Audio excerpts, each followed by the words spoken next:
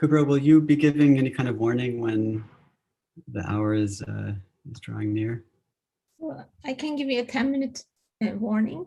Okay, yeah, that'd be great. Towards the end, and then we can stop for questions if you are done. Okay, perfect. I will read the questions to you.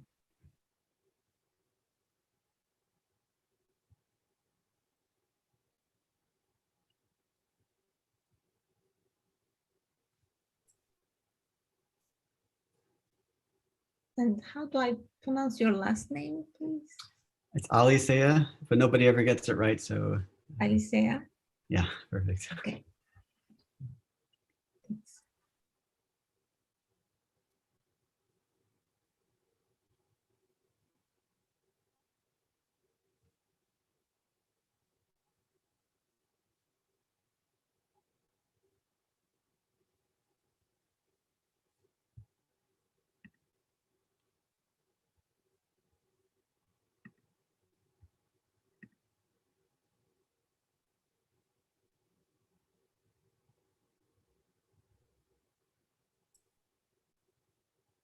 All right, hello everyone.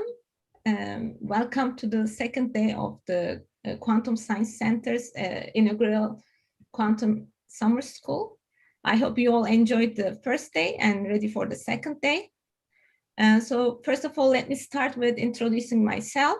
This is Kübra Yeter Aydeniz. I'm a postdoc at Oak Ridge National Lab, and I will be moderating today's session. And today you will be hearing 3 great lectures from the experts in their fields, and that will be followed by hands-on activity after a half an hour break. So I would like to encourage you to post your questions to the Q&A box if you're on Zoom, or you can post it to the chat during the talk or at the end of the talk. And I will be reading those questions to Professor, and hopefully we will answer all of those questions. And if you are following us on YouTube, then you can post your questions to YouTube chat, and I will be reading those questions to the speaker as well. So without further ado, I would like to introduce the first speaker of the day. So Professor Jason Alicea, from a professor of theoretical physics, Jason Alicea from California Institute of Technology is joining us today, and he will be talking about Majorana engineering challenges and opportunities. So welcome, Thank you Professor so much. Alicea. Please take it away. Appreciate the introduction, and thank you all for having me at your school. So I'm going to tell you about the quest for intrinsically fault-tolerant quantum computing hardware based on something called Majorana zero modes. This subject is hard to do justice to in just a single-hour lecture, but I do have a few concrete goals that I'd like to get across. So first, I want to describe to you the basic theoretical underpinnings of what Majorana zero modes are and how they can be useful for quantum computing. Second, I'd like to give you a sense for where we are in terms of experiments and bringing this idea to life. And finally, if there's time, I'll try to give you a sense for what might be hopefully coming in the future of this field in the not too distant horizon. Can people see my pointer, by the way, if I use this as a pointer throughout? Is this visible? I cannot see it right now. Okay, that's too bad. So let me see if I can. Okay, do you know how I can? I think it'd be very useful for me to be able to highlight different parts of my slides. You can go out of the full screen and try to turn on the laser pointer by right-clicking.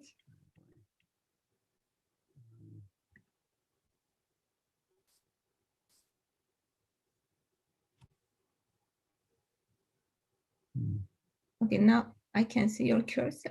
Yeah, I'm gonna lose some. Okay, well, I'm just gonna continue. I'll do the best I can. Okay, so let me start this story by reminding you of the notion of exchange statistics and identical particles in quantum mechanics.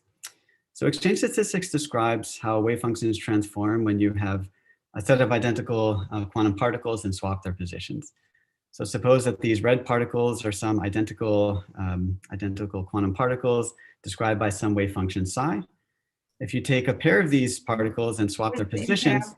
I'm sorry, I don't think the slides are moving along. Are you in the first slide or? Okay, so let me, I don't know what to do. This is very funny.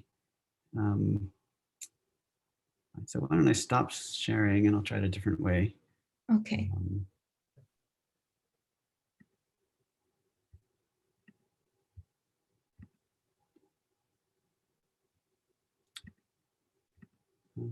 Okay, so do you see things now? Yes, now it's good, moving perfect. Okay, and can you see my cursor now? Cursor, yes. Okay, wonderful. Okay, great. Perfect. Thank you. All right, so I don't know how much this got across, but yeah, so suppose you have some set of identical quantum particles described by a wave function psi. The basic question is, if you take a pair of those particles and then swap their positions, how does that initial wave function evolve? And the relation between the initial and final wave function quantifies the exchange statistics for whatever particles you were dealing with. So this property is actually extraordinarily fundamental. Exchange statistics is one of the basic pillars of many particle quantum mechanics, and in fact underlies most condensed matter phenomena that we see in nature, ranging from the existence of insulators to metals, superfluids, superconductors, and on and on. So in terms of exchange statistics, nature allows for only a few different classes of particles. Two that we're all familiar with from beginning of our physics education are bosons and fermions. So for bosons and fermions, your wave function under a single exchange requires either plus sign for bosons or a minus sign for fermions. Now, it turns out that for deep reasons, all elementary particles that our universe supports necessarily corresponds to one of these bosons or fermions. But interestingly, that does not quite exhaust the full set of possibilities that we have at our disposal. So in my view, one of the most remarkable manifestations of Moore's difference is that you can take large collections of bosons and fermions, bring them together inside of a material, allow them to interact, and such systems can give birth to new kinds of emergent particles called anyons that have more interesting kinds of exchange statistics. Anyons can be further subdivided into two categories. The simpler variety are so-called abelian anyons. So for abelian anyons, if you swap two such particles, your wave function acquires a complex phase factor e to the I theta that's intermediate between plus or minus 1. So we call these abelian anyons because sequential exchanges commute. If you perform multiple exchanges of these kinds of particles, the wave function just acquires the sum of the phase factors associated with each individual exchange, and the order in which those exchanges were carried out makes no difference. Now, although this is already quite exotic, we nowadays know of many experimental platforms for abelian anyons. In fact, any of the many systems that host the fractional quantum Hall effect are almost certainly realize abelian anyons. And in fact, nowadays we even have direct experimental demonstrations of that kind of statistics. So my lecture today will focus on the second species of anyons, so-called non-abelian anyons, which are much more exotic and elusive objects compared to their abelian cousins. So non-abelian anyons can arise in certain kinds of topological phases of matter. And so for the sake of discussion, suppose that you have a phase of matter that supports these emergent particles. So let me describe the basic characteristics that these non-abelian anyons exhibit. So one interesting feature of these particles is that as you start to populate them into your system, the system acquires an exponentially growing ground state degeneracy. So for instance, if I nucleate a single pair of non-abelian anyons, your system might have not one, but two degenerate ground states to choose from. Nucleating a second pair grows the ground state degeneracy to 4. A third pair gives you 8 states, and so on. So you get this exponentially exploding set of ground states. Now, at this point, you might be intrigued, but perhaps not impressed, because ground state degeneracy by itself is not so extraordinary. In fact, I'll give you an example of a system that's completely trivial that has exactly the same kind of exponentially growing ground state degeneracy, namely a system that corresponds to an insulator, just a boring insulator that features a bunch of free spin-and-a-half moments. And by free spin-and-a-halves, I just mean a spin degree of freedom that energetically doesn't care whether it points up or down. So every time you introduce an extra free spin-and-a-half degree of freedom into such a system, you grow the ground state degeneracy by a factor of 2, precisely as I just showed you happens for non-abelian anyons. All right, so that's true, but I want to sharply contrast the kinds of ground state degeneracy that we get from this trivial system down here and from non-abelian anyons. Okay, so first of all, at least as a matter of principle, for these free spin halves, you can perform local measurements to identify which of these ground states your system actually populates. So for example, you could imagine coming in and just locally measuring the magnetization associated with each of these spins and therefore reconstruct which of these states your system populated.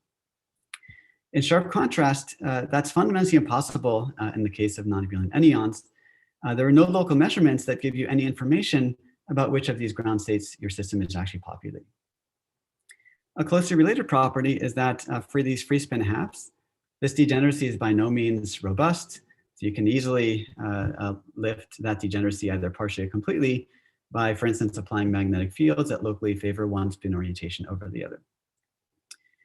Again, in sharp contrast for these non-abelian anyons, there are this degeneracy is protected. There aren't any local perturbations that you can apply that destroys that degeneracy, whether those perturbations are magnetic fields, electric fields, disorder, and so on. So long as those perturbations are not so severe so as to destroy the topological phase of matter that allows these non-abelian anyons to form in the first place. Okay, so what we learned from this comparison is that anyons, these non-abelian anyons, must carry some kind of unusual zero energy degrees of freedom that are very different from spin flips, and instead generate a special kind of ground state degeneracy consisting of states that are all locally indistinguishable from each other. So that's the key property of non-abelian anyons. It's not just that they generate a ground state degeneracy, but they generate a set of ground states that you cannot distinguish via our arbitrary local measurements. So that's the first key feature of non-abelian anyons. So let's go a little bit further and imagine that by some means you initialize your system into one of those degenerate ground states, which I'll call psi sub I. All right, so then let's take a pair of these non-abelian anyons and then swap their positions and ask what happens. So although these are identical quantum particles, that exchange does something quite extraordinary. In particular, that exchange will fundamentally transform your system's quantum state. So more precisely, your initial quantum state will get non-trivially rotated within this ground state manifold, and that rotation will be quantified by a so-called braid matrix UIJ. So that's a remarkable phenomenon of non-abelian statistics. That's the most exotic kind of exchange statistics that nature allows us to find as a matter of principle. And so incidentally, the word non-abelian is attached here because in contrast to abelian anyons, order now matters, basically because matrix multiplication is generally non-commutative. That implies that the final state that you end up in after some sequence of exchanges is very sensitive to the order in which those exchanges were carried out. So that's the second key feature of non-abelian anyons. The third is that they exhibit so-called non-trivial fusion rules. So this means that if you take two non-abelian anyons, bring them together in space, they can always combine to form at least two kinds of particles.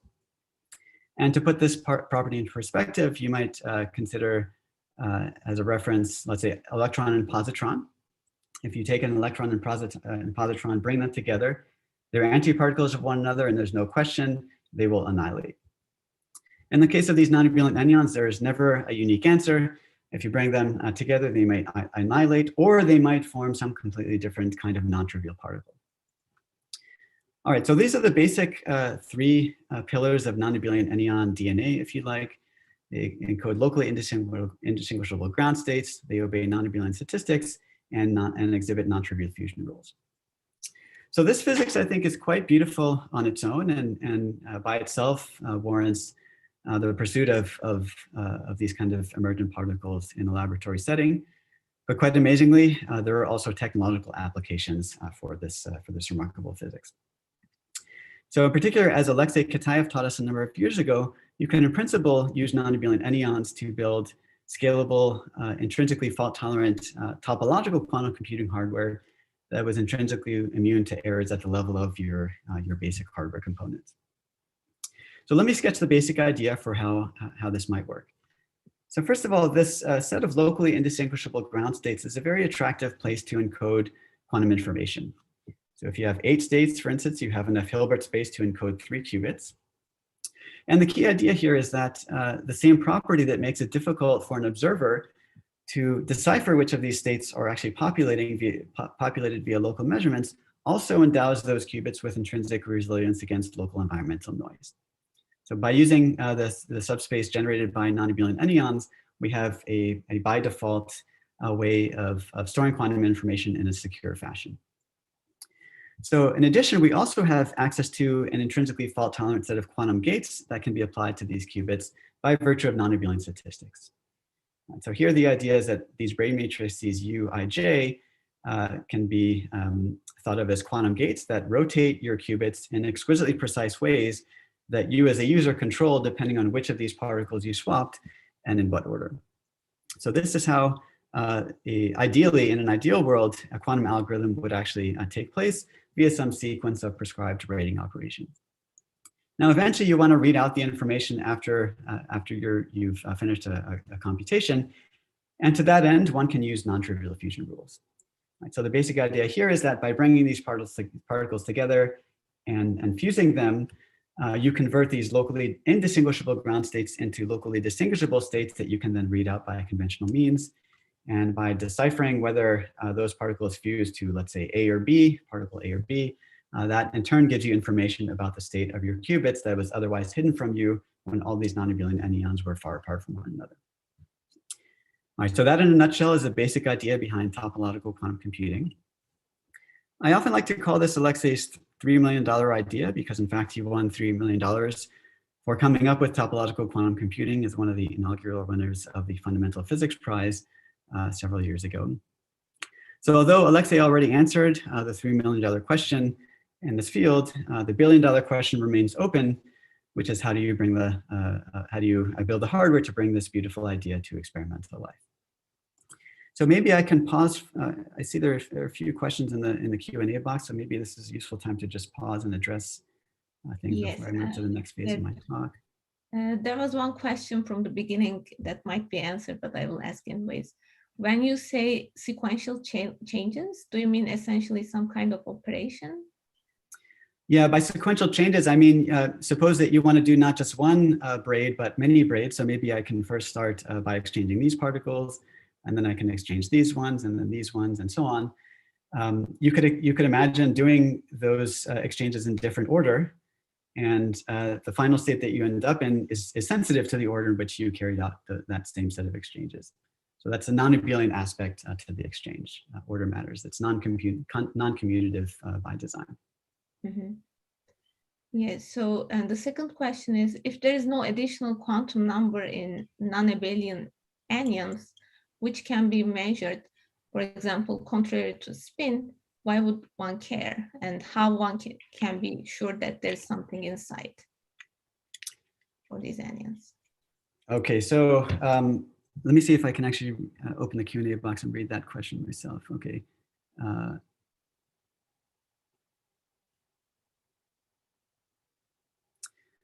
All right, so I think it's a huge virtue, first of all, that that you have this space of states that you cannot distinguish by, let's say, associating different quantum numbers to those different states. So that's that's what makes this whole idea of practical relevance for quantum computation. And the upshot is that suppose that you did have some quantum numbers that you could use to distinguish these states. For instance, maybe they had different energies. This is kind of not an ideal situation to find yourself in from the point of view of quantum information, because random fluctuations from the environment can cause, for instance, the energy difference between those states to fluctuate as a function of time. Mm-hmm. And those random fluctuations are in turn what can cause dephasing processes that are destructive to the quantum information. And so by intentionally stripping those states of locally distinguishable quantum numbers, you hide that quantum information from those kind of deleterious effects from the environment. So I hope that addresses that question. Yeah, actually, there's one more question. Are there any relation between non-abelian anyons and the quarks with flavors? I think the short answer is no. In fact, quarks I would classify as the category of elementary particles. Elementary particles can never exhibit the phenomena of non-abelian statistics, this can only arise from conglomeration of many conventional elementary particles. And that has to do with the three-dimensional nature of our universe, essentially, which constrains particle exchange statistics and the elementary particle world to bosons or fermions. Yeah. So another question is, what's the method being considered to bring two of these particles close, considering they are non-local? Okay, so this is actually a kind of subtle point. So you can actually stabilize and trap non-abelian anyons via local perturbations. And so you can have local control about where they sit, but that does not mean that you can actually tell which state your system is populating from local measurements. So it's a little bit of a nuanced thing, and I think as I go a little bit further, you will hopefully get a little bit more intuition for, how these things can actually be controlled and synthesized in practical laboratory setting. Okay, I think these are all questions so far. So. Okay, fantastic. Well, thank you for those questions, and keep them coming. I'll try to pause periodically as I go. All right, so at this point, this is the billion-dollar question that we need to address. How do you bring this idea to life? And so what I'd like to do now is sketch some of the key milestones that have taken place in the pursuit of non-abelian anyons, starting from their inception and going to present day. So this whole idea of non-abelian anyons as a theoretical possibility originated in the late 1980s within the mathematical physics community. So people like Moore, Seiberg, Witten, and others were responsible for the birth of non-abelian anyons. Again, it's just as a theoretical possibility. But in those early days, there was absolutely no experimental connection. This was very much a pie in the sky idea. So the situation changed in 1991, which is the beginning of what I'll call the realizations era of this problem. In 1991, Moore and Reed made the pioneering advance by proposing that certain kinds of fractional quantum Hall states can naturally harbor non-abelian anyons. And 3 decades later, actually, this remains a viable pathway towards non-abelian anyon physics in the laboratory. Around 10 years after that, there were 2 seminal advances, one due to Reed and Green and another due to Kitaev, that showed that the essential non-abelian content of this non-trivial, strongly interacting non-abelian quantum Hall state could be distilled down to the realm of weakly correlated systems, namely certain kinds of topological superconductors, either in 2 dimensions or 1 dimension. So it's really hard to overemphasize how important this distillation from strong correlation to weak correlation actually was. And in fact, much of the progress in this field that's taken place over the last 10, 15 years has its roots in this critical observation. Now, despite the fact that these 2 works distilled non-abelian anyon physics into the weakly correlated realm, it took quite some time to figure out how you can actually make these kind of topological superconductors in a real world laboratory setting. All right, so it took about another 10 years to figure out how to do that. And eventually we entered what I'll call the design era beginning in 2008. Okay, so the first key breakthrough here came from Fu and Kane, who realized that you can actually engineer the physics of those topological superconductors by combining topological insulators and conventional garden variety superconductors. A couple of years later, there was another key development by Luchin et al. And Oreg et al., who distilled this idea even further by showing that you didn't even need topological materials at all. You could instead engineer topological superconductivity by combining semiconductor nanowires with ordinary superconductors. So by now, there are many variations, probably of order 100 different variations on this theme, which really translated these toy models for topological superconductors introduced in the early days into plausible experimental blueprints for how you could actually make them. That in turn gave way to what I'll call the fabrication and characterization era that began in 2012. So these kinds of proposals stimulated lots of experimental activity. People got very good at making some of these kinds of devices, started making measurements, characterizing them, and some of those measurements even gave hints that non-abelian anyon physics was forming in those structures. So this is where we more or less are at present. We're still in this fabrication and characterization era, at least in my view, and I think probably the majority of people's view in this problem. And so looking a little bit forward into the future, hopefully not too far forward, hopefully we will be soon entering the control era, where the emphasis will be less on device fabrication and characterization and more on controlling and manipulating non-abelian anyons to demonstrate all of the interesting non-abelian anyon characteristics that I showed you previously, and working our way up towards quantum computing applications. Okay, so this is more or less an outline for what I'd like to convey in the rest of my lecture.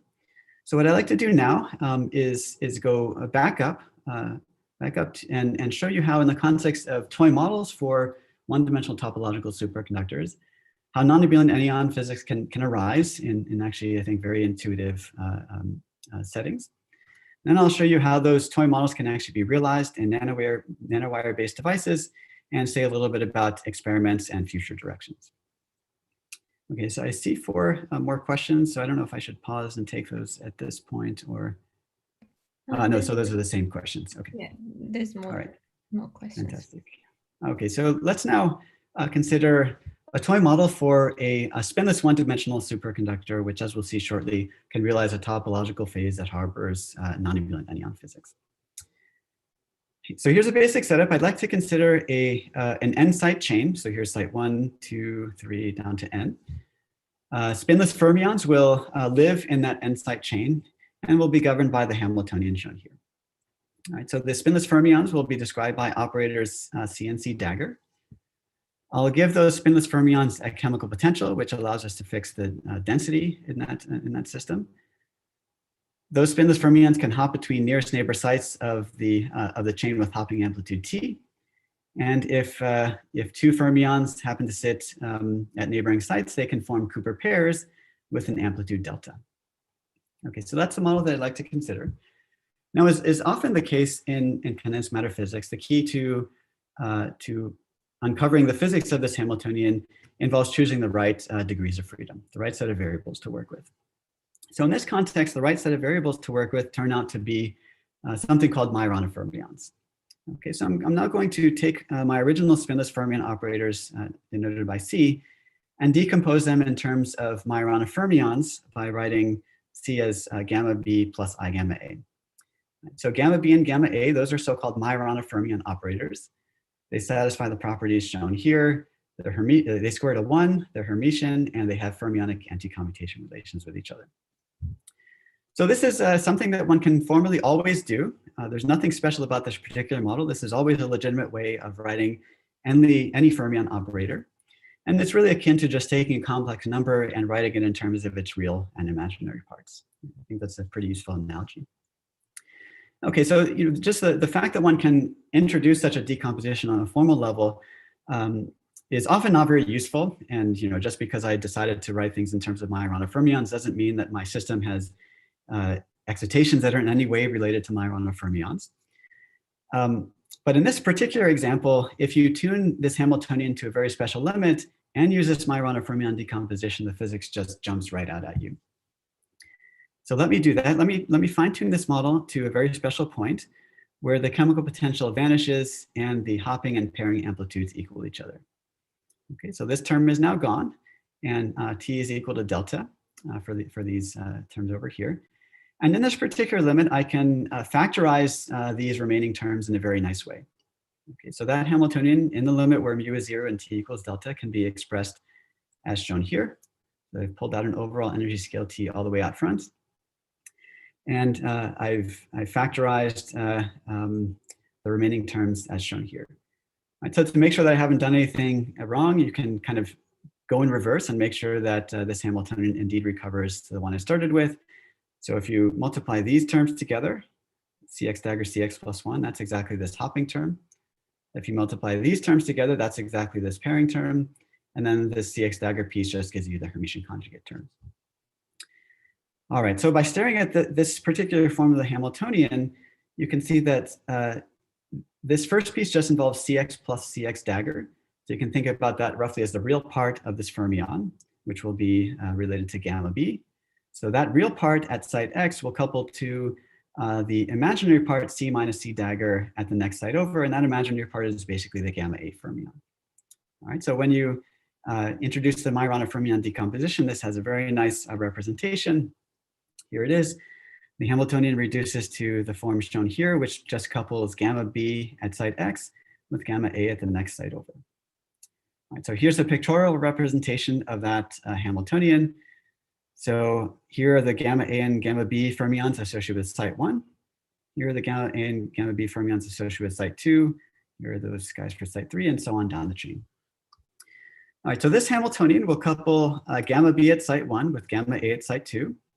It'll couple gamma B at site 2 with gamma A at site 3, gamma B at site 3 with gamma A at site 4, and so on down the chain. All right, so if you look in the bulk of the chain, in the interior of the chain, every Majorana fermion is coupled to one of its nearest neighbors. And those couplings turn out to create a finite energy gap everywhere in the chain. Right, so this is maybe not obvious, but one can show this in a couple of lines of algebra. But at the end, you can see that something very special has happened. So there's one Majorana fermion gamma A1 on the far left end, and a second Majorana fermion gamma Bn at the right end that's not coupled to anything. Okay, so those two Majorana fermion operators are explicitly absent from the Hamiltonian. They don't appear in the Hamiltonian. And therefore, they trivially commute with the Hamiltonian and are associated with 0 energy degrees of freedom. So I will call these unpaired Majorana zero modes. So the 0 aspect refers to the fact that they don't, you can act one of these operators on a given quantum state and you don't change its energy because those gammas commute with the Hamiltonian. Okay, so they're unpaired Majorana zero modes, unpaired because they're not coupled to any partner contrary to the ones in the interior. Okay, so usually I'll drop the unpaired and just call these things Majorana zero modes. All right, so these Majorana zero modes are the simplest kind of exotic 0 energy degree of freedom that I mentioned gets tethered to non-abelian anyons in my introductory slides. And in fact, those Majorana zero modes are the engine of all the interesting non-abelian anyon physics that we saw previously. So this might be another useful place for me to pause briefly. Are there any questions about this toy model? I'd be happy to answer them. I don't see any other questions so far. All right, well, please keep them coming. I'm happy to pause whenever it's useful. Okay, so let me now kind of zoom out a bit and describe how these Majorana zero modes can allow us to understand in a more intuitive and concrete setting all the interesting non-abelian anyon physics that I described to you previously. So this will be my more minimalist picture of one of these topological superconductors that we just captured on the previous slide. So this blue line, that's going to represent the bulk of our spinless one-dimensional superconductor that's fully gapped. And we'll have a pair of Majorana zero modes, one at the left end, one at the right end. And I'm going to describe just call those Majorana zero mode operators gamma 1 and gamma 2. Okay, so previously, remember that I was able to take our spinless fermion operators and decompose them in terms of a pair of Majorana fermions. We can similarly kind of go in reverse. So I have two Majorana zero mode operators, gamma 1 and gamma 2. And from those two operators, we can define a single spinless fermion F by superimposing gamma 1 plus I gamma 2. So that F level has a well-defined occupation number 0 or 1. And because these zero mode operators, by definition, commute with the Hamiltonian, this F operator also commutes with the Hamiltonian. Okay, so in other words, you can add or remove a fermion from that level without changing the system's energy, and therefore the system acquires a ground state degeneracy.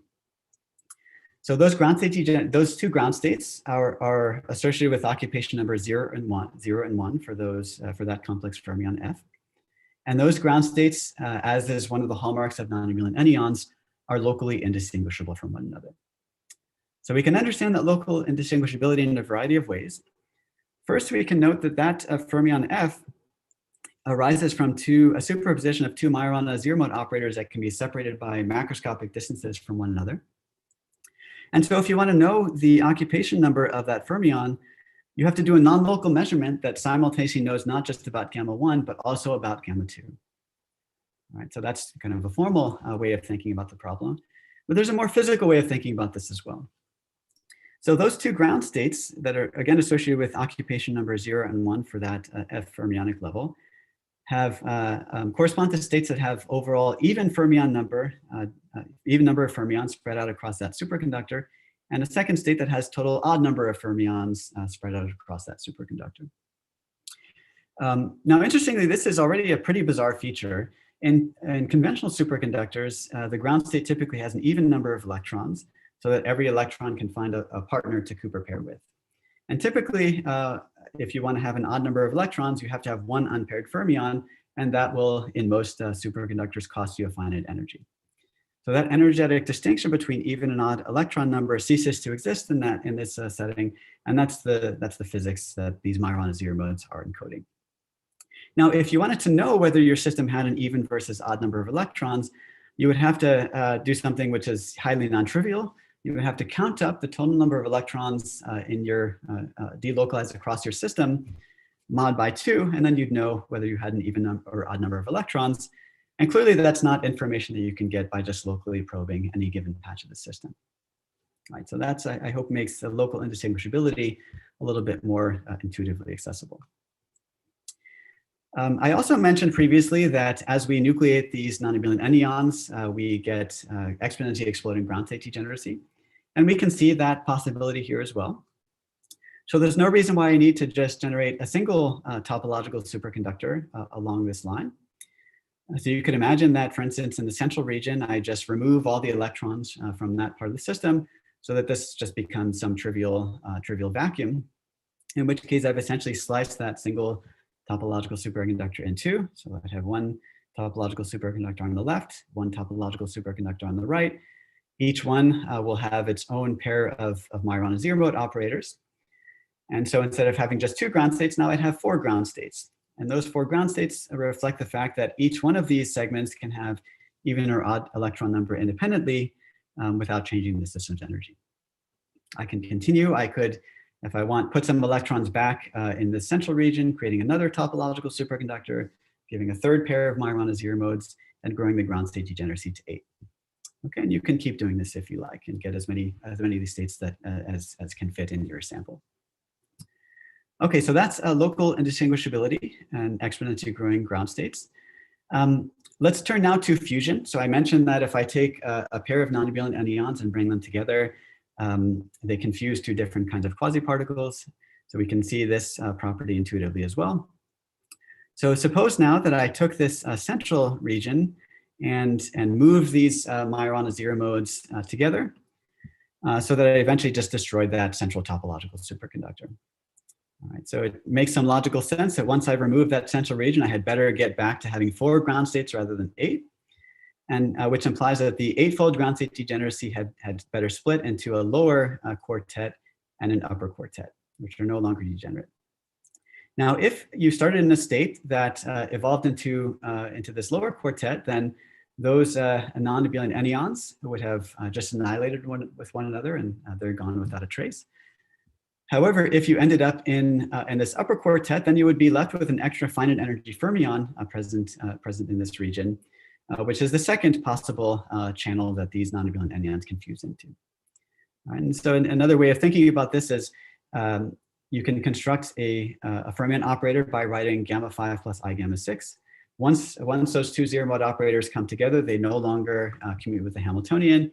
It then costs you a finite energy to populate that fermionic level.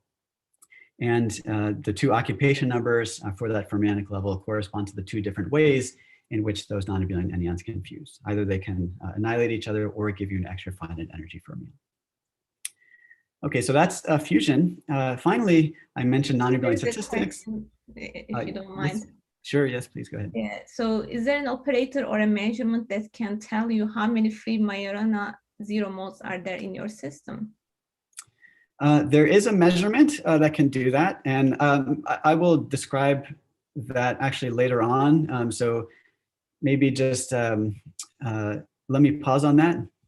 But in a nutshell, possibly you could use transport probes to reveal the presence of Majorana zero modes. You can't get this. You can't infer the state encoded by those Majorana zero modes, but at least the presence of a Majorana zero mode can be inferred by local transport measurements. So stay tuned and I'll say a little bit more about that shortly. Okay, thank you. Okay, yeah, thank you for the question. So finally, let me mention non-abelian statistics. So if you, by some means, swap, let's say gamma 3 and gamma 4, then you will find that your system gets rotated within that set of degenerate ground states, and that's the essence of non-abelian statistics. To get some intuition for this remarkable property, what you're really doing if you swap two pairs of Majorana-Zier modes is that you're essentially swapping half of one fermion with half of a different fermion, and that kind of naturally is going to readjust your states in a non-trivial way. And up to a minus sign, that's really the heart of non-abelian statistics. So I've shown you this in a very cartoonish way, but let me just assure you that there are concrete devices that one can at least envision making in the laboratory that allow you to do well-defined exchanges of Majorana-Zier modes in wire networks and other kind of geometries. Okay, so I hope that this gives you a flavor for how non-abelian anyon physics can arise. I think it's actually quite amazing that all of this physics can be distilled down to these kind of toy models that one can, almost solve at a level of homework problems. Now, unfortunately, making those toy models in the lab is not so easy. And there's three basic challenges involved with trying to create a spinless one-dimensional superconductor. So the first is kind of obvious challenge. We live in 3 dimensions. And so if you want to build this kind of superconductor, you have to fabricate artificially reduced dimensional channels for your fermions. This is not such a big deal. This is done all the time, but it does limit the materials options that we have to work with. Second and more non-trivial thing is that electrons, for better or worse, carry spin. So if you look at the energy versus momentum relation for typical materials, usually you find spin degenerate bands. And so in the ground state, the system will populate both spin up and spin down bands. And so in no sense will the system appear spinless. So if you want to make something that mimics spinless fermions, then you have to basically kick out one of those spin branches so that you have one partially occupied band rather than 2. So the third challenge is that among the thousands of known superconducting materials that we have at our disposal nowadays, in almost every single one, superconductivity arises from the formation of spin singlet Cooper pairs. In other words, both spin up and spin down are essential for superconductivity in nearly all known cases. And there's obviously some tension between seeking a system that appears spinless and getting superconductivity in the first place. All right, so these are the 3 challenges that we have to confront in order to fabricate a topological superconductor with Majorana-Zier modes in a laboratory setting. All right, so the good news is that we don't have to get lucky in this process. We now have a variety of ways of engineering these kinds of topological superconductors by judiciously combining ingredients that are already well understood on their own. So now I'm going to describe to you one of many proposals that have been put forth along these lines. So this is a pair of particularly influential works by Luchen et al. And Oreg et al. That appeared in PRL in 2010. So these authors provided a very appealing recipe for engineering Majorana-Zier modes using a one-dimensional spin orbit coupled wires, for instance, materials like indium arsenide, indium antimonide, and so on. To illustrate how this proposal works, let's start by thinking about the band structure for such a wire without spin orbit coupling. So without spin orbit coupling, if you look at the energy versus momentum for that wire, you get something like what I just showed you on the last slide, just a pair of spin degenerate parabolas. Right, so we are not even close to spinless yet. So let's now turn on spin orbit coupling. So once you turn on spin orbit coupling, you lift the spin degeneracy. And for instance, the spin up parabola can shift rightwards. The spin down parabola can shift leftwards. And so degeneracy has been mostly removed. But nevertheless, you can see that it's still not quite what we want, because it doesn't matter where you put your Fermi level here, you'll still be partially occupying both of those spin branches. Whereas I want to make the system look spinless, I want to have only a single partially occupied band. So the beauty of this setup is that this problem is very easy to cure. If you stare at this band structure, so there's a crossing at 0 momentum. And that crossing at 0 momentum is basically guaranteed by Cramer's theorem due to the presence of time reversal symmetry. And so by simply breaking time versus symmetry, you can get rid of that crossing. And this can be easily done by just applying a magnetic field to the system. All right, so once you do away with that crossing, you can see that we're now in business, because if your Fermi level happens to sit inside of that field-induced gap, then you just have a single partially occupied band rather than two. And in this important sense, your system now looks like it can be described by spinless fermions. Crucially, however, this has been done in a very smart way, because if you look at the states at the right Fermi point here, those states will be mostly pointing up. Their spins will mostly be pointing up, with their spin orientation weakly canted by this magnetic field. Similarly, on the left side, because of spin-orbit coupling, these states will be mostly pointing down. The spins will mostly be pointing down, again, weakly canted by the magnetic field.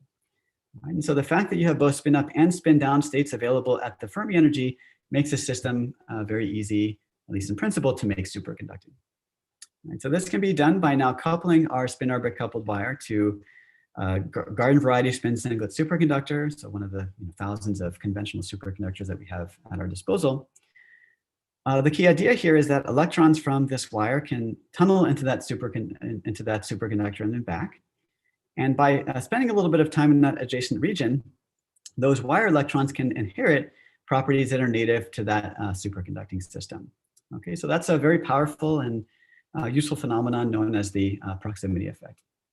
So most importantly here, those electrons will soak up from some of that spin singlet superconductivity. And that spin singlet superconductivity can form very efficiently, once again, because we have both spin up and spin down states available at the Fermi energy to form spin singlet Cooper pairs. All right, so as long as your Fermi energy sits in the sweet spot, you will have driven your system into a one-dimensional topological superconducting phase that has a Majorana mode, one Majorana zero mode at each end of the wire. Given the simplicity of the ingredients that underlie this proposal, many experiments naturally followed in reasonably short order. Here's a pair of devices, one from the Delft group, one from the Copenhagen group, but there are many, many more from groups all around the world that have been fabricated in the last decade. All right, so next question I would like to ask is, once you have made such a device, what do you actually do experimentally to check whether you have made what you hope you have made? Okay, so let me, it looks like there's another question. Yeah, there's one more question.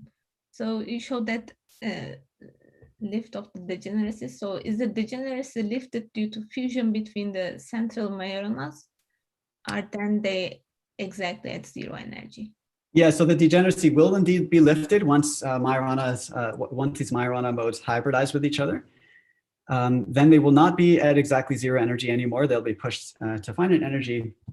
And this is, that's the conversion of locally indistinguishable information to locally distinguishable information. Basically, now there's something that some local information that you can try to latch onto to distinguish the states that were otherwise degenerate and hidden from you when the zero modes were far apart. Okay, thank you. Okay, so I hope that answers that question. All right, so what I'd like to do next is actually to address one of the questions that was raised previously. How do you know if you've actually created a Majorana zero mode in your system? And so I will describe the dominant experimental scheme that's attempted to address that question, which uses local transport probes. Right, so it's a little bit of a nuanced thing. So via a local measurement, you can detect the existence of a Majorana zero mode, basically because there's a zero energy degree of freedom that you can try to probe. However, you can't, via local measurement, tell which state your system is populating. So there's no contradiction with things that I said earlier. All right, so let's see how you can try to detect the presence of Majorana zero modes via transport experiments. So let me now consider the geometry shown here. So I have a wire, which is this blue region. Half of that wire sits on top of a spin singlet superconductor. And I'm going to assume that the proximity effect gaps out this adjacent part of the wire. Right? So it doesn't necessarily need to be a topological superconducting phase with Majorana zero modes. It could be a trivial state as well, but I want to assume throughout this discussion that this region of the system is fully gapped. On the left side, our wire will just sit on top of an insulator, and so this part of the wire will remain gapless. And I'm going to treat that gapless part of the wire as a lead that will try to inject electrons onto this gap side of the system, and we'll see what the we'll try to get some information from the conductance of this device as to what kind of superconducting state is formed on the right. Okay, so let me say that in a little bit more clearly. Sorry, was there a question? We have 10 minutes. 10 minutes. Okay, perfect. Yeah, thanks. I think I'm in good shape time-wise. Perfect. All right. So more precisely, so imagine that you ground this this superconductor, and you hold this gapless part of the lead at a bias voltage V. So that that bias voltage will try to send electric charge towards this superconducting region. And basically, by understanding the conductance that describes current flow from source to drain, we can try to get a lot of useful information about what's going on in this part of the system. Okay, so let's think about the kind of processes that can take place when an electron makes its way from the source towards this gapped region. All right, so that electron, because this region is gapped, can actually never enter the superconductor. And so the kind of processes that can arise are rather restricted. Okay, so one thing that can always arise is that an electron incident on that gapped region can just reflect back to you as an electron. That's what I'll call a normal reflection process. And since no charge has been injected to the superconductor, these normal reflection processes don't contribute to the current and don't contribute to the conductance. Now, interestingly, that's not the only kind of process that can arise. There's a second kind of process called Andreev reflection that's unique to superconductors. Okay, so in an Andreev reflection process, and something a little different happens, the incident electron bounces back to us, not as an electron, but rather as a hole, in turn injecting a Cooper pair into the superconductor. And the superconductor happily absorbs Cooper pairs because the superconductor is made out of a common state of Cooper pairs. So this Andreev reflection process will indeed contribute to the current and therefore to the conductance of this device. And more quantitatively, the conductance will be given by the conductance the quantum E squared over H times the Andreev reflection probability with an extra factor of 2.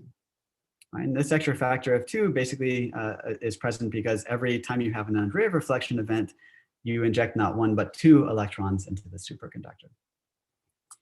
All right, so I'm going to focus on the behavior of this conductance in the limit where all the energy scales are basically going to 0, and the limit where temperature goes to 0 and bias voltage goes to 0, because in that low energy scale limit, the behavior of this conductance becomes universal. And will depend, as I'll say in a moment, very sensitively on the kind of superconducting state that you've synthesized on the right-hand side of the system. So if you don't have any, if you just made a trivial superconductor, if you don't have any Majorana zero modes in this right part of the system, then it turns out that you get, with unit probability, normal reflection at low energies, an incident electron just bounces back to you as an electron, and the corresponding conductance will just vanish. In sharp contrast, if you've made what you hope to have made and have Majorana zero modes at the opposite ends of your wire, this Majorana zero mode hybridizes with your lead and qualitatively changes the outcome of this transport experiment. In particular here, an incident electron with unit probability will Andreev reflect and bounce back as a whole, giving a pair of electrons that go to the drain. And the corresponding conductance in this case will be non-trivially quantized to 2e squared over h. So this is a very appealing conductance dichotomy. What you might hope is to monitor the conductance at small bias voltages and small temperatures. And as you make your way from a trivial to a topological superconductor, you would try to look for this jump in the zero bias conductance ideally from 0 to 2e squared over h. This experiment has been done by many groups for there's a large number of papers on this topic, both theoretically and both in theory and experiment. I'll just show you one example of a device from the Copenhagen group. Here's this is some of their measurements. So the color represents the conductance as a function of source drain bias voltage on the vertical axis and magnetic field along the horizontal axis. If you start at zero magnetic field here, then you have no chance of getting Majorana zero modes, at least in this setting. You haven't yet opened up your spinless regime. And accordingly, the conductance is very small, very close to 0. As you crank up the magnetic field, you start to give yourself a chance of realizing a topological superconducting phase.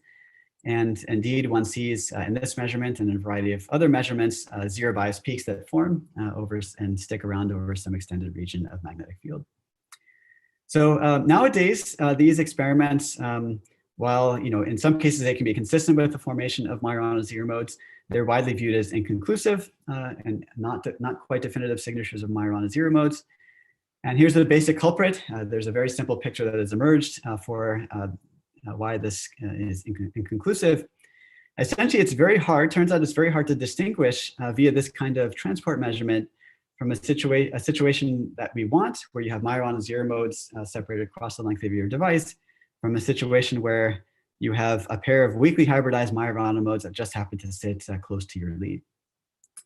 Now, you might think that this sounds like a preposterous situation, but sadly, these weakly hybridized Majorana modes that are masquerading as true protected Majorana zero modes can arise quite naturally due to some combination of disorder and chemical potential variations that can naturally arise as you make your way from the interior of your sample to the boundary.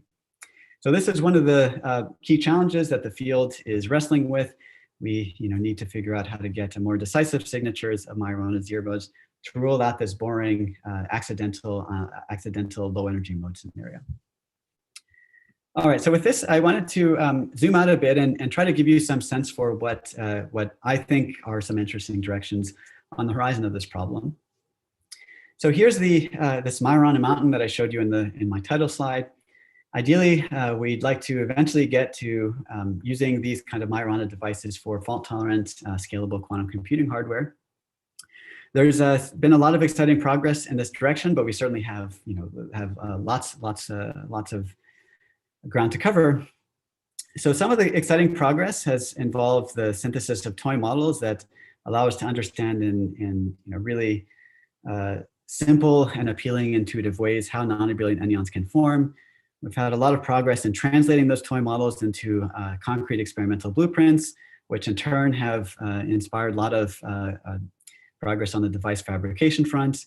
And there's been a lot of activity on trying to detect Majorana zero modes in such devices, but there's a very dim check mark here because those experiments are largely remain inconclusive, at least in this nanowire kind of game that I've focused on here. Now, there's one other thing that I wanted to mention that's in the category of fabrication and characterization milestones, and that's the detection of a topological phase transition. I think this is actually a really useful thing to set one's sights on, both experimentally and theoretically.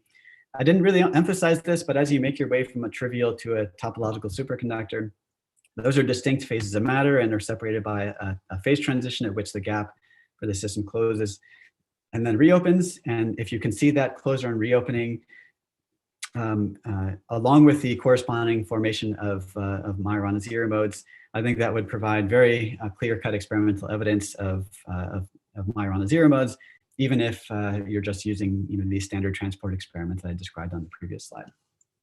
Another thing I wanted to mention is that I think it's still very interesting to think about new experimental blueprints.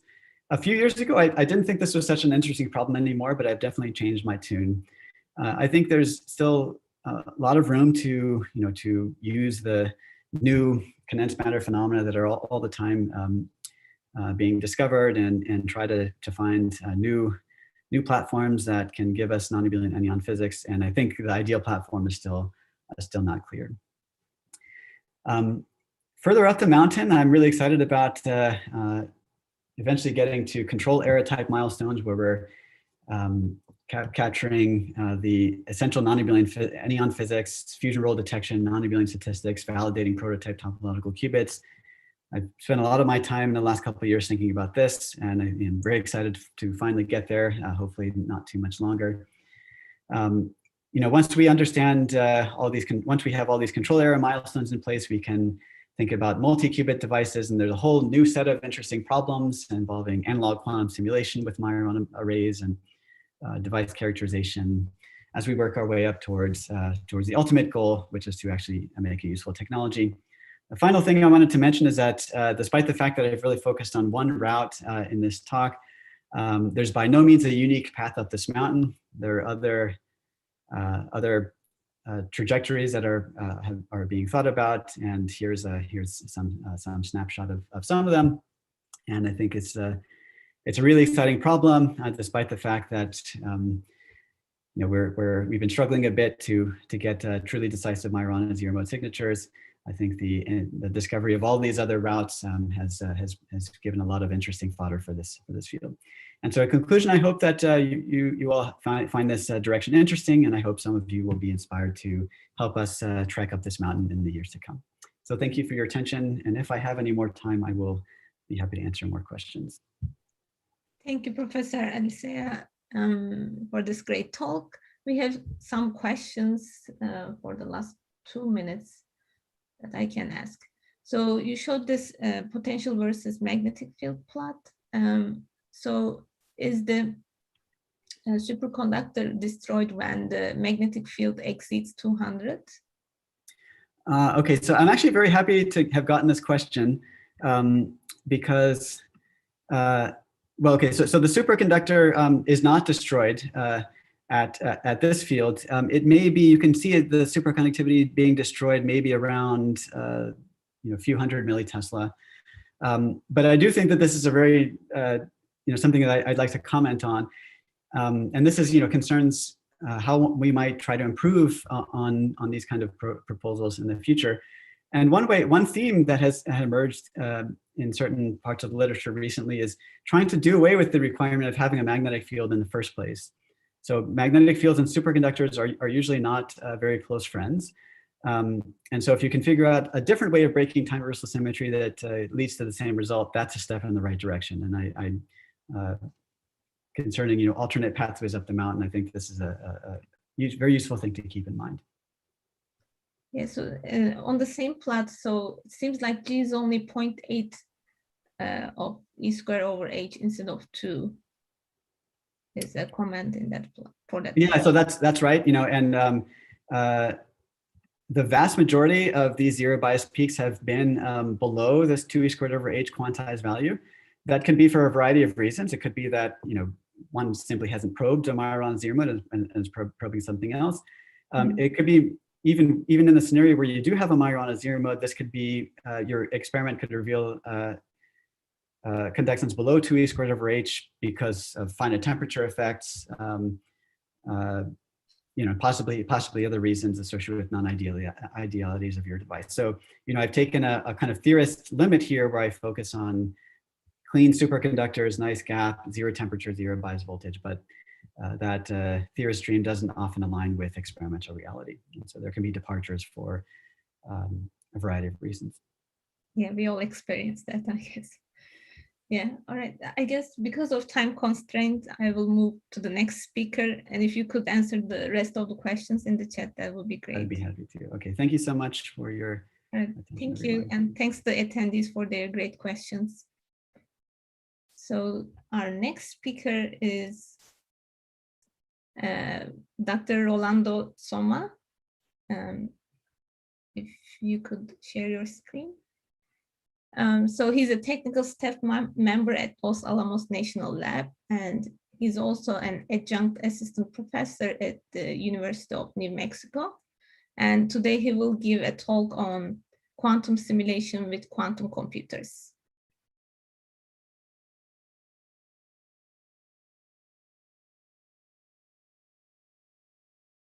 Rolando, are you there?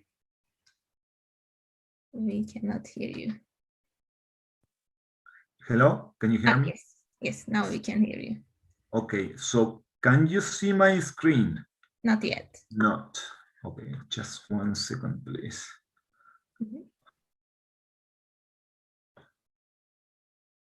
Let's see if this works. So, okay. Share screen. When I select share screen, it is asking me if it is only the host or all panelists. Do you know what that is? It's not giving me an option. Yeah. Are you attending with a different account as well? No. So no, I mean, Okay, so maybe David can help you yeah, it's not giving me the option to share my screen. screen. Yes. You're a co-host, so it should be Yeah, I saw that you were a co-host, so withdraw and then try to give you those permissions again and see if it works.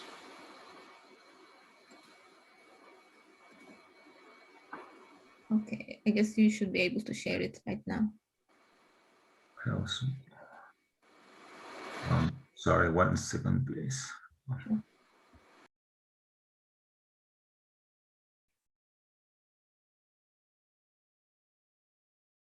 So it's asking me to quit Zoom. Will not be able to record the contents of your screen until it is quit. Maybe I should log out and come back again. Sure, Sorry for taking time on this, but that's all right.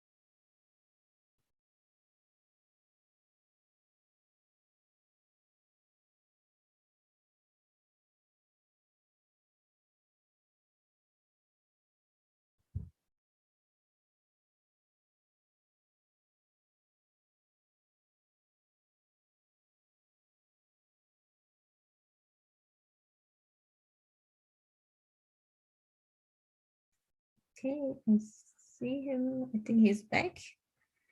All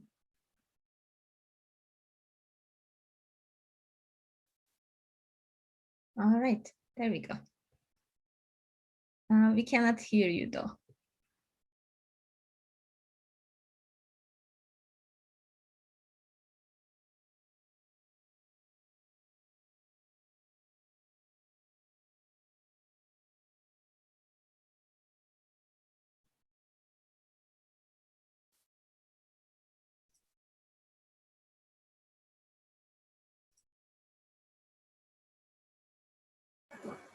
All right, there we go. I think we are back.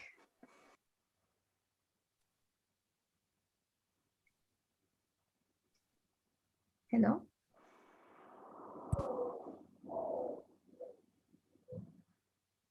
hello, can you yes. hear me now? Yes, yes. Okay, all And right. we can see your screen as well. Okay, sorry for the complication. And All right, so take it away, please. Thank you. yes. Okay. All right. So I'm Rolando Soma. I work at Los Alamos National Lab, and part of the work that I do is on quantum computing. And in particular, I'm interested in developing quantum algorithms for fault-tolerant quantum computers, such that once we have one, we'll be able to solve interesting problems with it that we could not solve otherwise. So this talk will be about quantum algorithms for simulating quantum systems, which I personally believe is one of the main applications for quantum computers once we have one. And I hope to give you a tour on quantum algorithm design with a specific purpose for simulating quantum systems. So what is the goal here? What we're trying to do is basically simulate Schrödinger's equation that determines the evolution of a quantum system. For example, we have this spin quantum system here on the right, and we have a Schrödinger equation. And our goal is to simulate, to compute this equation by using a quantum technology, quantum computing technology. So here, h of s is what I will call the Hamiltonian of the system that may depend on time. S is the time parameter here. And the goal is perhaps to compute some property of the quantum system, such as a magnetization correlation function, after it has evolved for some time t. All right. So you may think, well, this doesn't seem to be a hard problem. And there seems to be many options to do to resolve this problem, and we'll investigate various options for this. So, you might think, okay, well, why is that?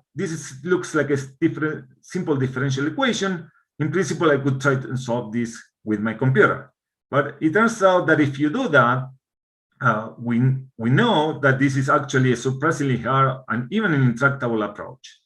Even for a small quantum system of little n spins, the space dimension grows exponentially with this little n.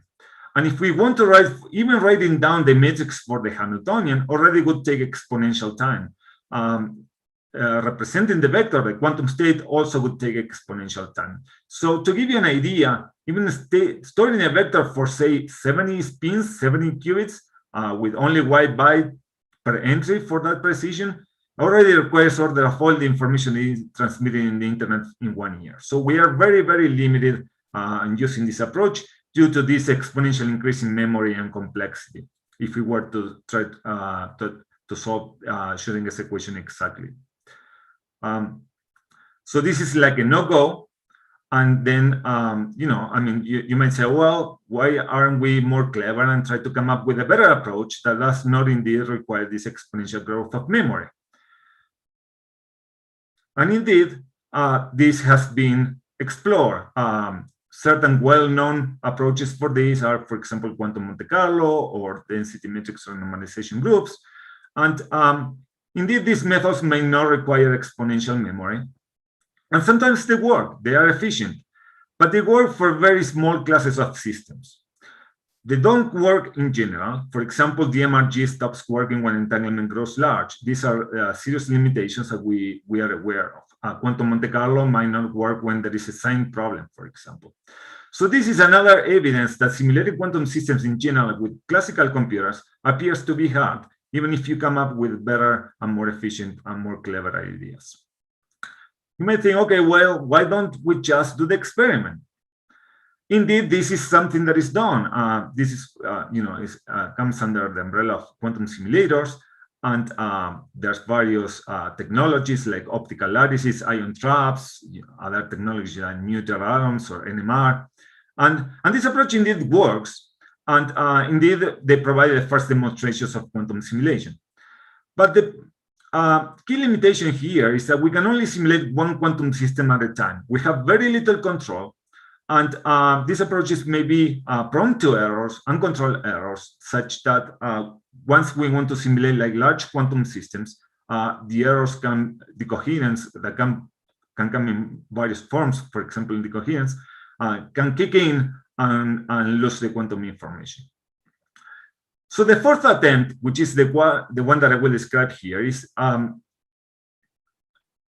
to really build a programmable quantum system now, quantum technology, that can mimic many classes of other quantum systems where errors can be kept under control. So once you are at this level, you are really thinking about a quantum computer. This was the idea that Feynman proposed back in the 80s. He knew that simulating quantum systems with classical computers seemed to be a challenge, probably an intractable problem. We do believe that that's the case. And he thought that if we were closer to nature, if we really developed a computer that was governed by the laws of quantum physics, then we would have some hope that such computer could simulate quantum systems efficiently. So my talk will be about this, about quantum algorithms using quantum computers for simulating quantum systems. All right. And this is the main question that I will address in the rest of the lecture. But if you want to know the answer now, the answer is yes, and it's a positive answer that if one day we have a large and fault-tolerant quantum computer, we hope we have a lot of evidence that such a computer will be able to solve, to simulate quantum systems efficiently. All right. So quantum simulation is actually an extremely active field of research nowadays in quantum computing. It's a very interesting problem in my view because it combines the foundations of physics and information theory. It connects physics with computer science. Quantum simulation is known to be the problem for a quantum computer. What I mean by this is that any quantum algorithm that we have can be cast as a quantum simulation problem. It can be related to a quantum system and simulated such a quantum system. Now, besides applications in physics, like, for example, computing scattering amplitudes, correlation functions, we know that quantum simulation naturally appears as a subroutine in many other powerful quantum algorithms, like, for example, quantum algorithms for solving linear systems of equations or optimization and other quantum algorithms as well. So while a lot of progress has been made for quantum simulation algorithms, there still remains many important open questions. In fact, I believe that improved Hamiltonian simulation methods will still be needed for a first demonstration.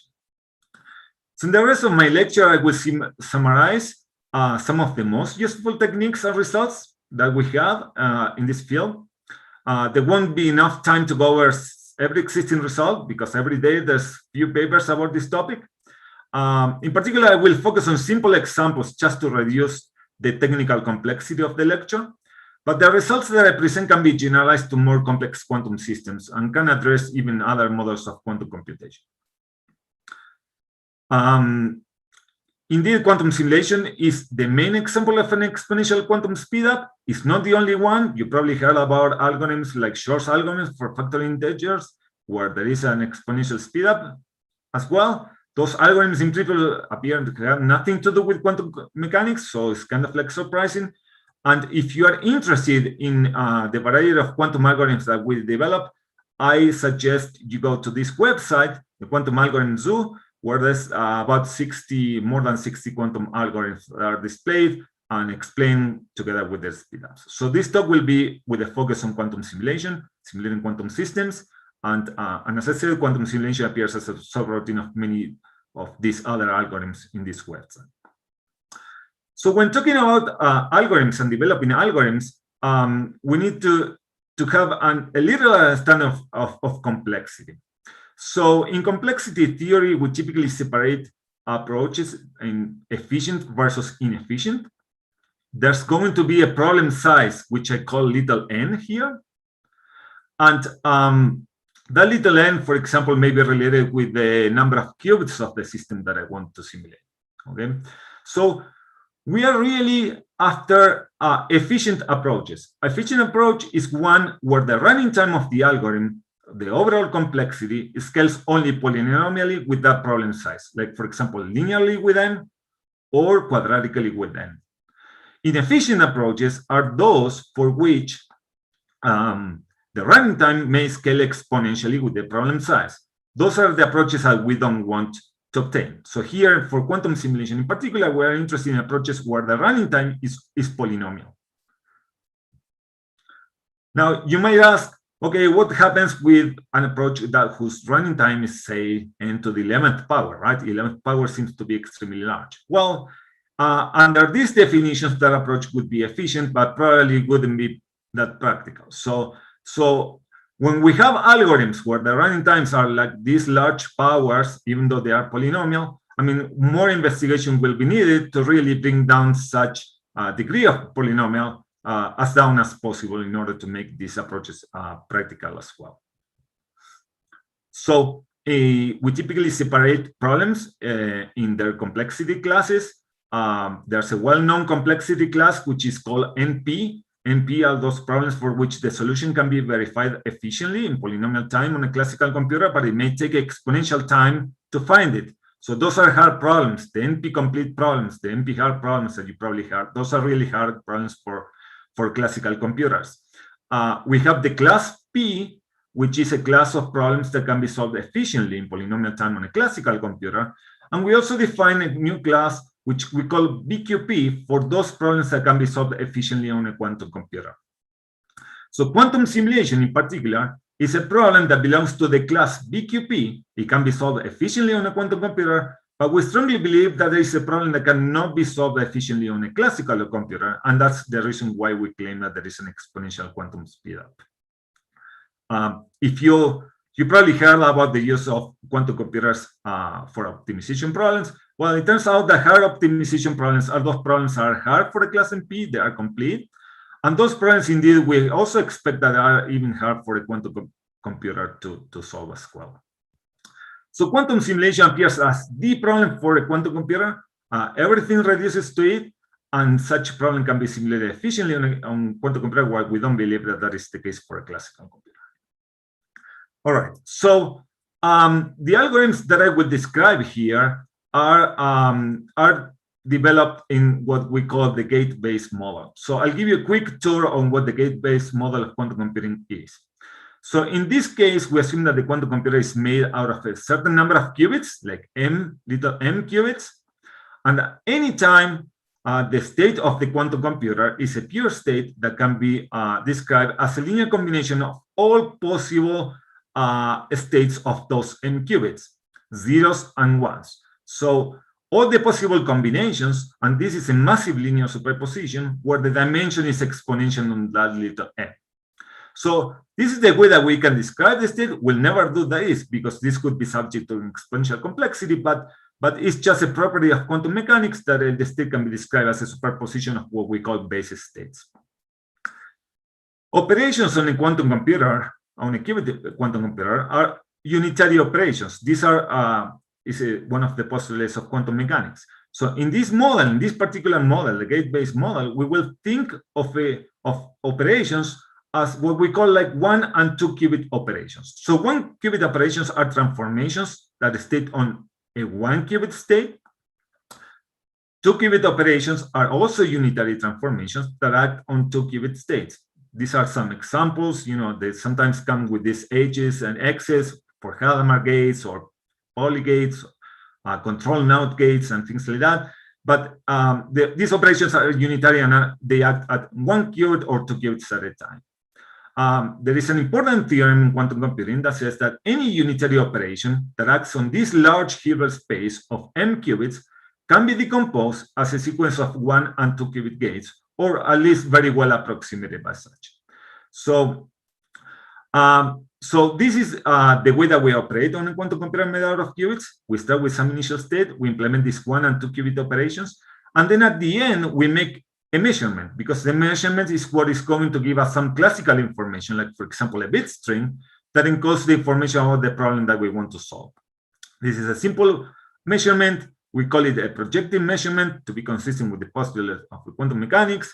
And the outcome is typically probabilistically, and where the probabilities are given according to Born's rule, they go with the square with the amplitudes, basically, with the absolute value of the amplitudes.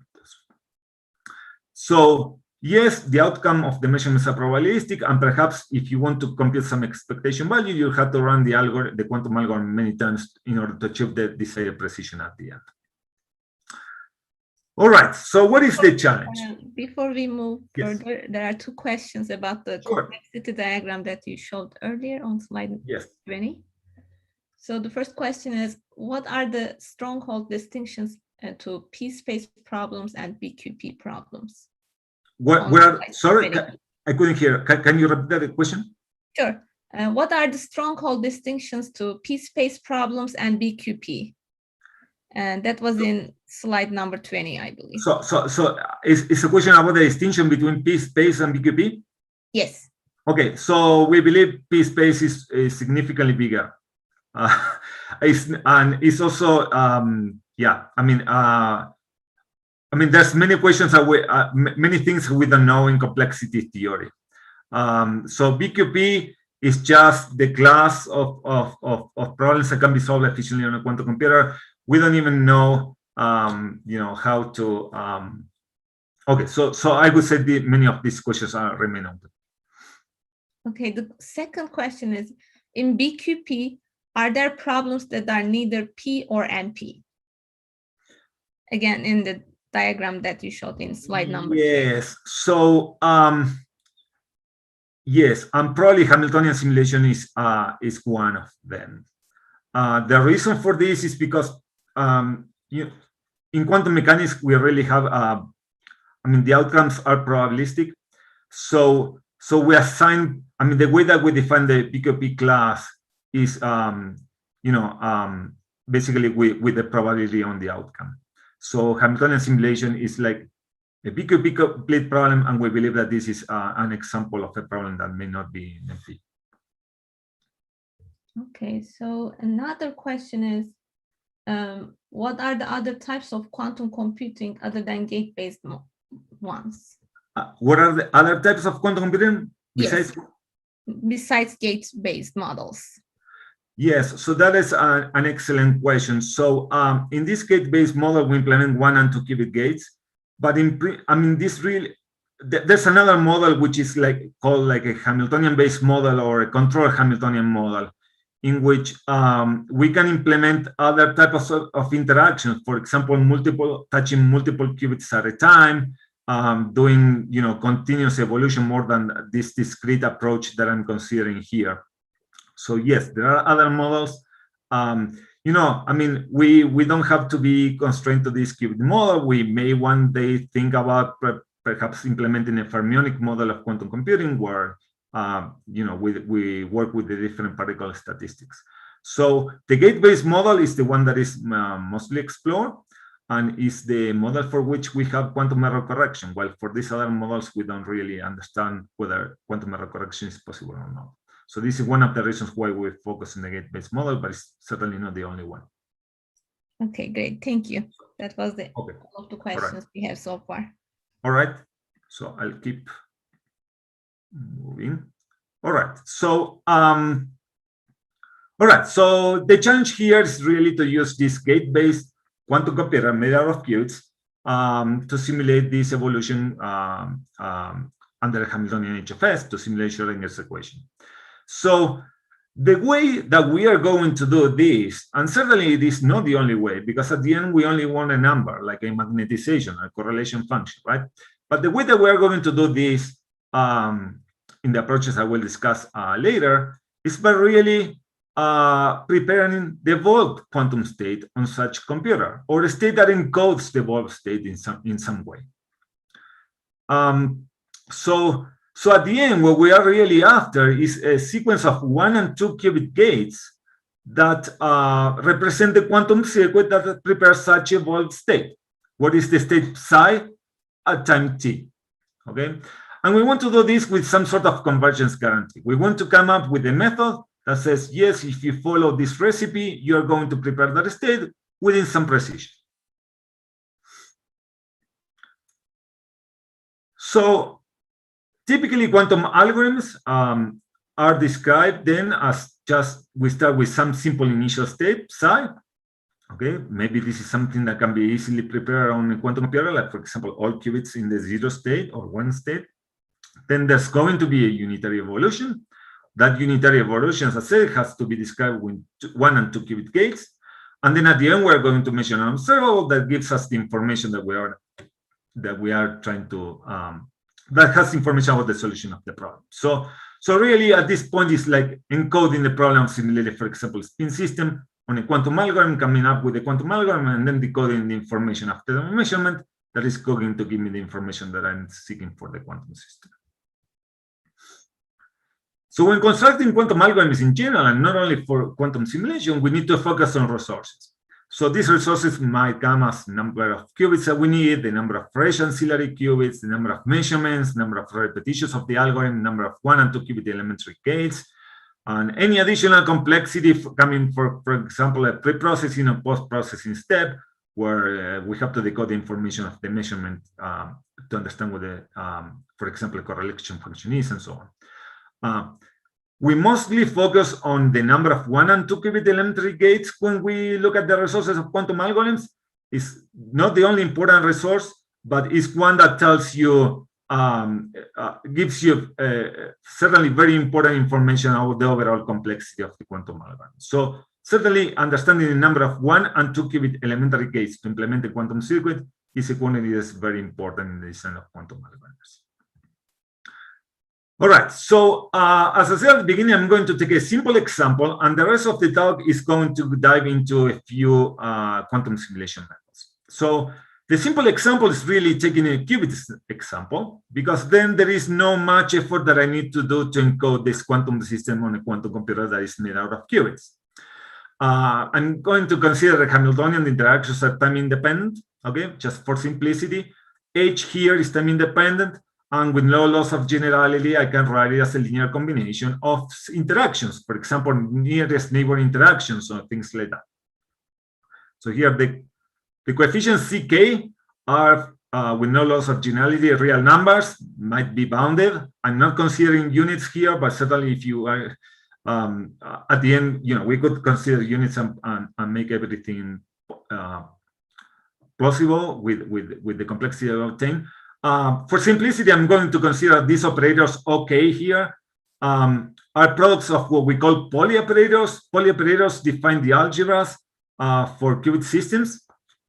For example, one such polyoperator could be the tensor product of a poly X acting on qubit J and a poly X acting on qubit J plus 1. This could be like a nearest neighbor type of interaction.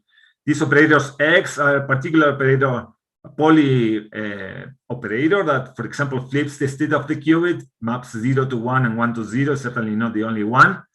There's X operators, Y and Z's. Their matrix forms are here. When talking about many qubits, we need to consider the tensor products of such operators. So for simplicity, I'm just thinking of an n-qubit system where the interactions are described by these products of polyoperators, and this is a standard practice when describing the Hamiltonians of qubit systems using this type of operators. It's not the only one, but it's standard. So the Hamiltonian simulation problem, in more detail, is a problem about approximating the time evolution, the solution of Schrödinger's equation, as said at the beginning. So we are given the Hamiltonian H, say as a linear combination of poly products, as I described before. Then there is an evolution time t, okay, greater than 0, and a precision parameter epsilon, which is greater than 0. So our goal here is to construct a quantum circuit given as a sequence of 1 and 2 qubit gates, such that if we act with such quantum circuit to the initial state psi, is approximately equal up to an epsilon error to having acted with the evolution operator. This is a solution to Schrödinger's equation acting on initial state psi. And we want this in principle for all initial states psi. We don't want to make a difference between certain states and leaving behind others. Although, I mean, in some contexts, restricting the initial state may also be of interest. All right. More generally, we might consider that our quantum computer will have some what we call ancilla qubits, some additional qubits, so that they may act as a catalyst. So now this unitary V, the quantum circuit, perhaps acts on more qubits than the qubits that describe the original quantum system. But at the end, it kind of like reproduces the evolution on the part of the quantum state that we want, up to an approximation error epsilon. So many of the quantum algorithms for quantum simulation do this. They require not only the qubits that represent the quantum system, but also some additional qubits that, for example, they start in some simple initial state like the all zero state. All right. So at this point, it's really kind of like a linear algebra problem in some way. We have this massive exponential operator. Okay, the Hamiltonian is exponentially large in dimension. We never want to compute this guy because that would take us exponential time. But we want to come up with a smart way of implementing this exponential operator, a solution to Schrödinger's equation, as a sequence of 1 and 2 qubit gates, represented this by a quantum circle. So it's kind of like a factorization problem. All right. So we want to achieve this goal not only by providing an efficient approach, something that scales polynomial with the system size, okay, and overall running time, but in principle, we want to find the best possible method in terms of overall resources, right? So that's our main goal here. So to this end, I mean, since we don't have a large quantum computer, we certainly need to develop certain analytical tools that can demonstrate that whatever we've done to simulate the evolution operator, it converges. We cannot try and see what happens because there's no such large quantum computer, or just run a small numerical simulation, say on my laptop, because that would only give us partial information about small systems and particular quantum systems, right? So here we are really aiming at having nice convergence guarantees of whatever approach we follow, and that scales very nicely, say, with the system size. All right, so I said the best possible approach, right? And what is the best possible approach? Well, it's not that we can really bring the complexities as down as as we want.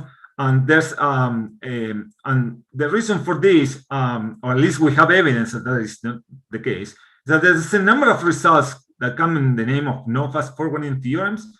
These results basically place a lower bound, at least in various models of quantum computing, like the Oracle model. They place a lower bound on what the gate complexity, the quantum complexity of the quantum algorithms is going to be for simulating certain classes of quantum systems.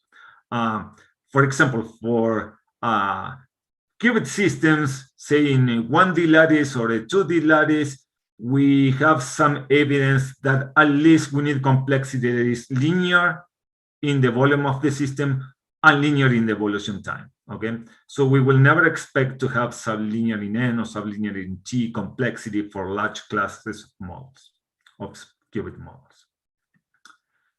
Okay, so a little bit of history on this before I dive into the various approaches. So we knew actually for a while that quantum computers in principle could simulate quantum systems efficiently in polynomial time. There's a seminal paper by Seth Lloyd in 1996 that discusses the approach based on product formulas, these universal quantum simulators. That is considered kind of like the first paper that's been shown that quantum computers in principle could simulate quantum systems efficiently.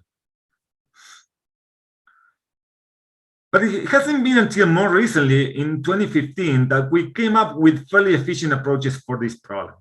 Okay, and this comes in the name of Taylor series method. I will briefly discuss how these methods work.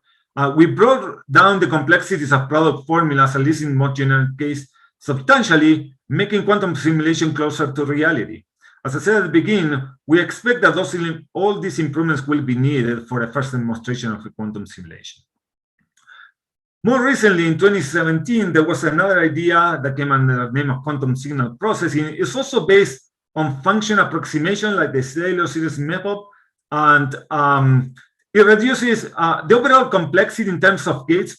You know, it's not too different, but it reduces the number of ancillary qubits that we need, and it's a very nice approach, and also achieves a very nice scalings in terms of all the parameters that enter into the problem. So for this talk, I will briefly describe product formulas. I will briefly discuss our Taylor series method, and time permitting, I'll discuss a little bit about quantum signal processing, although I probably ran out of time based on the delay that I had at the beginning. All right. Okay, so how is that product formulas work? So product formulas, I mean, they are kind of like attractive because they are simple. I explain how they are. They are fairly intuitive. They are already using classical algorithms, like for example, Monte Carlo. They don't need ancillary qubits. So they are kind of like attractive for near-term applications of quantum simulation. So the idea behind this approach is that we're going to approximate the evolution operator, this e to the minus iht, but short-time evolutions under the constituents of the Hamiltonian, all these OKs that we have. And each of those is easy to simulate using, say, 1 and 2 qubit gates. So that already is going to give us a quantum algorithm for simulating this. A property of this product formula is that it exploits some structure of the problem, like commutation relations, and I discuss this a little bit later. But the downside is that their complexity is not the best. In terms of accuracy in particular, it's kind of like poor, and this could be a prohibitive scenario for some applications. All right, so we start again from our n-qubit system, all right? And now what we're going to do is approximate the evolution operator as a sequence of evolutions under each of these interaction terms that appear in the Hamiltonian. So these are the evolution terms, Sj, and these are going to be very short times, and we'll have to basically control that in order to control the error. So each of these short-time evolutions is going to correspond to either an elementary gate or can be easily decomposed as a sequence of elementary gates. And the complexity of this approach is mainly determined by what is the number of these short-time evolutions that appear in the product. All right. This is what's going to give us the scaling. So for example, here is a case where if we have a term that involves 3 qubits, it is easy to decompose into 2 qubit gates Okay, these are standard techniques in quantum computing that are used everywhere in the engineering of quantum algorithms. So a fifth order product formula is basically a unitary operation that approximates the evolution operator U, okay, such that the error comes at order p plus 1. So p here is an integer, is a positive integer. And the fact that this error is quadratic or bigger is what can allow us to control the errors by using this approach. So what we're going to do is basically we have to split the overall evolution time t into r segments of sufficiently small time s. And now what we're going to do is to approximate the evolution operator by using a product formula that approximates the short time evolution for time s r times.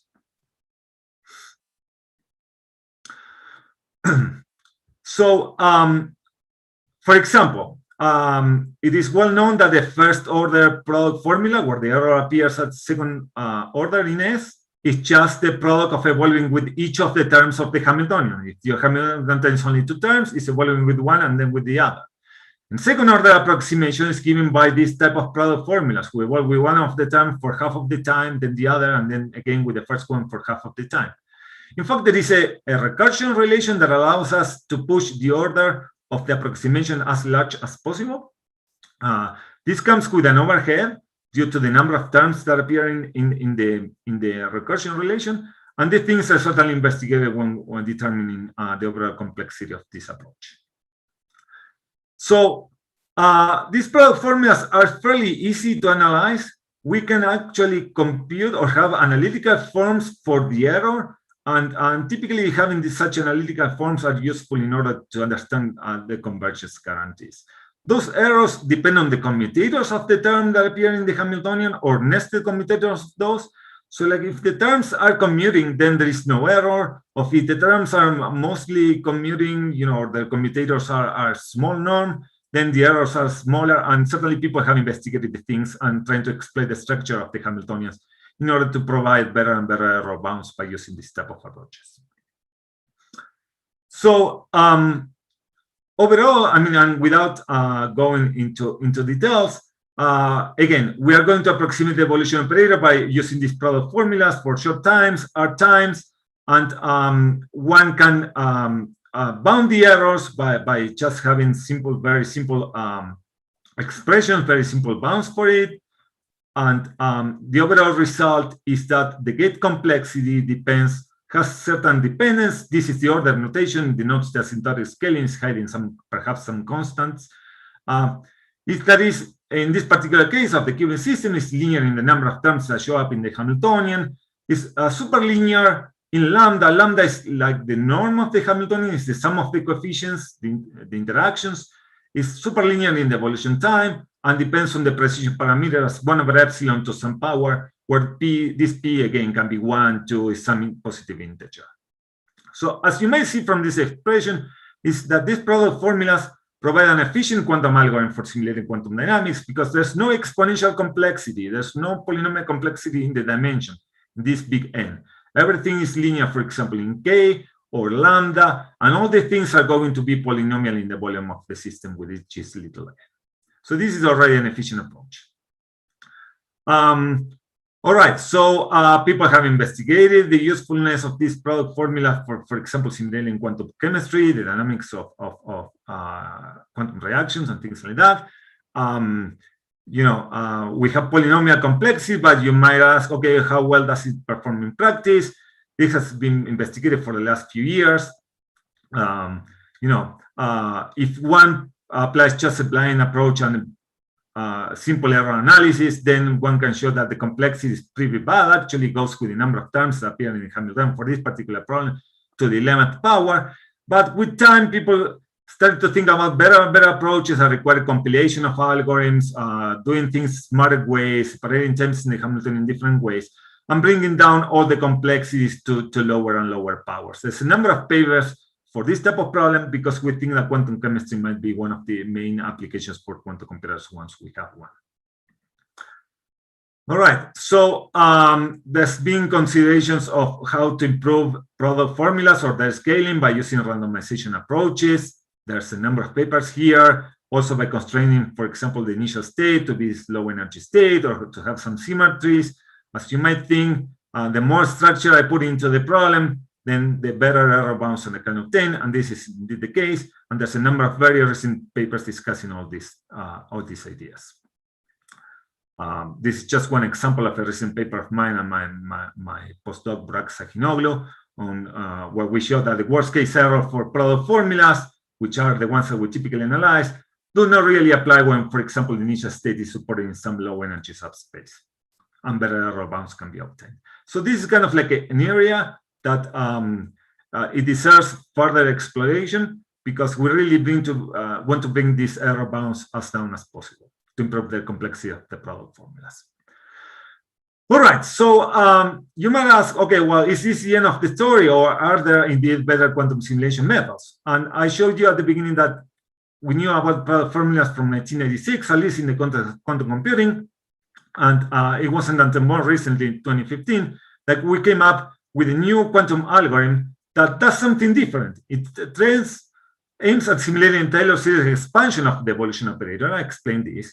And we can show that this new approach is actually optimal in the sense that we are almost satisfying this no fast forwarding, this lower bound of the no fast forwarding theorem. But it has a very nice scaling in terms of the precision. It's polylogarithmic, and this is kind of like an exponential improvement in the dependence on the precision parameter with respect to product formulas. And there's been some excitement on quantum simulation algorithms since then on how to improve these methods even further. So in the next few slides, I explain this. I'll have to go quickly. I don't want you to get caught into the technical details, but at least I have to mention them at the high level how they work. And certainly I'd be happy to answer more questions by the end about how the technical components of these algorithms, if you really want to understand more.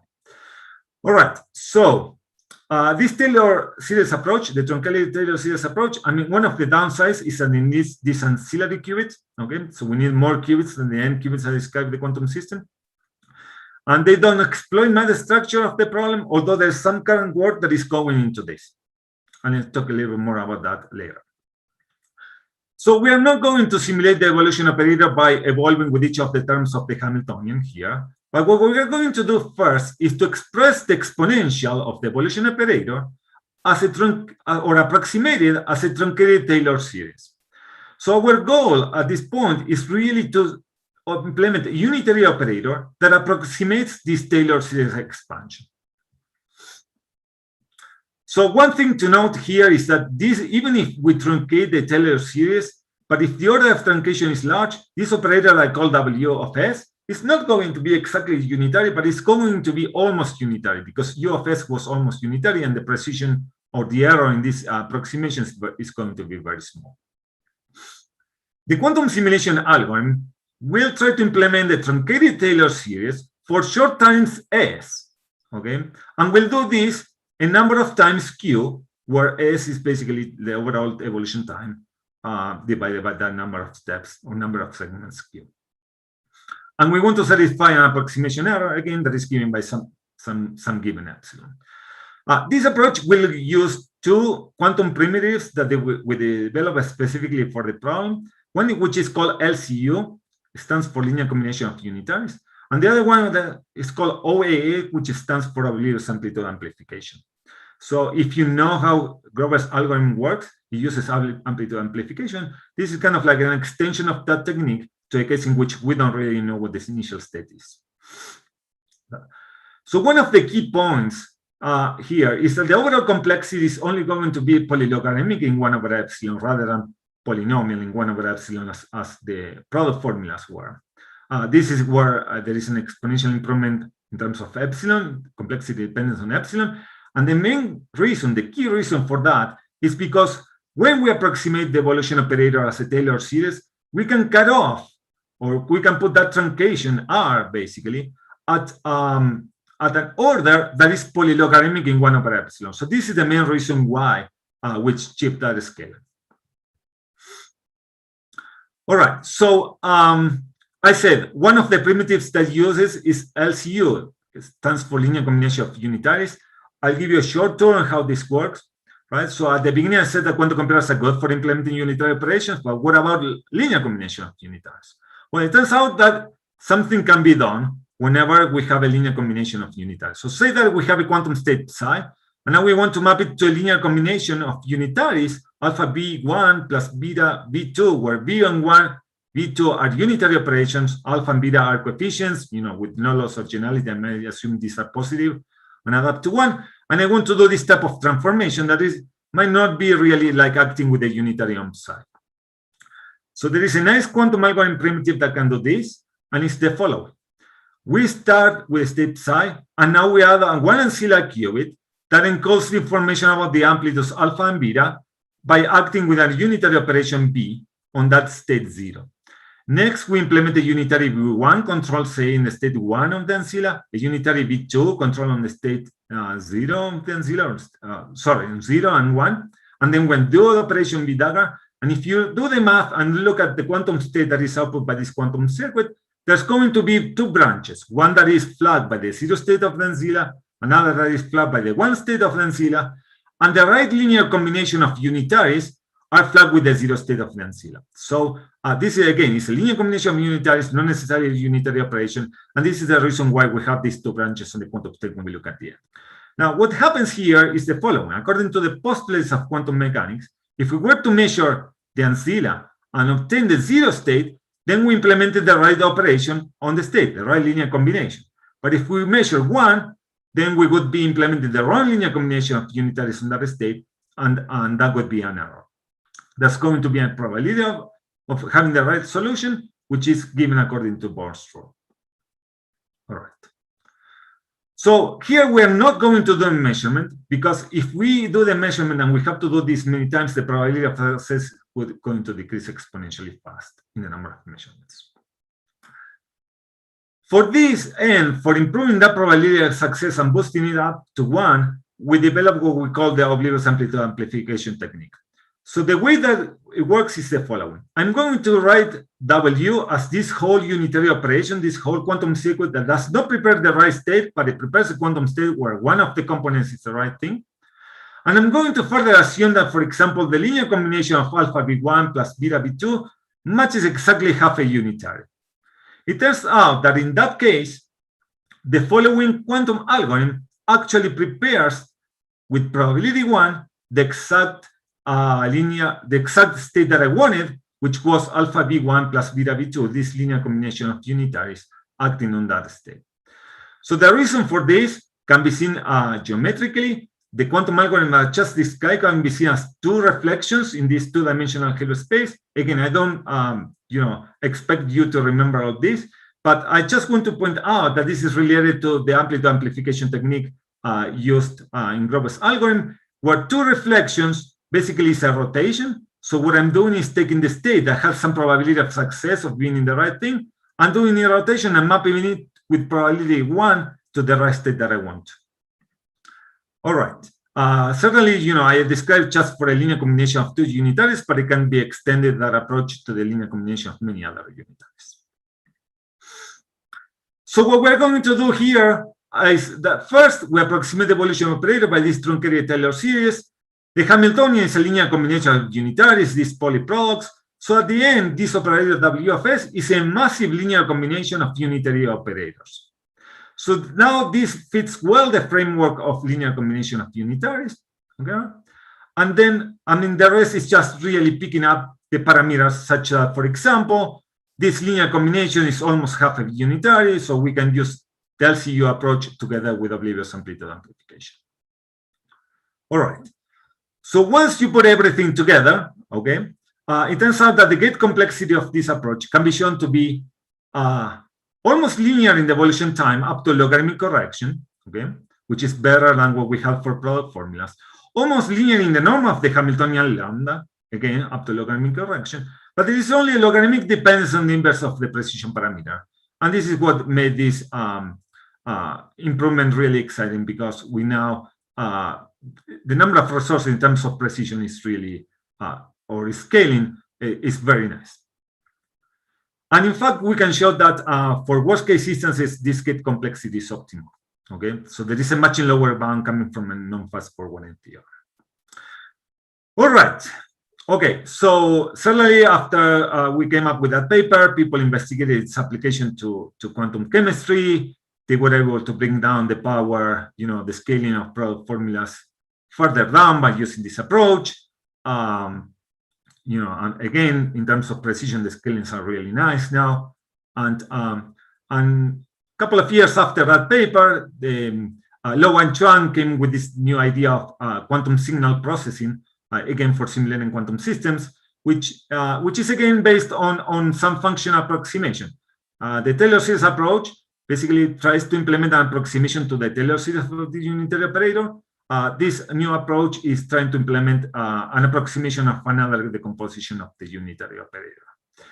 So one of the key things of this quantum signal processing approach is that it doesn't need these ancillas. Okay, the Taylor series approach needs these ancillas to encode basically the amplitudes that appear in the linear combination of unitaries. Here, that is not the case. It uses a different approximation of the evolution operator, of the exponential operator, for example, by using Bessel functions of the first kind. Again, these things are a little bit technical, but this is a really nice idea. And we have 10 minutes left. Okay, all right. Yes, I'm getting there. So and the way that implements such linear combination is by using these nice gadgets in which we have the qubits basically represent the system with one additional qubit. It's a little bit more technical than this. There's some details I'm leaving behind.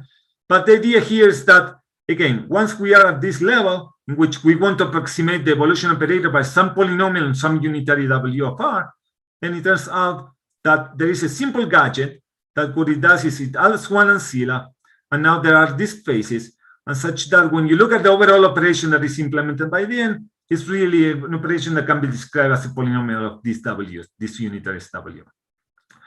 So the challenge here for this approach is really finding these spaces. This sorry, my cursor got stuck, I think.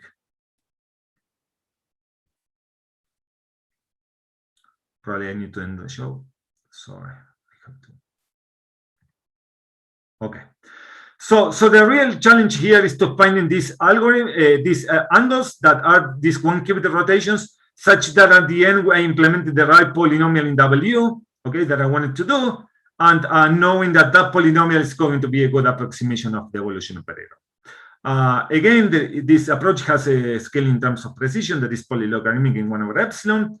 And the reason for that is because there are fairly good approximation, function approximations terms as polynomials of W of the evolution operator. All right. So, okay. So I just going to mention briefly additional considerations that I didn't discuss in this talk, mainly due to time constraints. So I assume, I consider this simple example of a Hamiltonian that was a qubit Hamiltonian and was time independent. You might think, okay, what happens when there is a Hamiltonian that is changing in time? Well, it turns out that the methods based on product formulas and Taylor series that I explained can be easily generalized to that case, to the time-dependent case. Product formulas, their complexity is kind of like large in terms of the rate of change of the Hamiltonian. The faster it changes, the more complexity we're going to have. The scaling for the Taylor series approach, when there is time dependency, is actually fairly mild. And this is another improvement, another advantage of that method over product formulas. So to achieve this nice scaling, what we basically did is instead of approximating the Taylor series for the exponential operator, we need to approximate the solution to Schrödinger's equation in time-dependent case, which is a time-order series. All right, and that can be found in our paper. Again, I consider quantum computer method of qubits, systems of qubits, so there is no much effort to encode this system and map it to quantum, right? I mean, to the algebra of quantum computer, but certainly people have investigated method for simulating fermionic quantum systems or anionic systems or even bosonic systems. There's a number of works for that. One typical approach to this is to take the fermionic algebra or the anionic algebra and use some sort of mapping that operators are mapped to these poly operators, and then we can use all the machinery we have for qubit systems, right? So that is one approach, certainly not the only one. Simulating bosonic systems is more complicated because we probably need to set bounds on the number of bosons. You know, we might be working with the Hilbert spaces that in principle could have infinite degrees of freedom, but we have to limit that in some way, since quantum computers made out of qubits, you know, the Hilbert space is going to be finite. Again, I consider qubit systems. You might think, okay, what happens when simulating quantum field theories, simulating systems in continuous variables, and so on. There's a lot of work along these lines, a lot of recent work. Here's a few references. And again, the challenge here is that we need to discretize the system and work with finite degrees of freedom. And proving convergence is sometimes really challenging for this type of applications. All right, so I never discussed quantum error correction, okay? But the reason for that is that the algorithms that I describe are intended for the gate-based model. And we do have a full theory of quantum error correction that applies to that model, all right? So people are certainly interested in investigating whether quantum simulation could be the application for near-term, intermediate-term, noisy quantum technologies, NISQ devices. My take on that is that we still don't yet know. There's a lot of work going exactly into this problem. I think it's an important problem to investigate further and seeing whether we can do something along the lines of quantum simulation without using quantum error correction at all. At some scale or at some sizes that cannot be simulated with the classical computers. That is going to be a challenge, but perhaps there's a problem for which something can be done. All right, so just a few conclusions. Well, in my view, quantum simulation is expected, still expected to be the main application of quantum computers. Appears to be niche, but it's really an important problem in science all across the board. There's also, we're also in the case that we found so many advances in quantum simulation algorithms that I think that increase our confidence that this is indeed the case. Polynomial scaling alone might not be sufficient for practical reasons, but the fact that we have so many quantum algorithms for quantum simulation right now gives us some confidence that this is indeed the case, that quantum computers will be able one day to simulate quantum systems efficiently. In general, quantum resources are going to be very expensive. I described some quantum simulation methods, but we really need to keep thinking about how to bring down these complexities as much as possible. With the right measure of complexity at the end is going to depend on the type of technology. Are bringing new qubits, ancillary qubits, okay? Is that too expensive? What is better?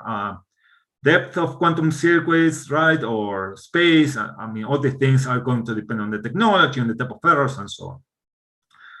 So right now we are at a stage where significant improvements in quantum algorithms for quantum simulation were made. But even for some important problems, like for example, simulation of quantum field theories, little is known about efficient approaches for this type of problems. So I think this is an exciting topic that has to be investigated further still. Another thing that I mentioned briefly is that quantum simulation algorithms, they are not only useful for simulating quantum systems. They find applications elsewhere, like for example, simulating problems in linear algebra, optimization, and so on. We are starting to understand this better by mapping many of these problems to quantum simulation problems. So, and another perhaps take-home message here is that the recovery of power for quantum algorithms is really not easy. One might think about simple ideas that, in my view, probably will not work well in general. I've seen this, for example, in optimization. People that think that quantum computers are really good for optimization, but we have little evidence that that is the case. And perhaps it's because those approaches are aiming at solving like general optimization problems, and we really need to investigate these things further.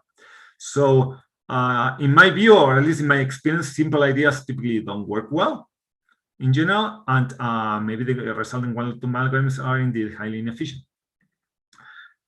And certainly there's many open technical questions. Like, for example, can we improve the complexity of product formulas further in terms of precision, things like that? Can we reduce the complexity of these Hamiltonian simulation methods under other assumptions on initial states? Various methods are powerful in different cases. Can one design one single method that works well in general? And those type of questions are remain open and are interested in my ideas. So with this, I finish, and thank you very much. Be happy to take questions. All right, thank you so much, Rolando, for that comprehensive talk about quantum simulations. That was really good. So I don't see any questions right now. I will just wait for a few minutes. I have a question though. So you showed the quantum circuit for that algorithm, and what was that gate B standing for in that circuit? Sorry. It was in slide number 58. Okay, I can probably 58. Yeah, this Yes. one. This B, gate B is. Yeah, that's right. So I explained this kind of like generally. I said Okay. B1 here is a unitary and B2 is a unitary, but indeed each of those is a quantum circuit. Mhm. Okay, so I didn't describe the internal structure of each of these Bs, Mhm. right? So this is a framework that applies generally. I mean, not only for the quantum simulation problem, right? So it's a framework, that implements linear combination of unitaries. When we come down to really applying this, for example, for simulating qubit systems, these V's are going to refer to 1 or 2 qubit gates, as I explained at the beginning.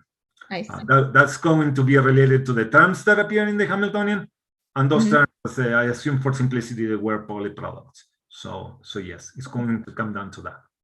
All right, thank you. Thanks for the question. I guess for the sake of the time, we have to move on to the next speaker, but thank you so much again. Well, thank you very much, and I apologize for the No problem. delay. All right. Thank you.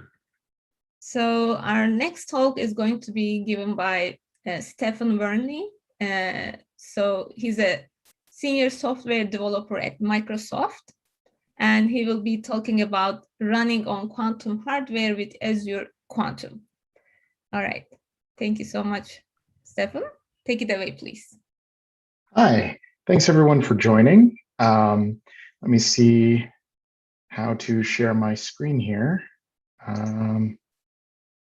So it's at the bottom, this green one. There it is.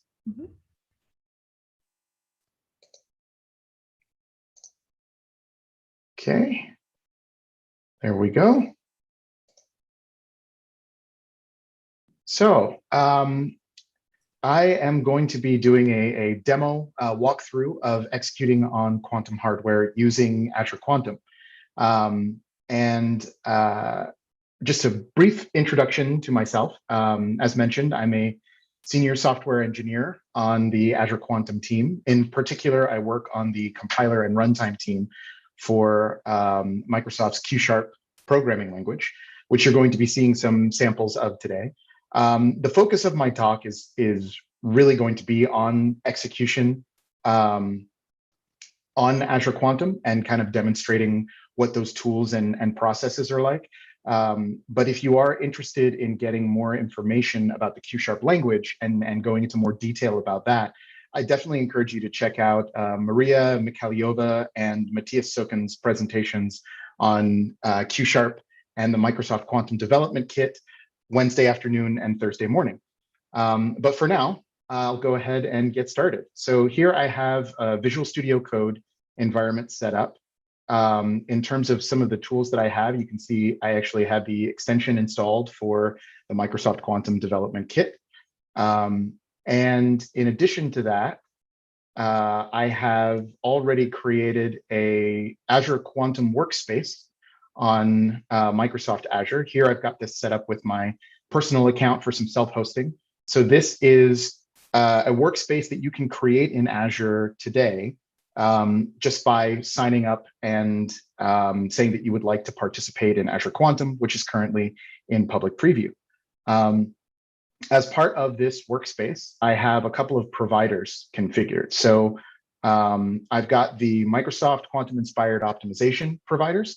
I won't be getting into any details with those today, but I also have set up 2 quantum computing providers, one for Honeywell Quantum Solutions and one for IonQ, that are configured to allow me to submit jobs for execution on their endpoints. IonQ offers a simulator as well as a QPU. And then Honeywell offers an API validator and their, right now I'm configured with their H0 quantum system, this HQS LT 1.0. Now, if you are already familiar with Azure, things like workspaces and configuring things, interacting with your workspaces via the Azure Quantum, or via the Azure command line interface, are very similar to what you would do in Quantum is very similar to what you would do for existing Azure workspaces. But if you're not familiar with Azure, there can be a bit of a learning curve just recognizing and utilizing some of these tools. And so that's what I'll be showing off today. Just to give you an idea of what execution is like and to kick off our first job, if I navigate to our Grover sample that I'll be going into more detail on in just a moment, executing on a quantum system is as easy as specifying a command like this. I'm using the quantum feature of the AZ-CLI, submitting a job to the IonQ QPU target, giving it the convenient name of Grover so that we can recognize it later, specifying 5,000 shots, and then providing the input to the actual program. And I'm going to go ahead and kick that off so that it can run in the background while I review what this program actually is and how we expect it to work. So I've made my submission, and let's open up that program to take a look at it. So this is the Q# programming language. And our goal in writing this, this language and making it available is to provide developers a way to write quantum programs. This is more than just a circuit generator. It really is a full quantum programming language. And you can see that we have a lot of constructs available in it, like for loops and different kinds of classical calculations in order to prepare angles for rotations that you would expect to see in any kind of programming language, as well as quantum operations like this X and H that you see down here that are operating on a particular qubit. So I'm not going to go into much detail about this algorithm, but just as a brief overview, the Grover search algorithm is intended to identify a particular marked input that is flagged by a given oracle. And in this case, this sort of simplified Grover's algorithm is just looking for a alternating sequence of zeros and ones. So what I can do to experiment with this is I can actually run it locally against the full state simulator that's provided as part of the quantum development kit. And what that looks like is I can do a .NET build to just compile this, this program. And then when I want to run it against the simulator, I can say .NET run and give it a number of qubits, and let's say 4. Now, oops, dash dash. Now, when that runs, it's going to perform the quantum algorithm using our local simulator. So this is just running on my local machine. And you can see that it has identified the 4-bit alternating sequence that we'd expect, 0, 1, 0, 1. If I specify a smaller number of qubits here, then I, of course, get the smaller sequence out of it, in this case, just 0, 1. Now, this is all running, as I mentioned, on our full state simulator. So there's no noise modeling here. This is just modeling and simulating ideal qubits, where every operation on those qubits performs exactly as you'd expect. But what I can do is take this exact same program that I wrote and was able to validate using local simulation and specify in the project file that I would like to have the execution target of IonQ QPU. Now, what this does is it gives a clue to our compiler that we're going to be executing this on a hardware target, and it takes certain additional compilation steps to ensure, as much as we can, that that particular program is compatible with that given target. But I can also pick other targets to execute against. It doesn't have to be the one that I specify. This is just the clue to the compiler about what sort of steps to perform there. So if I'd like to do an Azure Quantum submission, then what I want to do is use the AZ Quantum command line tool. So in this case, let's try doing a submission, but to the IonQ simulator. So if I say AZ Quantum job, submit, and I give it the target of IonQ simulator, now this is going to execute against the simulator that IonQ provides as part of their endpoint to Azure Quantum. And just for convenience sake, I'm going to give it the name Grover again to make this easily identifiable. Specify that I want the output in a table and give it a number of qubits as input.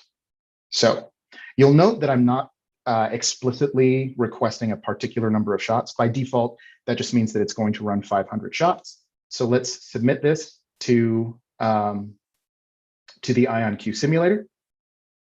And the output that I get will include the ID of the job that I just submitted.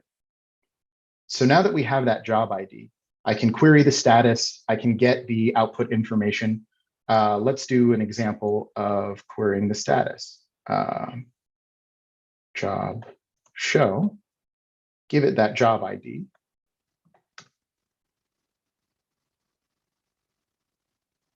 And let me make this a little bit larger so it's easier to see that table. And we can see, this has already succeeded and it ran against the IonQ simulator. We can also see the name that I specified here. So I should be able to get the results. So let's check out what the results of this job actually were. Output will show you the results. And again, I'd like to see it visualized as a table. And this will give me a nice histogram indicating the results. Now, this histogram is not actually that interesting. 100% of the 500 shots resulted in exactly the pattern that we'd expect, 0 and 1. That's not that surprising because in this case, the simulator that IonQ exposes is likewise a noiseless full state simulator. So it's not modeling any noise of their system here, but instead just executing the gates kind of on ideal qubits and getting us back exactly the result that we'd expect. This can look a little bit more interesting if I increase the number of qubits. So let's say 5. Submit that job to the simulator. And then again, take the ID and let's check to see if it has completed. Output.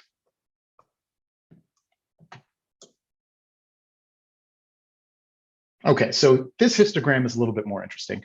On 5 qubits, or a 5-bit sequence, the Grover's algorithm, even when executed on an ideal simulator, a noiseless simulator, is not perfect. You have a very high likelihood of getting the marked input, but there's still a non-zero likelihood of, a non-zero but very small likelihood of getting the other results.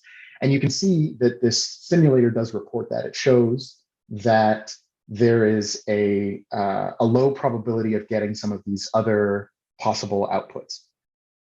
Now, when we're executing against the actual hardware, in this case, I don't need to do any recompilation. I don't need to change anything about my algorithm. I would just need to submit against the IonQ QPU instead.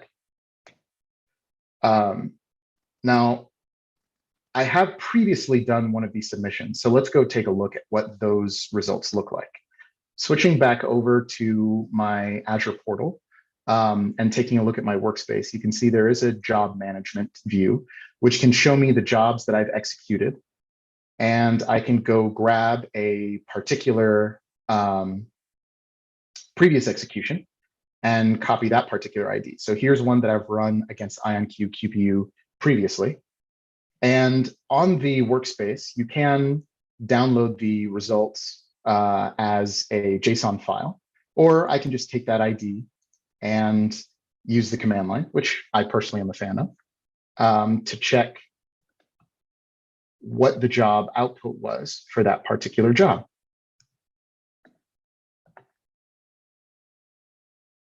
So here we can see an execution that actually occurred on quantum hardware, and it looks quite different than the one that ran against the full state simulator. In this case, we still got a very high occurrence of our expected marked input, 0, 1. But you can see some subset of the results actually show executions or particular shots that return values other than our marked input. And this is really great to see. This shows us that we are executing on actual hardware where there is real noise, where not every shot is going to execute perfectly, and gives us a good probabilistic output based on our execution. Looking back at our quantum workspace, we can see that the job I submitted earlier has actually succeeded. This was the 5,000 shot 5-qubit sample that I started with at the beginning of the session. And if I check the results of that one, let's see how well it turned out.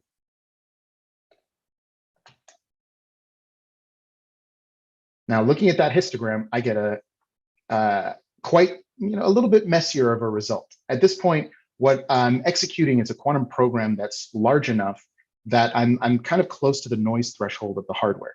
I wanted our execution to finish, so I didn't pick a huge number of shots. But as you increase the number of shots on hardware, you're actually going to see what you hope to see is that the marked input will become the highest result. Now, in this case, we didn't get that that particular result.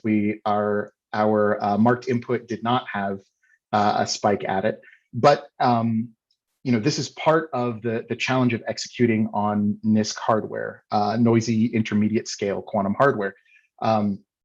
You have to figure out how to tailor your algorithms and tailor your parameters, such as the number of shots chosen, to the particular hardware and the noise characteristics of that hardware. And that's part of what Azure Quantum allows you to do, is to start experimenting with executing on quantum hardware today. So just to demonstrate the tool a little bit more, if I take the earlier histogram that I showed from the 2-bit Grover sample, you'll notice that I keep specifying -o table. If I don't provide that, the default output from the command will actually be JSON, which makes it nice and parsable. And this is the same JSON that you would see if we downloaded the results as a file from the quantum workspace.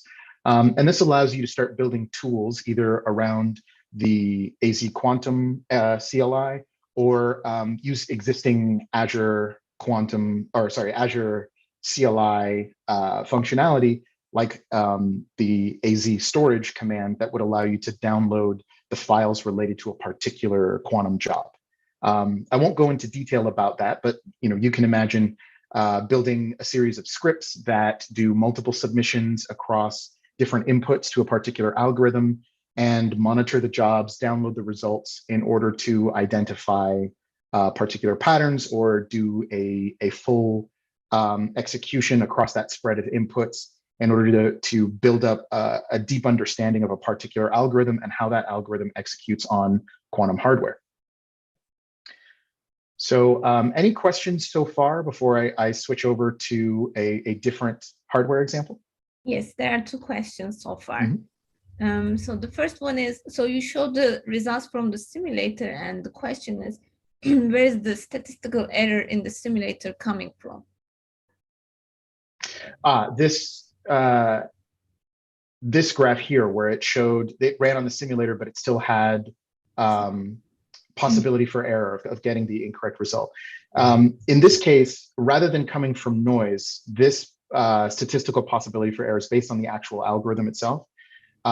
This particular implementation of Grover's search has different probability of success depending on the length of the bit string. So for a bit string 2, we actually expect an ideal quantum computer would return the correct result 100% of the time. But for a 5-bit string, even an ideal computer would only get it with 99.9% probability. And so that error is actually a result of the algorithm itself. As far as the internals of the simulator and how IonQ simulator calculates the particular frequency of these results, I don't have visibility into the implementation of IonQ simulator. What I can say for the QDK simulator that's built in to the language that allows you to do these simulations locally, you will see a similar error probability. You would just have to run the program multiple times. For local execution, each run of the program is effectively a single shot. And so you would want to either update your program code to run the algorithm multiple times and then output a full spread of results, or write a script around a single execution to kind of simulate the idea of executing multiple shots. If I were to do that against the local simulator with a high enough number of repetitions, I should get probabilities that match what we're seeing from the IonQ simulator here. It's just with a probability of getting an alternate result of just 0.0, I guess, 1 minus 0.999. It would take quite a few executions for us to see one of those invalid results come back.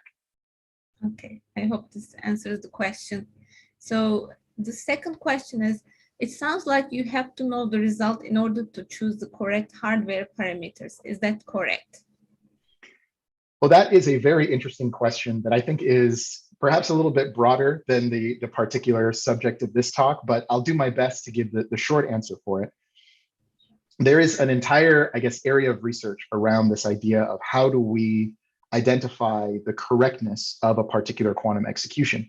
Obviously, if you already know the error characteristics of your hardware, then you have a good idea about whether or not a particular histogram of results is consistent with the errors that you'd expect to see from that hardware. But if you don't know the error characteristics of the hardware, how do you know which errors are attributable to the noise in the hardware, which are attributable to the noise in the algorithm, and what might just be a programming bug? And for that, I think it requires a certain depth of understanding of your particular quantum algorithm, and a lot of exercise and execution on simulators that are available to you to try to explore that quantum algorithm. I think once you get into the realm of algorithms that are too big to simulate on current hardware, then you've got a really challenging question to answer. Hopefully, evaluating the correctness of an answer is simpler than the process needed to generate the answer. Otherwise, you have identified a very difficult quantum algorithm to evaluate. But I think that's an active area of research and definitely something that is a little bit outside of my ken. All right, thank you, though. So another question is, so you showed IonQ and Honeywell hardware platforms, but is there any other hardware platforms that is available through Azure? So we have announced partnerships with other providers, for example, QCI, but currently those are not available as part of our public preview. So for now, the hardware providers that are available in public preview are IonQ and Honeywell, but we certainly hope and expect to expand that to more providers in the coming months and years. Perfect. So that was the end of the questions. Great. So I did want to take a look at another algorithm so that we could see an example of how these tools allow you to perform certain kinds of execution. So let's take a look at a simple teleport algorithm. Now, this one is much smaller. We can see the whole thing on screen here, and I can actually walk through this one. I am not a quantum expert, but I am familiar with programming in Q# from having worked on the language. So I can discuss this one in a little bit more detail. Here we can see it is just the kind of basic example of teleport that you would expect to see, kind of the textbook example, where we take 2 qubits, we establish a bell pair using H and C naught. Then we have our input qubit, where based on an input Boolean that was provided, we decide whether or not to set that qubit into the 0 state or the 1 state, where 1 corresponds to an input of true.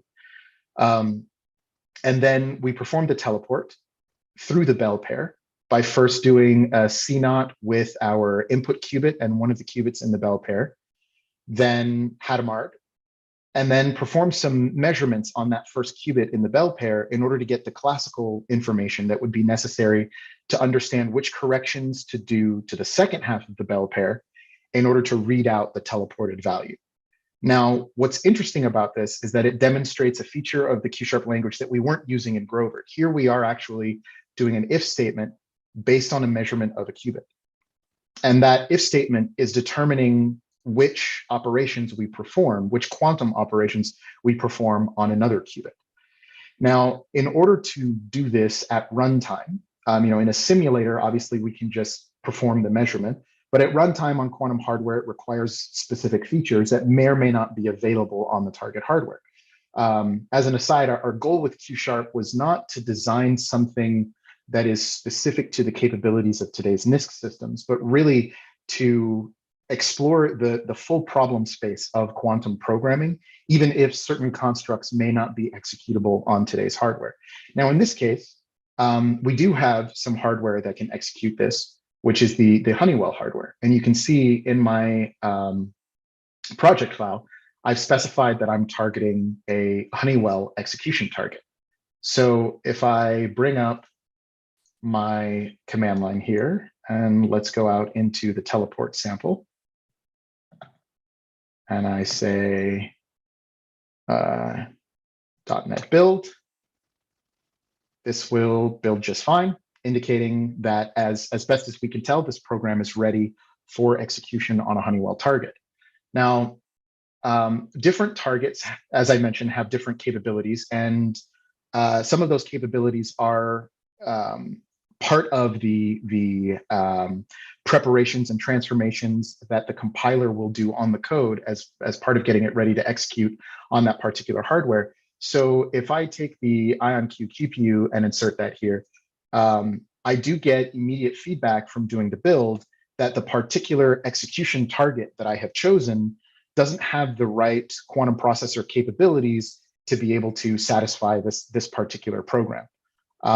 Here we see a nice error message giving us that feedback. So this is one of the ways where we are trying to build these tools to help, guide developers to what sorts of programs they're able to execute on different targets. So let me go ahead and put that back and rebuild.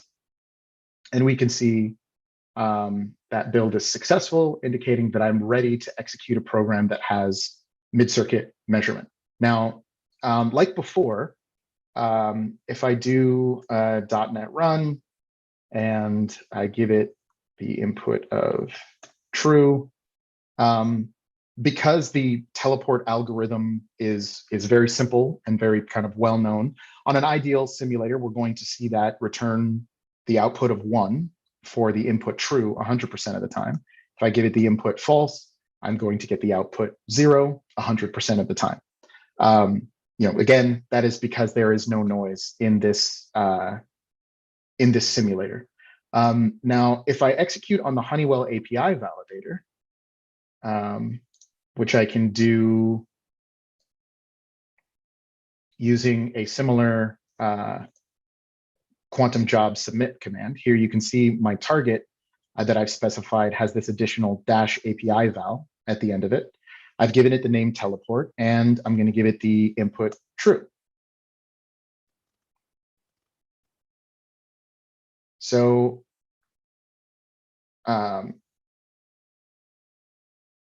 I am going to, once this actually returns, get out a job ID here.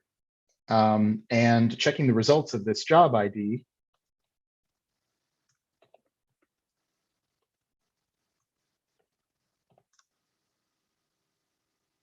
we see something actually pretty unexpected here. We got 0 100% of the time. Now, this can occasionally cause some confusion.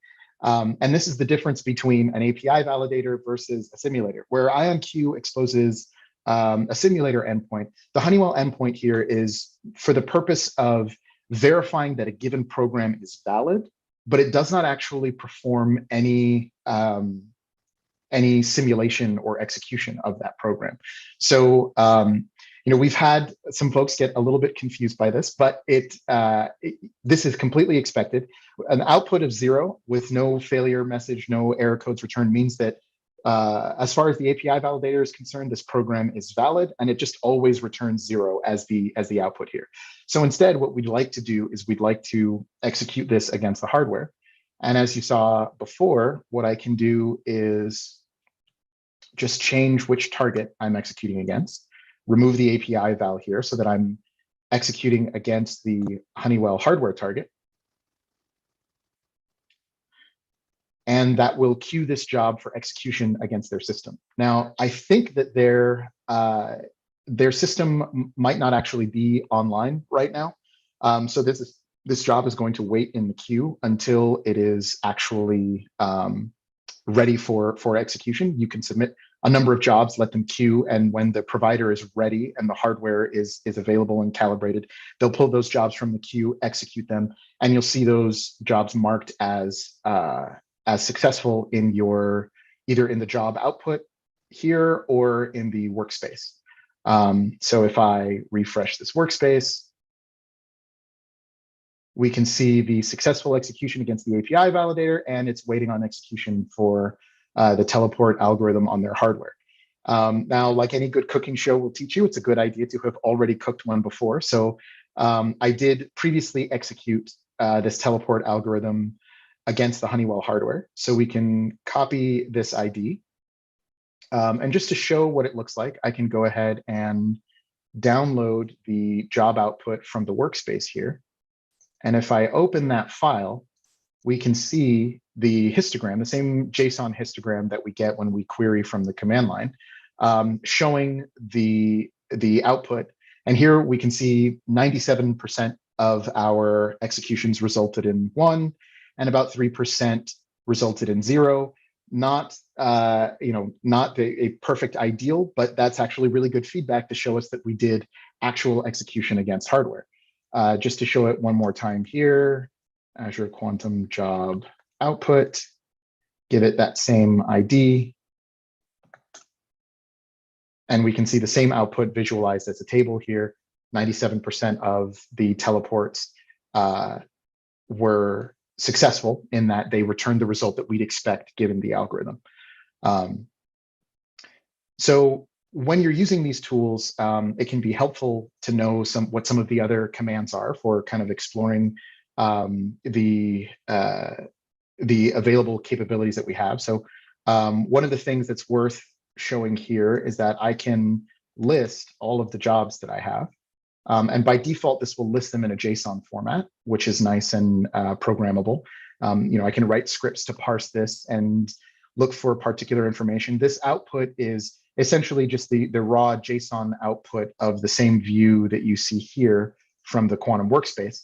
But that gives me some tools and some additional data that I can use to understand, how this executed. For example, seeing the number of shots that were requested for a particular execution, things like what the input data format were, which is just the format that we use when communicating with the hardware partners, and getting information about where the output blob, where this file that I downloaded is stored on Azure, so that you can use other Azure tools to be able to automatically and programmatically download data from your jobs. And so what this shows is that by combining the Q# programming language, local simulation through the QDK, and the partner execution that's available through Azure Quantum, you can actually explore what the particular performance of a given quantum program is like across different hardware partners, and through different shot counts and with different inputs, all by utilizing the tools that are available today through the Azure Quantum Preview. With that, I did want to see, are there any other questions at this point, or? Yeah. Yes, there are 2 questions actually. So the first one is, for example, with IBM, we can simulate the noise models of the devices. Is it possible with these 2 hardware platforms as well? Right. So right now there isn't a solution available for that, though I know that is feedback that we have gotten and that our hardware partners have gotten, is that it is valuable to have either simulators available that model the noise of the particular hardware, or a way that you can query for recent calibration information that give you output so that you can configure your own noisy simulators to model that particular hardware. Now, that's not something that is available today, but it is something that we are working on and that our partners are working on, trying to find the right solution and the right way to expose that. One of the things that does make that a little bit challenging is that API might be something that you need to query often, given that these machines are constantly being calibrated, periodically taken offline for maintenance, and then brought back online with different noise characteristics as the hardware is updated. And so that is kind of one of the challenges of NISC hardware, is maintaining a current active noise model. And so that's something that we are hoping to provide in the future, but is not currently available with the preview of Azure Quantum. All right, so thank you. And the second question is, so the attendee is asking, so I have heard that 0 is preferred for quantum computers in a program if one knows that there are more ones than zeros. Whole code can be inverted, thus making it more stable to errors. Mm-hmm. Are there such inversion commands or even check for Azure Q? That's a good question. So I think that's one of the things that you can look at in terms of the flexibility that the Q# programming language provides. Let me see if I can do, how would I give an example of that here? It doesn't really, I'll just write some code here to demonstrate it, but it won't actually tie into the teleport algorithm. But let's say a pretty frequent pattern that you'll see in certain quantum algorithms is to perform a particular operation on a qubit, and then to prepare a state, then do the actual kind of body of the operation that you'd like to perform, and then do the adjoint of a particular of the preparation in order to get the qubit back into kind of its original basis or its original state. And this is such a common pattern in quantum algorithm that it's something that we have a shorthand for in Q#. So you can actually use what we call a within apply block. So within X, apply H.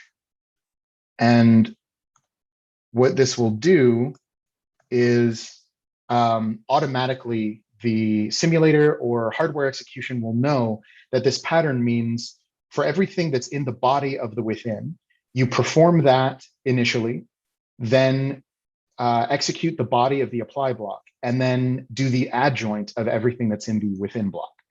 And so this is equivalent to the code that I wrote previously. Now, part of what makes this convenient is, it's not that much shorter if you're just looking at a preparation that does something like an X, but you can actually define operations. So I'll just put an operation here. Let's call it foo, that takes a qubit of type qubit. And I say that it is unit, and I identify this as an adjointable operation. Then everything that I perform in here needs to also be adjointable, such that then what I can actually do is put foo in here. And now across multiple user-defined operations, the compiler will know that what we need to do is for the entire body of the foo operation, whatever operations are performed in there, the adjoint of those need to be performed as part of exiting this within apply construct. So that doesn't perhaps directly answer your question, but perhaps it does show you some of the tools and the features available in the programming language that would allow you to include that kind of logic in the program as you write it. And that's sort of what I mean when I describe Q# as not really a language for just describing a circuit, but we provide kind of more fully fledged features that allow you to write the program. You're describing the logic of the algorithm, And then between the compiler and the translators that make it possible to execute this on quantum hardware, that will eventually become the sequence of instructions necessary to perform that execution on today's hardware. So hopefully that answered the question. And again, when it comes to details of kind of features of the Q# language, I definitely encourage you to check out the talks we have later in the week that go into more details about using Q# and the QDK. All right, thank you. That was all of the questions so far. Great. So one other thing that I did want to show off is kind of the opposite of the example that I did earlier, where I showed that Teleport was not compatible with IonQ, even though it was compatible with Honeywell. If you have a program that could be compatible with either, for example, the Grover program that we chose, I can actually change this. Let me copy it from here so that it is compiled for the Honeywell target.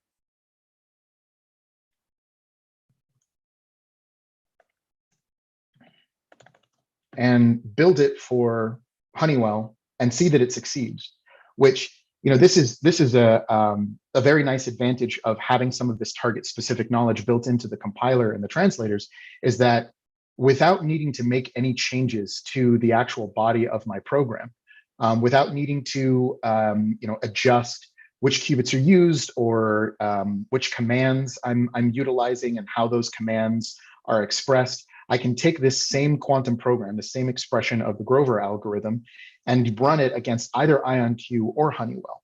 And in fact, even with this set to IonQ, let me rebuild it to show that it is currently built for IonQ. If I take this program and I run it through the Azure job, AZ Quantum job submit, like what we did before, let me just select 2 qubits and target it at the Honeywell hardware. What the AZ CLI is doing here when we say quantum job submit, it notices that the target that I'm requesting execution for is not exactly the same as the execution target that is selected in the project file. And so it will actually do the correct compilation with the right steps for me automatically as part of preparing that program for submission and queuing it on the Honeywell hardware. So here we can see I've taken that same Grover program, and in this case, without needing to make any changes to either the project file or the actual content of the Q#, I've prepared it for execution and submitted it for execution on Honeywell. And so as hardware providers advance and as the field of quantum computing advances and more of these hardware partners expand their capabilities or identify particular specialties of their hardware, we are trying to build a set of tools that gets us toward this ideal vision of writing a quantum program that describes your program execution and then being able to execute that across a wide array of hardware partners. One of the things that we're doing in order to enable that is Microsoft has been collaborating with the quantum community on developing what we call QIR, the Quantum Intermediate Representation. Now, this is a feature, like so many of these things, that is still in preview. But if I go to the Q# language repo, you can see that we have here a section with specifications, and there's one on QIR. So this quantum intermediate representation is actually it's not a completely independent or unique and new intermediate representation, but rather it's a specification for a way to use LLVM IR in order to describe quantum programs.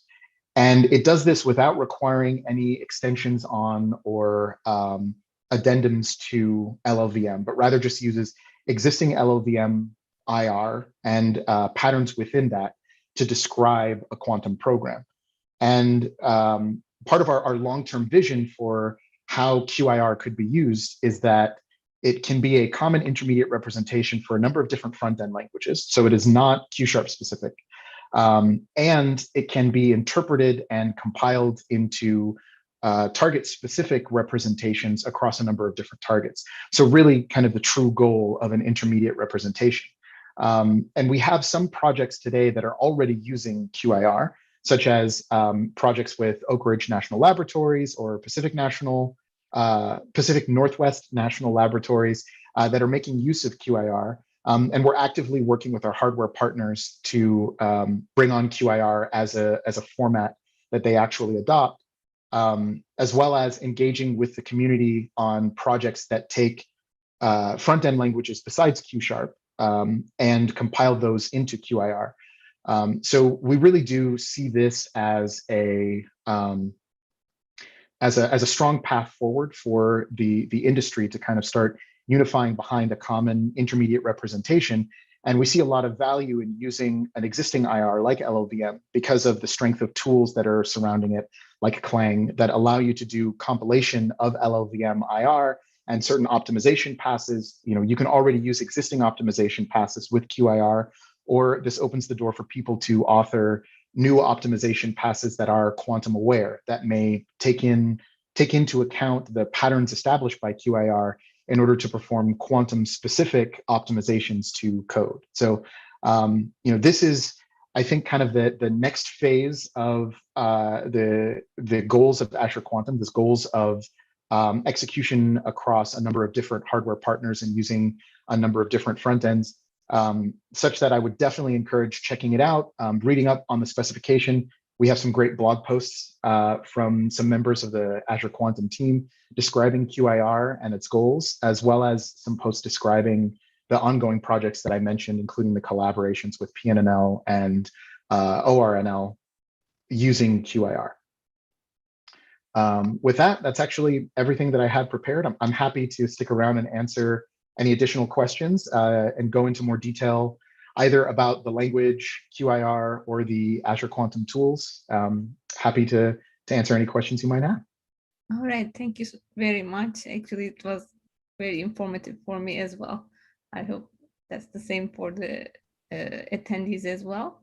So one question is actually, I guess you covered this in the last part of your talk, but what features are in plans to be rolled out in Azure's Quantum platform in the near future?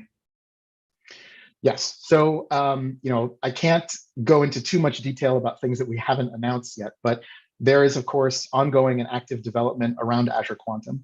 A lot of it is actually related to QIR, as I mentioned before, kind of trying to pull that in as a common intermediate representation across multiple endpoints and multiple targets.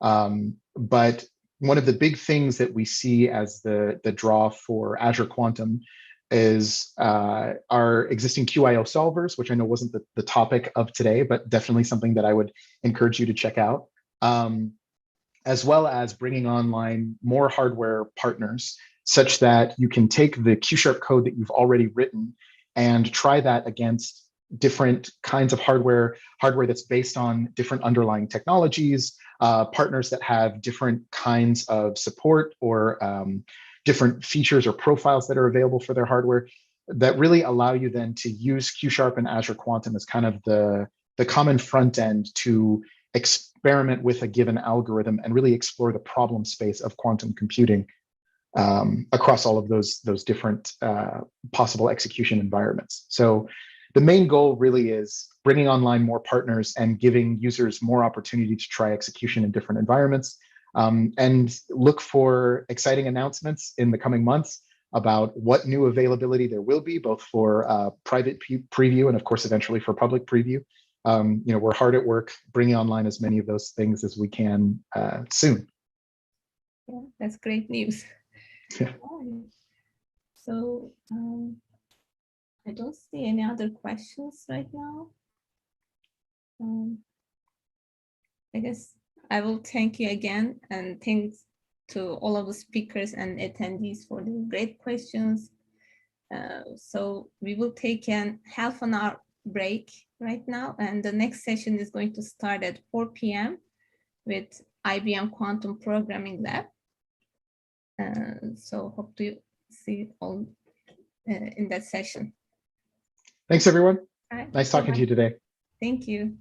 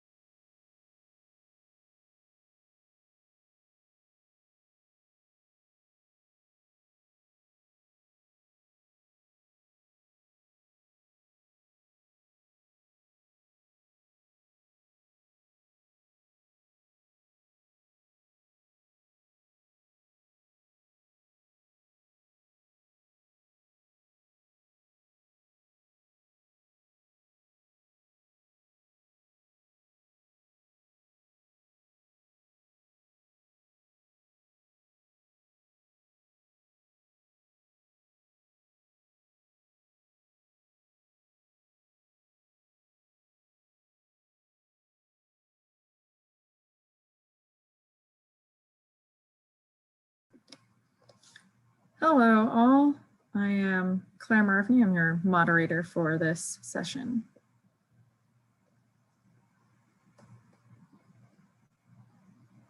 Oh, gosh.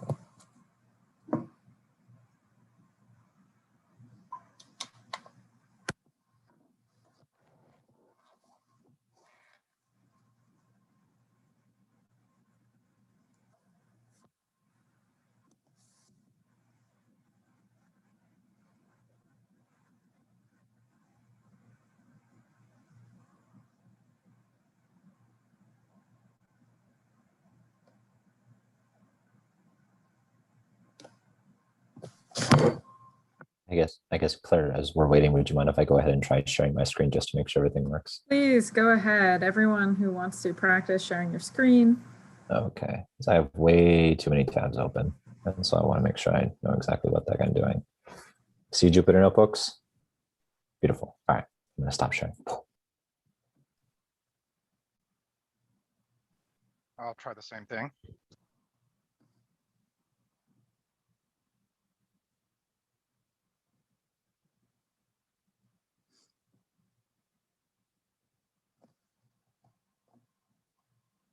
Wait.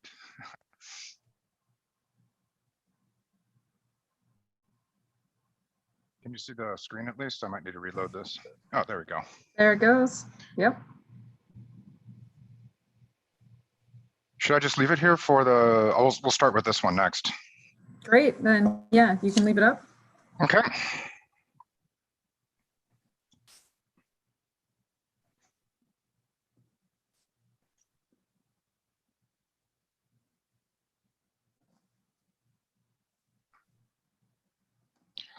Showing my background. Welcome, everyone. We are the QSC Summer School, and I'm going to turn it over to Travis to begin talking about this interactive section.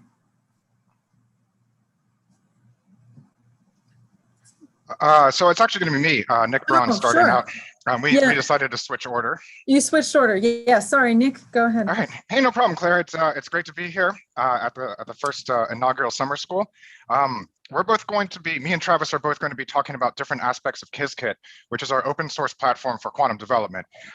There's a lot of things that go into it, including compiler visualizations, benchmarking, and a number of modules, some of which I'll be talking about with regards to nature and operator flow and pulse and the transpiler. And I believe Travis will be telling you about the optimization module. So first of all. Oh, one moment. Yeah, sure thing. People to ask questions while you're going through, and I can read those out to you. Yeah, as long as you can moderate, I think that would be great. Okay, great. So Perfect. If you have questions, put it in the Q&A, everyone watching. Okay, I need to make sure this goes. Okay, so we're going to start out with a little overview of Qiskit Pulse. What Qiskit Pulse does is it's one of the modules that allows you to do kind of lab level experiments, but anywhere over the cloud on our hardware located in New York or Germany or Japan, anywhere. And essentially it works by defining a few channels that you can do things with. So pretty much the two things you want to do to qubits are you want to control them and measure them. And we have two different control channels that we use for our qubits. We have the drive channel, which is essentially on-resonant drive, which does single qubit rotations. And then the type of 2-qubit interaction that IBM uses is something called cross resonance, where we drive the control qubit at the frequency of the target qubit. So that ends up being an off-resonant drive on the the control qubit. So that is something separate we call a control channel. These frequencies are in the microwave regime typically around 5 gigahertz. There's some natural spread so that we can address the qubits in this cross-resonance technique. And then we have measurement channels, which are done by readout resonators around 7 gigahertz. And so that will go in kind of the measurement channel. And this is typically the kind of thing is that you would have a number of control pulses and you have a measurement channel, a measurement pulse that's applied. And then along with the measurement pulse, you'd have an acquire channel, which would acquire the signal, the phase imparted on that measurement pulse that gives you the information, whether you measured a 0 or 1 state of the qubit. And so the kinds of instructions you can play on these channels are the kinds of things you would like to do. You'd like to play pulses, so you can generate any kind of pulse waveform you have, with the limits being the electronics that we offer. You can put delays between these pulses, for example. You can also do frame changes, which shifts the relative phase of the pulses, which in a way gives you a virtual Z rotation. Instead of actually doing physical pulses, we can do those in software. And then we have an acquire, which is like a trigger that will acquire the measurement pulse on the acquire channel. And then from this raw waveform data, we can integrate it against a kernel to get a point in the IQ plane we call a shot. And then from these shots, we can discriminate them as 0, 1, or even higher order levels, for example. And so just to show you kind of a picture of what I think about when I think about the pulse model is people often think about the circuit model. So if you want to generate, say, a Bell state, for example, you do a Hadamard on qubit 0. With superconducting qubits, we always assume we're starting in the 0 state. That's the ground state. So the Hadamard will put the Q0 in a 0 plus 1 superposition. And then by applying a C naught to that, I can get the 0, 0 plus 1, 1 Bell state. And then I'd measure those, and those would be extremely correlated with each other to within the errors. Now, this is not a native gate set to what the actual superconducting hardware does. The superconducting hardware responds to microwave pulses. So that's where we get this kind of more experimental picture. Sorry. There we go. And when you schedule the pulses that come from the circuit, you actually get a series of these colorful pulses right here. And so we have all these channels that I was just talking about before. We have the drive channels of qubit 0 and qubit 1. In the blue, those are the on-resonant single qubit controls. We have the yellow, which is the off-resonant cross-resonance 2-qubit gate controls. And then we have these measurement and acquire ones right here, the measurement in red and the acquire in gray. And those are, in this example, coming after the experiments, but we have recently implemented mid-circuit measurement and reset. So now you don't necessarily have to provide your measurement and acquire statements after the control. You can come back and do more afterwards. So if you're a experimentalist like me, then you want to know what each one of these pulses is doing. What kind of interaction is it driving? What kind of rotations is it performing? And there's a lot going on under the hood here. So in particular, for example, I mentioned that we do these frame changes. These are virtual Z gates. They change the phase of the subsequent pulses, and they take no time. So they're perfect, essentially perfect Z gates. And they're given by these little squiggly arrows right here. Other things we might notice is that we have this derivative of the Gaussian on the quadrature of these pulses. That's because our single qubit pulses are actually not Gaussian, but something called drag pulses, which is derivative removal by adiabatic gate. So this is supposed to reduce leakage to the higher order levels of the transmon, but it turns out to get rid of other effects instead. Then we have our basic cross-resonance, echoed cross-resonance pulse, which is the typical way that we can implement a C naught. The cross-resonance pulse, or the echoed cross-resonance pulse, if we were to, let me say what it does first. So first, we're driving the control in the positive CR direction, and then we're flipping the state of the control.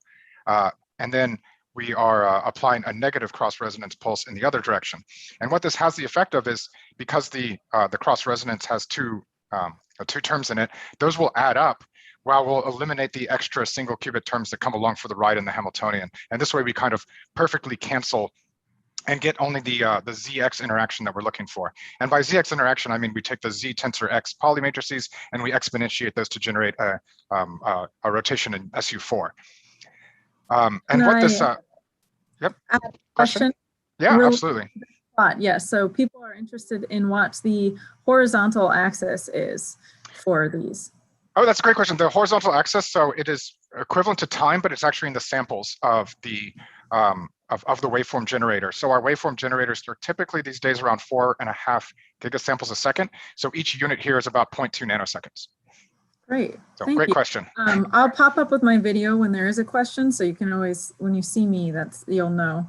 People on YouTube, you can also put questions there. Great, thank you very much. Yeah, so what the echo does is it cancels the single qubit turns that come along for the ride in the cross resonance drive Hamiltonian. And what this actually represents is a ZX interaction. So what we do is this. We do this ZX interaction to an angle of pi/2, and that is locally equivalent to a C0. So we take that ZX interaction, we add a few single qubit gates to it, and we build a C0 out of that. So that's actually how you construct these things. And knowing these kinds of things are kind of allows you the ability to take these and manipulate them using Qiskit Pulse in order to accomplish things that are harder to do with the as given native basis gate set. So continuing on, there's more stuff going on even.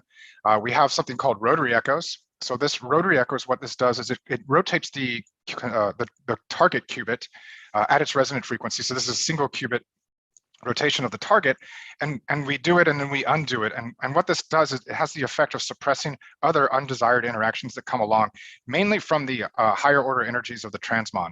Since we're using transmon qubits, we have higher order levels that are spaced differently in frequency, so we can mostly reliably address the 0 and 1 states. But we do experience the effects from the higher order states, and the rotary echoes help us suppress undesired effects. Okay, so let's turn to quantum simulation. So when I talk about a quantum system, I think about something, in the cloud where it just behaves how it behaves, but I can describe it with a certain wave function. And I'll choose to describe that wave function by phi, and I'll say at time t equals 0, this quantum state is represented by phi of 0. And then I know by solving Schrodinger's equation that it's going to be some unitary evolution to a state phi of t at time t. So if I want to understand that system, it's very hard to go in and inspect it at different points because you're going to alter the configuration of it.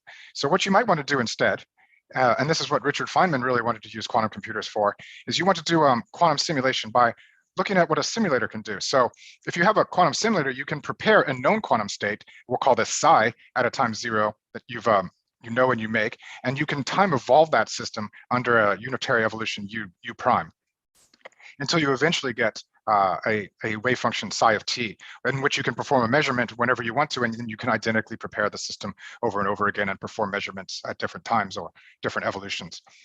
So what you can do is you can tie these two together, and so if you can map essentially your quantum system onto your quantum simulator, and then you can map it back, and then you can understand the quantum system under study by analyzing your quantum simulator.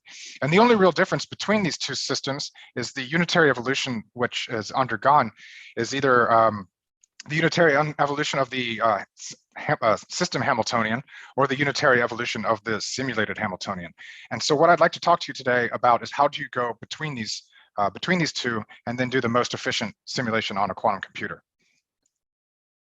Okay, so the first thing that we need to address is the fact that a lot of the things we want to simulate are not qubits themselves, but are actually fermions, usually electrons, for example, or combinations of electrons. So fermions obey these anti-commutator relationships that I've given you here. And for example, these could be used to describe the occupied orbitals of a molecule, which is one of the popular problems that we're using quantum computers for. And in the second quantized nature, you would get an electronic Hamiltonian consisting of on-site and hopping terms given by whether there are 2 or 3 annihilation or creation operators in there, with your coefficients here being overlap integrals between your basis sets and your molecular orbitals. So this is a common system of study, but we need to move this to a system of qubits that doesn't obey these kinds of anti-commutation relationships. So we need some sort of mapping that takes us from these anti-commutation relationships to these commutation relationships that the qubits obey. Now the qubits obey these Pauli algebra. So the Pauli I, X, Y, and Z, for example, we'll usually call these P for Pauli strings, and those are just tensor products of the Pauli matrices. So we need to map this the second quantized fermionic Hamiltonian to essentially a sum of Pauli strings with certain coefficients on it that represent the system that we wish to study. And there's a number of ways of doing this. The one that's been known for a very long time, since the 1930s, is the Jordan-Wigner decomposition. So if I write my creation and annihilation fermionic operators as this, in terms of these Pauli matrices, then I can get a explicit mapping between my fermionic Hamiltonian and and a Hamiltonian that I can simulate on my system. Now, one of the interesting things here is now you have to make a decision. I have a Hamiltonian I can represent on my quantum system. I can do a number of things at this point, and it depends on which algorithm you want to run. So a lot of times this is the starting point for the variational quantum eigensolver you may have heard of earlier today. This is where we use this mapped Hamiltonian essentially to measure the energies that are prepared by the quantum computing unit. And then you're going to essentially classically optimize over those energies in order to minimize the energy and arrive at a solution. Instead, in this talk, we're going to take this Hamiltonian and we're going to time evolve it in the system. So in that way, we're going to kind of explicitly study the time dynamics of the quantum system. Okay, so we're going to start coding here. So I'm using a Jupyter Notebook with the Rise installed so that I can kind of present this as a slideshow. But I have blocks of code that I'll kind of talk to you about and execute in front of you. So right now I'm just executing this because it takes a moment. I'm basically going to import my NumPy and my Matplotlib standard kind of libraries for plotting and mathematics. And then from Qiskit, I'm going to import IBM-Q, which will allow me to load my account, Transpile, which will allow me to convert an arbitrary circuit onto something I can run on a quantum backend, and Schedule, what allows me to build the pulse schedule. Likewise, from Quantum Circuit, I'll import these registers that you'll see, a general parameter that I can set at the beginning and then bind to later, quantum and classical registers, and quantum circuits, of course. So what I'd like to start out with is building, let's see, I guess I didn't clear it out. I'd like to start by building building the circuits out of, or building interactions out of basic circuits. So I kind of think of the ZZ interaction as being the kind of fundamental unit, which if you look at is just, it just gives you a minus sign when you have both qubits in the one state. Now, if I actually want to see what that looks like when I put it on an actual quantum circuit, it looks like a C naught followed by a RZ rotation by an angle of theta, which would be virtual in our case, followed by another C naught. So effectively what that would be is you'd have two C naughts with a different phase of the other one by an amount theta. But I can build a lot of other circuits out of this, for example. So say I want to do ZX, which is very similar to what the native C naught is. Then what I can do is actually, I have a ZZ. Well, I can just essentially, I can build on that second Z, I can put a Y dagger and a Y, or maybe a Hadamard and a Hadamard. I think they both work, and turn that ZZ into a ZX interaction. So here I have essentially the square root of X term. So this turns this into a pi/2 rotation around Y. And these signs have worked out in such a way so that they cancel each other. So that's kind of like a Y and Y dagger of an angle of 90 degrees. We can look at other kinds of interactions. So YY, for example, is built into Qiskit. And you can see we have a square root of X that modifies both the Z and the Z are modified by the square root of X gate, and then this is the inverse of square root of X gate because I've rotated and unrotated by pi. So you can do this for all kinds of things, and the basic exercise of doing this essentially is to show you for any 2-qubit poly, I can derive the circuit language for that in terms of a ZZ interaction, which I can represent with circuits. And this is kind of the final stage we want to get to from our simulation, before we run it, of course. So then we go to the transpiler, and I mentioned this earlier, but the transpiler is this very interesting system of doing a lot of things, say taking an abstract quantum circuit, by which I mean you can have Toffoli gates, you can have many qubit gates, many interactions, all kinds of systems or connectivity, and it's got to essentially break everything down into the native basis gate set of your system. It's got to break it down into the topology that you might have. If you're superconducting qubits and you're a planar technology, then you're going to be somewhat restricted. Your basis gates, for example, in our case, are going to be the square root of X gate, which has a 90-degree rotation on X, and an arbitrary Z rotation and a C naught. So those are the kind of things that are given to you. And then you can optimize things further. And in fact, this is kind of an NP hard problem. So we, at our highest optimization steps, we actually make it stochastic so it runs in a reasonable amount of time. In particular, I want to talk about a new part of the transpiler called the template optimization. This is a pattern matching technique that was developed from our Zurich research lab. It's on the archive since 2019, I think. And essentially what it does is it looks for patterns in circuits by building as big of a circuit as you can, and then figuring out what the inverse is, and then asking the question whether that inverse is is simpler to perform on the quantum circuit or not. Because you always have to be concerned about errors, and I'll show you that a little bit more specifically later, you want to be able to essentially transpile your circuit into something that has the most chance of success on running on the quantum hardware you have. So this is this template optimization is a pass that has been added into the Qiskit transpiler. This is kind of in addition, it's a little extracurricular from what usually happens. And in particular, me and my collaborator, Daniel Egger at Zurich, have come up with a way of breaking down these interaction circuits into something that has a easier pulse level implementation, and we showed that there is actually less error when you do this kind of scaling. So essentially every one of these passes is defined as either an analysis pass or a transformation pass. So in particular, this takes 2 passes. There's the template optimization pass, and what we do in there is we feed it templates that are essentially because the ZX rotation is essentially closest to the actual implementation of the cross-resonance Hamiltonian. What this does is it shows us how to take a circuit made out of C-naughts that look like interactions and turn them into RZX interactions by essentially building a large circuit that is equivalent to the identity. And so the template optimization knows how to look at that and handle that and convert your circuit into something that is now abstractly consisting of ZX rotations, but then we go and do another pass, something called the RZX calibration builder. And by calibration builder, I mean we're actually going to replace the gates with a particular pulse schedule that we've optimized. And we're calling these calibrations because we're kind of allowing you to transform whatever gates we give you, or for you to build your own gates out of whatever pulse schedules you feel like calibrating. And so in this way, we can build this transformation pass that consists of ZX of theta rotations, or the actual pulse level implementation that does ZX of theta interactions, instead of just the basis C-naughts that are given to you. So let me kind of show you what that's like. So I have a little demo. I'm going to import the pass manager, which is kind of manages each one of these steps, template optimization, and my builders I just mentioned. And so what I'm going to do here is look at let's say this is going to be a YX interaction, I know, because this is similar to the work we did, but I'm going to do a YX interaction to an angle of pi over 6. So I've essentially created a circuit, a quantum circuit with 2 qubits. I'm going to do a C-naught, a pi over 6 rotation C-naught, and I know that's I know that's a YX rotation of pi over 6. This is implemented with 2 C-naughts. However, whoops.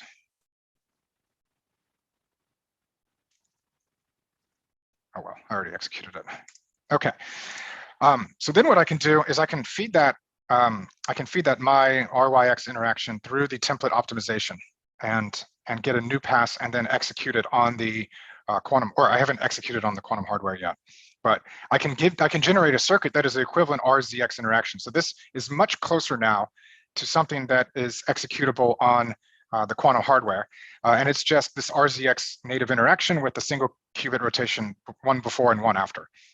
And that's an equivalent rotation, but the difference is now the angle is occurring in the 2 qubit interaction instead of on the single qubit interaction. And this is really what I'd like to highlight. You can see the angle pi over 6 here on the single qubit interaction. And here the pi over 6 is on the 2 qubit interaction. And this becomes very important because the 2 qubit error rates are much higher than the single qubit error rates. Okay. So I can look at this and I can actually pass it, and what this is doing is building is replacing that RZX with an equivalent pulse schedule, and then I can schedule these transpiled circuits. So I'm taking these circuits, although they've already somewhat been transpiled, and now I'm scheduling them, which means I'm turning them to the equivalent pulse schedule that corresponds to that. And now I have 2 different ones. I have my one consisting of C-naughts, and I have my one consisting of the RZX thetas. And I can just ask, and it's probably hard to see, and that probably made it worse, but you can ask the duration of these schedules, and I can see for the scaled schedule, I'm about 1150 units of the time sample DT, and for the basis C-naughts, I'm about 3200. So I'm about, a little over 1/3 of the time of the entire schedule of the basis C-naughts, the way you would go formulaically about to do these interactions if I did the scaled pulse schedule. So this is a little bit easier to see once you look at the actual pulse schedules themselves. So this is the digital one. So this consists of essentially the blue rotations. You can think of, they are single qubit rotations, and the yellow are the 2 qubit rotations. And roughly the yellow qubit, or to the degree of pi over 2, each one of these is about 1% error, whereas the single qubit error is usually less than 1/10 of that. So whenever you see yellow, you kind of know you're going to be suffering from error. You also know you're going to be suffering from decoherence as you go along in time, because your qubits are always going to be relaxing and decohering. So if I just go over and I look at my scaled schedule, I get a pulse schedule which is much, much smaller, but completely mathematically equivalent to the y-axis of theta interaction that I wanted to perform. You can see that there's a lot of wasted time that we didn't need to use, and there's a lot less cross-resonance pulses being used here. And this was kind of the idea that Daniel and I had, because we could do more efficient pulse simulation if we were to just naively scale these pulses and show that they in fact did have less error than we would, as we would naively expect. Okay, so we applied this to a simple, very simple braiding simulation of Majorana zero modes, which are fermionic particles that were hypothesized to be their own antiparticle. They're predicted to obey non-abelian statistics. So unlike a fermion where you get a minus sign when you change places, or a boson where you get a plus sign when you change places, this non-abelian means it depends on which way you go around when you change places. And that's kind of the what I mean by braiding, is you'll go around once with each other. And so these have been predicted to arise if you have something, about 20 years ago were predicted, if you have something called a spinless p-wave superconducting Hamiltonian, which is very interesting but very difficult to find in nature, but they have been thought to be able to be engineered in proximatized nanowire systems. So you take a nanowire with a strong spin orbit coupling, and you proximatize it by putting it in contact with an S-wave superconductor. So this is something that's worked on in the lab. It's very difficult, but there's a lot of great experimental groups in the world that are working on this kind of thing. And this will, essentially, the idea is we'll approximate a spinless p-wave superconductor so you can get this Hamiltonian. And so this kind of idea that came about is something called a Kitaev chain, which consists of these particles in a row, and essentially you can turn on these different kind of parameters by applying gate voltages or magnetic fields. So you have a chemical potential mu, which is how much does it cost to add an electron. You have the hopping term T, which is what is the energy scale to jump between sites, and there's a superconducting gap parameter in here, which is not shown. But eventually, the idea is if you turn these on in the right way, you'll get Majorana zero modes that correspond to each other at the ends of this nanowire. So I'll show you a little simpler picture in the next one. But basically, the work we did was to take a very simple toy model of 3 of these wires and simulate the dynamics of braiding them around using a quantum computer and using all these techniques I was just kind of introducing. And that's what I'd like to show you today. So what we're going to use is a very simple 3-site Majorana Hamiltonian that looks like this. So we're going to start with, we're going to have these two terms. So we have these 3 wires, one on the left, one on the right, one on the bottom. And each one of those has 2 Majoranas on it. But we're only going to be explicitly looking at the occupations at the ends. So each intra-site coupling is going to be given by alpha. And so that kind of gives you the energy between those 2 Majoranas there. So this is a very simple model. So there is an amount of coupling. So these are not technically zero modes in this case. This is as simple as you can get with still doing the same thing. So that's the native or inherent intra-site coupling. And then we have these J terms, which is what we can control. And these are the inter-site coupling. So these are the 3 terms we want to control in the Hamiltonian, in which to get these Majoranas to fuse on and off with each other and use that to move the Majoranas in the outside around and braid them, essentially.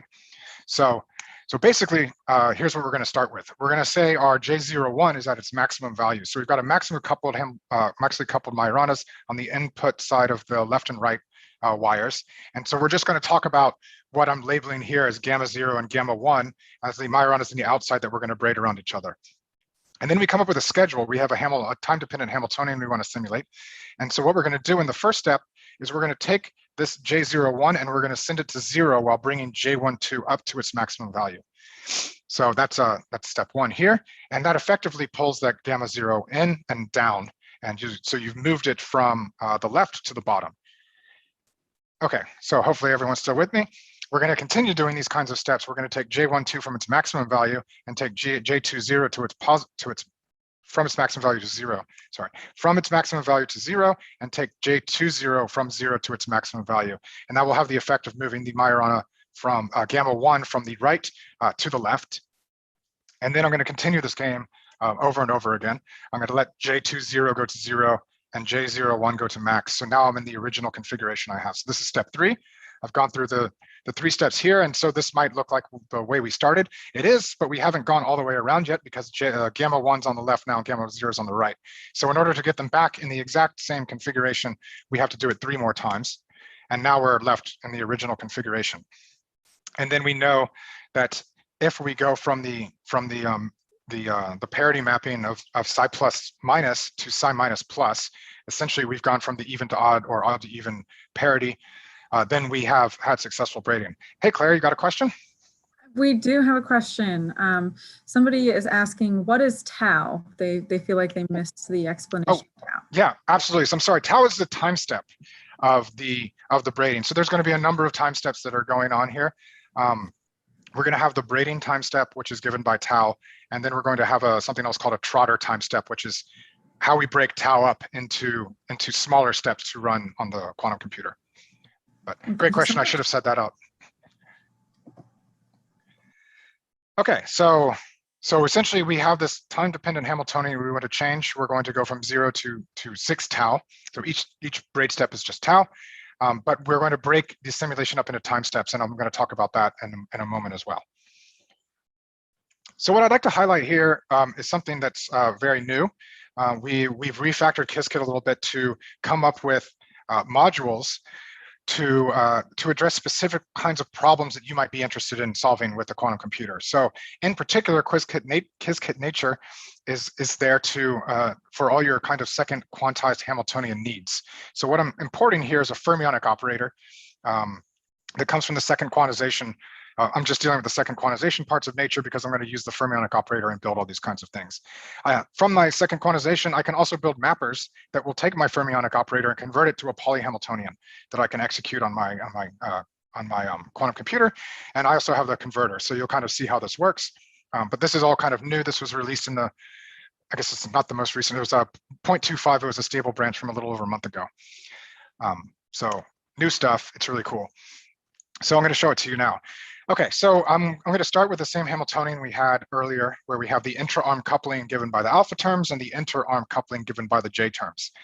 And you could go ahead and just write down, because the postdoc I work with could just write this down into poly terms, but instead I want to get the software to do it and see how well it works. So what I'm going to do is write my Majorana fermions as composite fermions. Essentially, gamma x is going to be c dagger plus c, gamma y is going to be I c dagger minus c.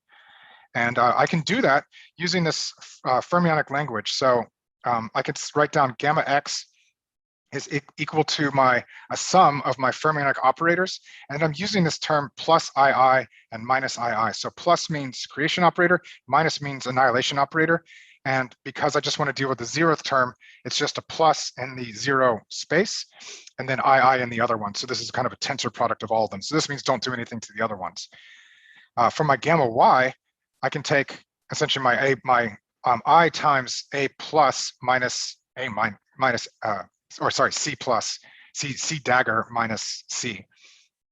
And because that's just dealing with the 0 gamma terms, I can move on to the 1 gamma terms, and now I've got the same labels, but they've got I plus I and I minus I in them as well to represent Majorana number 1 or Majorana site number 1. And then similarly for 2, I have II plus II minus. So this is kind of a common compact notation we use of strings. And then all these times we're using strings, we're actually considering tensor products of operators. But this allows us to kind of express it in a way that syntactically you can look at and understand. And because there's still some issues being worked out about the compatibility of certain concepts, I've got to look at my Hamiltonian term by term.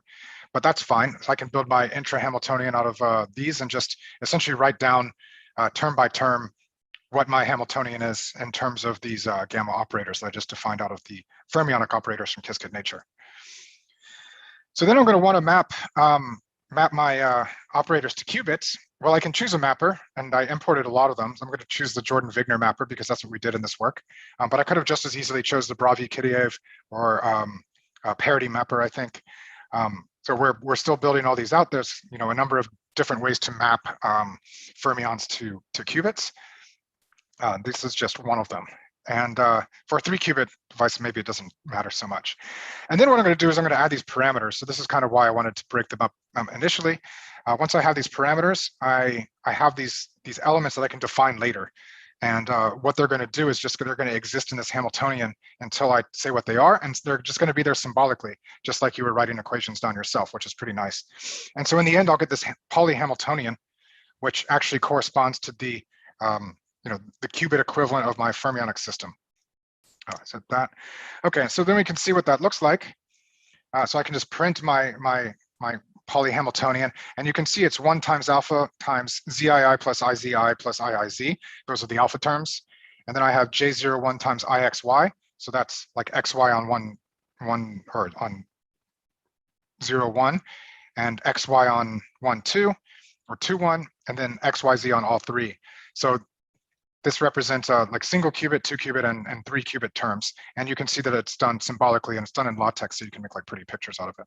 But if I was just to write it down myself in LaTeX, this is the Hamiltonian it corresponds to.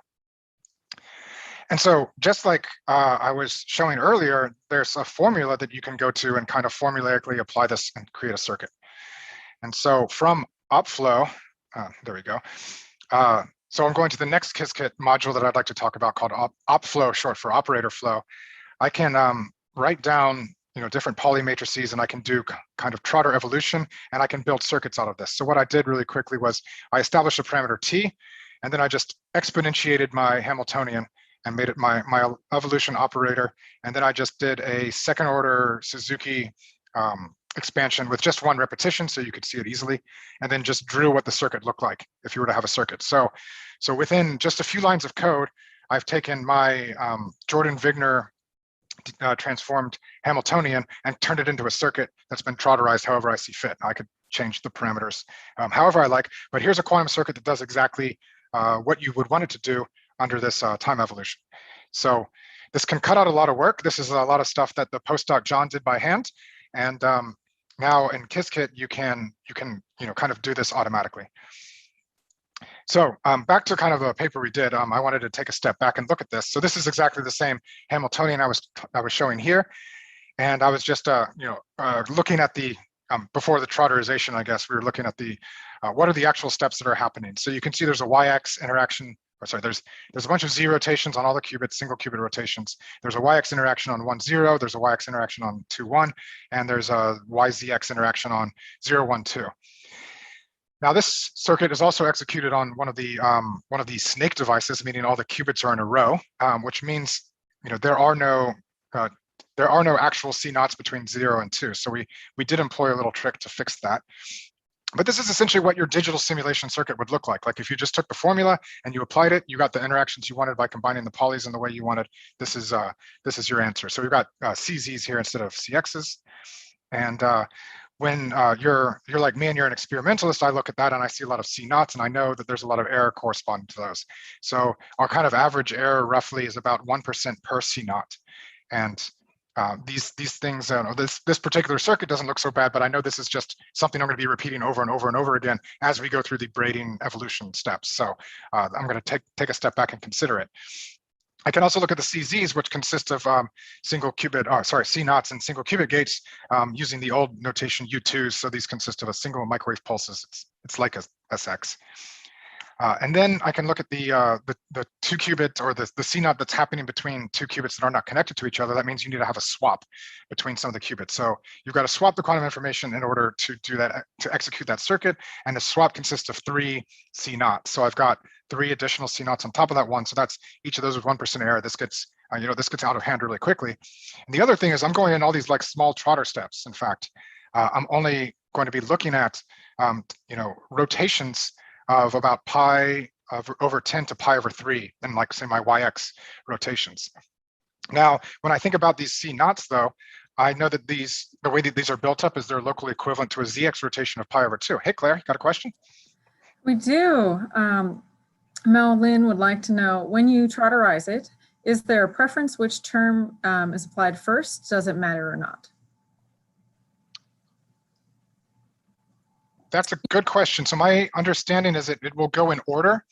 The second order trotterization will go in order of the terms and will go in reverse order. Okay. Does it matter? That's a good question. I off the top of my head, I don't know. always, I wouldn't think so, but it could. always good to get a question that makes you think like that. Well, Well, we're doing everything on our feet today, so. All right, it's a great question. I mean, these and I'd like to go ahead and say this is that a lot of these techniques are kind of empowering. So you can easily just do a bunch of different transformations, a bunch of different trotter steps, and you can compare. And this is something I'm kind of pushing people to consider is in at least the near-term noisy quantum hardware era, if you want anything to run, you need to know how to map things the best way. And this is a very important open question. And I think these the Qiskit Nature and Qiskit Opflow allow you to address those questions in a much more systematic way. In a way that would be very difficult if you didn't have a bunch of postdocs or something. So I hope to empower your postdocs to use Qiskit Opflow and Qiskit Nature to analyze these questions. Let's see. Basically, what I wanted to get back to was that we were going to do these. I'm just going to say YX interactions. These YX rotations are going to be done at an angle about pi/10 to pi/3. If you look at what we actually did with the number of trotter steps we chose, which was ended up being 4 trotter steps per braiding step in the actual simulation we did. And then you look at the C0s, and I look at each C0, and I know that that is locally equivalent to a ZX rotation of pi/2, which means each one of these digital breakdowns of the interactions is a entanglement of pi, meaning the entanglement is essentially rotating my 2-qubit manifold by an angle of pi, which is a lot more than pi/2 and pi/3. So if I was smarter with the way I was using the pulses, if I was to scale them like I was showing earlier, then I bet I can squeeze out more performance. And it turns out that's what happens. So first, we're going to do a trick. I don't know how John came up with this, but he essentially came up with a unitary transform consisting of the sum of polys, which will eliminate the 3-body term. So there was a 3-body term, that YZX here. That's going to be, have to be broken down into 2-qubit terms and put onto qubits that are not necessarily attached to each other. So that was something we thought we wouldn't get rid of. And I've talked to people, and I think I understand if there's only a single 3-qubit term, you can always do this. So this will eliminate the 3-body terms and leave you with a Hamiltonian of only 2-qubit terms. So we can look at it here. I got to zoom out a little bit. But now you can see the circuit that we get after essentially we just did the math. We just reduced Hamiltonian as the UU adjoint combined with the Hamiltonian poly combined with the Hamiltonian, where I've written that essentially I wrote the U in poly strings using the IZ X and Y from the Opflow. And just trotterized it in just the same way. And now I can see I'm much happier because I'm only doing C0s between adjacent qubits, which makes me sweat a little less. Okay, so in order to prepare the braiding states, we can prepare the states in Psi plus or Psi naught. I'm not really going to go into how this was done other than to just kind of execute it and say it just consists of a few single qubit operations. So we can prepare the qubit in Psi plus or Psi minus, and then we can unwind it. And we're actually, Psi plus is supposed to go to Psi minus, and we actually decided to go from Psi plus back to Psi plus and so we just changed the way you unwind it so that Psi plus to Psi plus was correct and Psi minus to Psi minus was correct. And then I'm going to add my parameters and build my my reduced trotter circuit is going to be my operator. That is going. I'm taking my reduced trotter operator from the previous page, and that's going to be my trotter step they're going to use for everything. But I'm just going to map it to its circuit class right now. So instead of being a numerical operator, now it's going to be a circuit. And then I can perform my braiding. So so what I'm going to do is establish a quantum register of 3 qubits and a classical register of 3 qubits, and then braiding plus and braiding minus. And I just start by appending the schedule for the initialization in both the plus and the minus state. And so basically what I can do here is much, much simpler than what we actually did, where we actually used the pulse schedules and built them straight out of pulses. But I can go through, I can go through the system of 3 steps twice. If you remember, we've got to braid 3 times to get back to the original one with the Majorana switched, and then 3 more times to the unswitched. So I just do this twice. And so each one of these steps of my 4 braiding steps is going to be essentially defining my evolution parameters for each step. and then just attaching to my braiding circuit by binding those parameters to my reduced Trotter circuit that I showed you on the previous page. And so, yes, Claire. Yes, Gideon Uchihara would like to know how can you use the Trotterizer to generate the circuits for icing models? Oh, absolutely. So for the icing model, you can just write down. So your icing model is going to look something, roughly like that. Just write down your icing model in terms of the poly operators, and then go to town. You can just here you don't need to do the transformation, but you would just time evolve your icing model, for example, and then Trotterize it. And there's different modes, different orders, different repetitions you can use, and so on and so forth. But it's just a few lines of code. That's awesome. Yeah, thanks for the question. So yeah, where we were, I was just going through, and this is essentially the code equivalent of the braiding schedule that I showed earlier. And what I'm going to be doing is essentially in each one of these time steps, I'm going to be reducing J01 in the first step and increasing J12. And J20 is just going to chill at 0. And then I'm going to bind those parameters to my Trotterized circuit that I have and add it to the braiding schedule corresponding to whether I started in the initial state plus or minus. And so then the next braiding step you have, like the second one and the fifth one, I'm going to be going from J12 from its maximum value, J0, down to 0, and J20 is going to be increasing to J0, and so on and so forth. And you can, I can zoom out so you can see everything, but essentially it's all there. And then we unwind the qubits at the end. Okay, so get back zoomed in properly. All right, so here's, let's see, I forgot to execute something, which I knew would happen. Okay, so, well, I'll just go ahead and keep talking. So I can execute my braiding circuit, and this is something where something's gotten a little tricky. So I am running it off a fork of a dev branch right here just to get this much to work, because this stuff is still under development.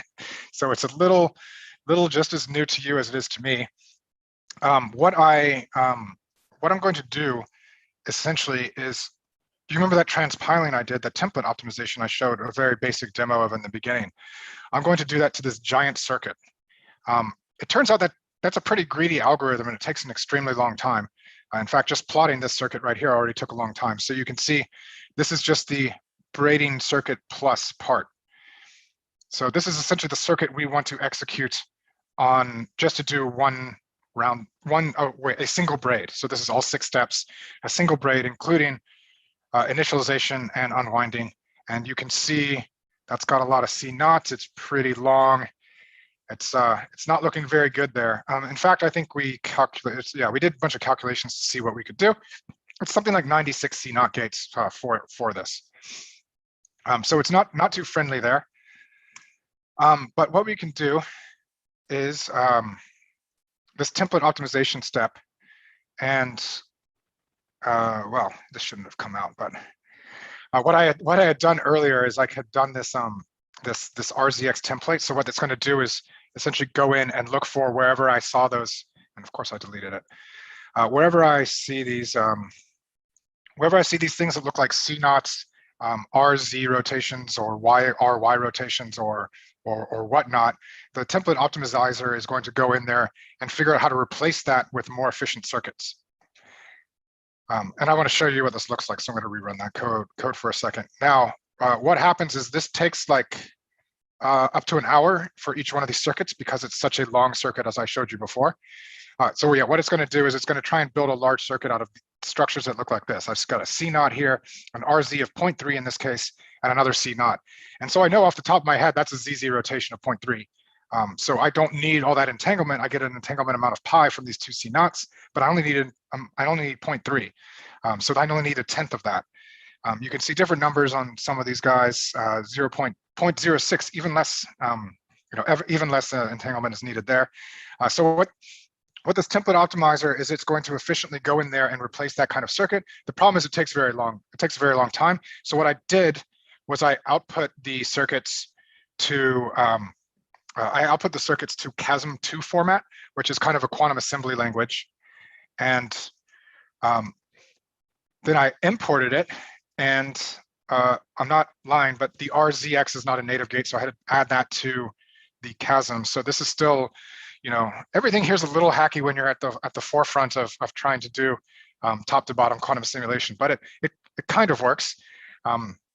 We are ironing out the bugs, but this will pull out the braiding schedule that I saved. So instead of waiting an hour to generate that, you'll just have to wait, you know, 20 seconds for it to go through and draw this kind of circuit. But you'll see in the end that the transpiling step actually worked.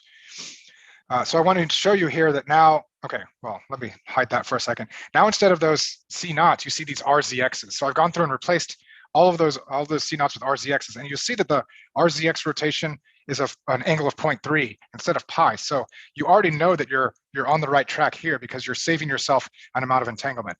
In the steps, you'll actually have some C naughts around. And this is kind of the trick, is there's a lot of these single qubit gates which will combine into a single qubit. So if you understand how the hardware works, like an experimentalist like me, you'll see this huge string of single qubit gates, and you'll know that that will be transpiled into something that will consist of at most 2 actual physical microwave pulses. And I think if you look at the paper we released last summer on the archive about going to quantum volume 64 using control techniques, you'll see how we did some sort of inefficient compiling of arbitrary SU4s, because we can eliminate a lot of these single qubit gates by pulling them out of things. What the transpiler would do here is it would get rid of these C naughts, because if I have 2 C naughts in a row, that's equal to the identity. I know all these strings of single qubit gates is going to be at most or 2 microwave pulses, 2 physical actual microwave pulses. And so I know that this can be simplified quite a bit, but I've gone through the steps that I know are going to essentially save me from my that are going to hurt me from entanglement. And now I need the transpiler to fix these kinds of things. And it turns out that's why I was having a problem. So what I'm going to do here is I'm going to run the I'm going to replace those RZXs with the actual pulse braiding schedule. So it's just a few lines of code added through another pass, and this actually runs, you know, pretty quickly because it's just substituting the RZXs with pulse schedules that we generated. And I'll kind of show you. Yes, Claire. Yes, Gideon is wondering if you are not trading off the importance of entanglement for rotations. So between entanglement versus rotations, the importance. Right.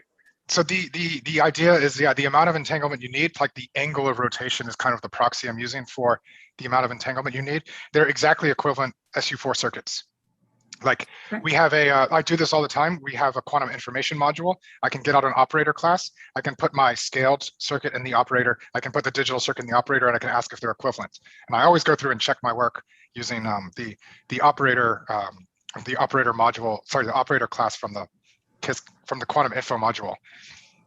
So yeah, mathematically they're identical, but the implementation is way more efficient when you scale the pulses. Thank you so much for your answer. We'll see. No problem. So unfortunately, what I found here, and I'll execute it anyway, is that like I showed you, so I've replaced the RZXs with my pulse schedules here, but now I need to do further transpiling to get rid of those extra, doubled up C naughts that are equal to the identity, and those the single qubit gates that will be at most 2 microwave pulses. And unfortunately, what happened is this transpiling step just undid all the work I did. So it's not quite working yet. And of course, I didn't execute something. It doesn't matter, it didn't work anyway. So it turns out I only got a cost savings of my I don't know what I didn't run. It doesn't matter. I only got a small cost savings because all the single qubit gates didn't go away yet. There was only a very small cost savings that doesn't really show you in this way. So what I'm going to do is just kind of show you the results from the manuscript we wrote. So skip into that. Okay, so what we actually did was we got the scaled circuit. And mind you, we got the scaled circuit because some postdoc did a lot of work, and this wasn't done with the Qiskit modules I showed you before. So in this, we essentially did something similar but almost equivalent to changing them to our RZXs. Instead, we combined all the entanglement into these atomic units of entanglement called A of theta, and that essentially consists of an echoed cross resonance. This echoed cross resonance consists of the cross resonance, a pi pulse on the control that flips that, and then a minus cross resonance, which gives you the ZX interaction if you were to flip the control back. So if I was to add another pi pulse to the control, it would be exactly equivalent to a ZX theta interaction. But here we actually did it a little simpler by looking at just the everything that was an entangler that we needed, which is the echoed cross resonance term. So these atomic units consist of these echoed cross resonance, and what we did was we scaled these cross resonance pulses. So when you think about how the hardware is turned up, is typically what we want to do is we want to make as large of an amplitude as we can without getting leakage to the incorrect states. And so we find out what that amplitude is, and we don't ever want to make it any bigger. We've made it as big as we can so that we can make our pulses as short as possible, so that we're not suffering from decoherence when we do this. So this is a common kind of calibration thing we do in the lab to bring all these. This is done with all the devices we have deployed on the cloud. What I can do is I can ask Qiskit, I can ask the backend, what is its schedule for the C0? And I can extract the echoed cross resonance from it, and then I can scale that analytically by decreasing the width of these pulses. And so I can just get the area under the curve that I need as a relative to pi over 2, which is what I get from the backend, because I know that's a ZX pi over 2. So by scaling these, essentially I'm scaling the D, the duration, and W, the width. And then if the width goes to 0, I'm actually decreasing the amplitude of the pulse so that we can maintain a nice Gaussian profile. Well, what do you call these Gaussian squares, which are essentially flat top Gaussians.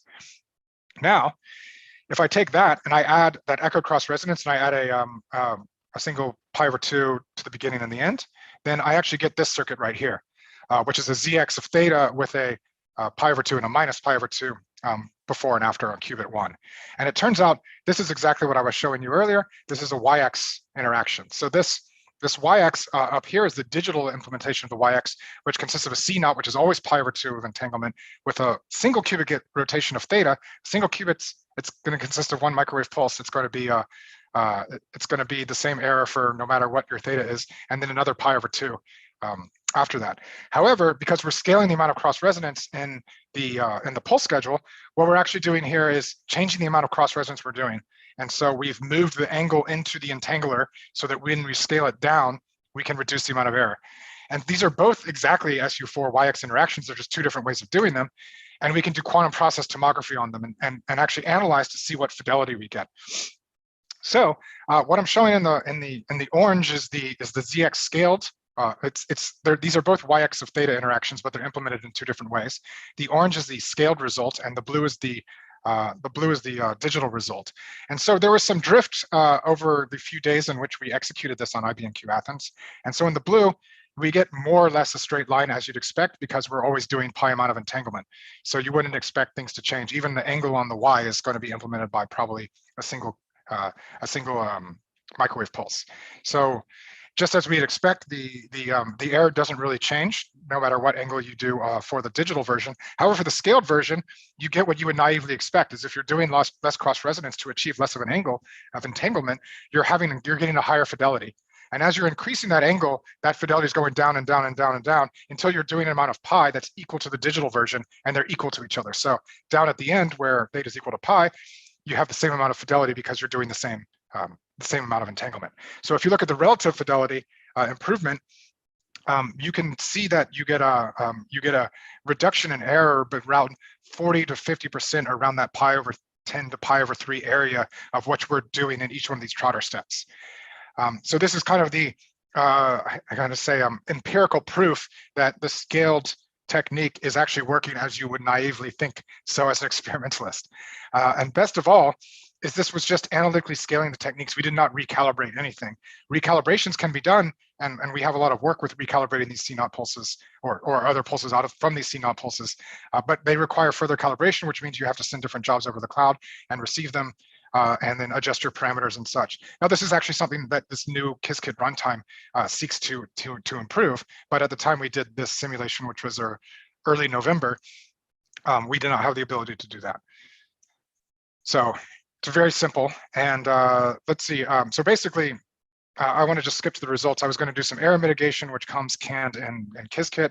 This is me running the step, but it doesn't work because I broke the transpiler, or the transpiler broke my circuit. So unfortunately, I can't do it live in front of you. But then I could eventually plot my data and stuff like that. But don't want to take any of Travis's time, but I think we're in good shape here. I want to skip straight to the results. So I can see that my braiding, because my pulse schedules are actually I probably should have put them in here, but they were in the paper.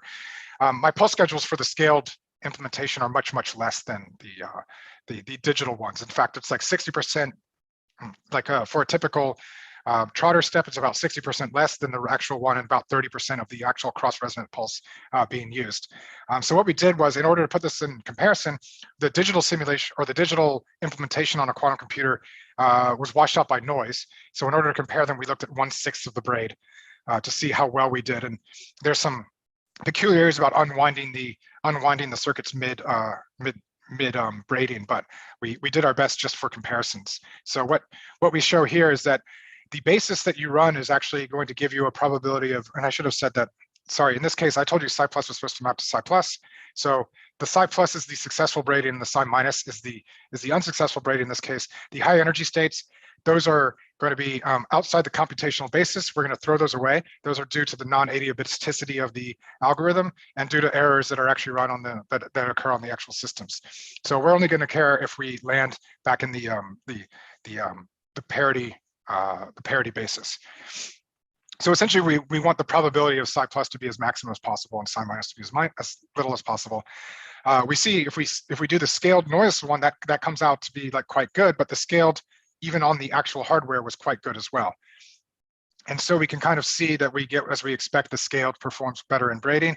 And then what we did to kind of convince ourselves that the reason why it didn't work if you did the digital one was we just artificially added noise by adding time delays before and after the entanglement steps to try and figure out what the length of schedule would be when we were going to get to the digital, the same that would be for the digital schedule. And so what we can see is when we have no extra error added into we can actually get a very good contrast between braiding. So braiding the psi plus state and braiding the psi minus state. So we did both of them. And essentially we're getting a very large contrast here, which is what I wanted to plot for you. But instead, if we start adding delays, which are essentially a proxy for incoherent error, we start getting less and less contrast in braiding before it gets down to 0. And this is the area in which we expect the length of a digital braiding schedule to take as well. So this reinforces our belief that you have to be able to scale the pulses in order to achieve this result. And that's why we think this is such a cool technique. And that's why we spent the past few months putting it in a Qiskit and still hacking away at it, getting it to work from top to bottom. And that's why I'm so excited to share that with you today. So with that, I'd just like to take any other questions. If you have any questions in either the YouTube or on the Zoom webinar, please feel free to type them. You have been listening to Nick Braun. He's a research staff member at the Experimental Quantum Computing Center in IBM Quantum. He's been presenting on Qiskit. We have a question from Jamie Gill. Would you see any transpilation optimization by accessing higher level states? Oh, absolutely. I am not sure that we have any of that right now, but I know, I have heard of interest in this. There have been, my colleague Nate Ernest Noble is kind of interested in this kind of thing, where you can do, you could do maybe swaps or different kind of cross resonance things by doing 2 cross resonances between the 0, 1 and 1, 2 level, for example. Now I could say it's entirely possible that it would work like from a mathematical point of view, but I should also say that being an experimentalist and having designed these transmons, the 2 level tends to be a bit noisier because the frequency is less. So like, effectively we tune the Josephson energy to charging energy ratio to be such that at our qubit frequency, there's not much charge noise. However, for transmons, that's going to be a lower frequency, like 4.7 gigahertz instead of 5, and you're going to be starting to be affected by charge noise as well. So it's definitely something worth considering and thinking about how you might do that. That's an interesting line of research. And practically, you need to be concerned about what happens with the physics as well, though. Thank you. Do we have any other questions? I'll give you maybe another minute, but then we need to move on because next we have Travis Schulten. He's also quantum computing applications researcher for IBM Quantum. So when give them another moment.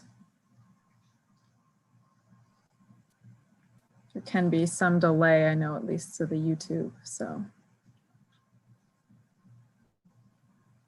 All right. Well, thank you, Nick, so much for your presentation on Qiskit, and we will move on to Travis now. You're quite welcome. Thanks for the questions. Yep, Travis, I'll do the same thing for you as you present. So, Of course. I do have to ask, Nick, are you working from home? Yeah, Are you working? doesn't it look like it? No, that doesn't look like it. Dude. That doesn't look like it.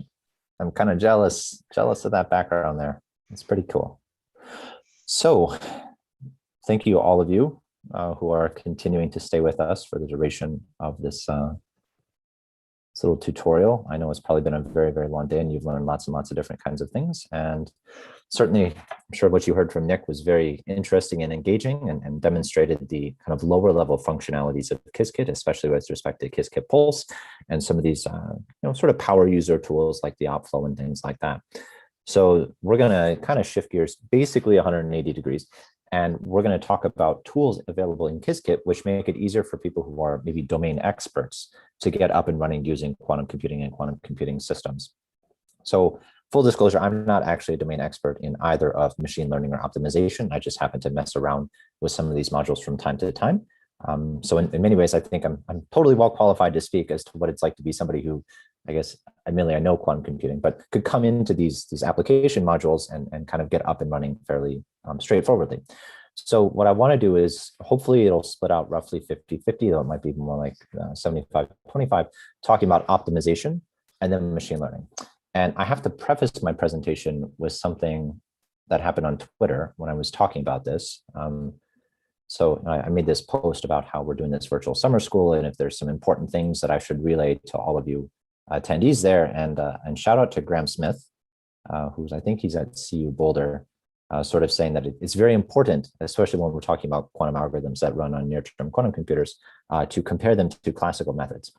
And then, Nick chimes in here. And so Graham, if you're watching on YouTube, we have no particular reason to expect that these algorithms will perform well compared to classical computers, but it is still interesting to run them nonetheless.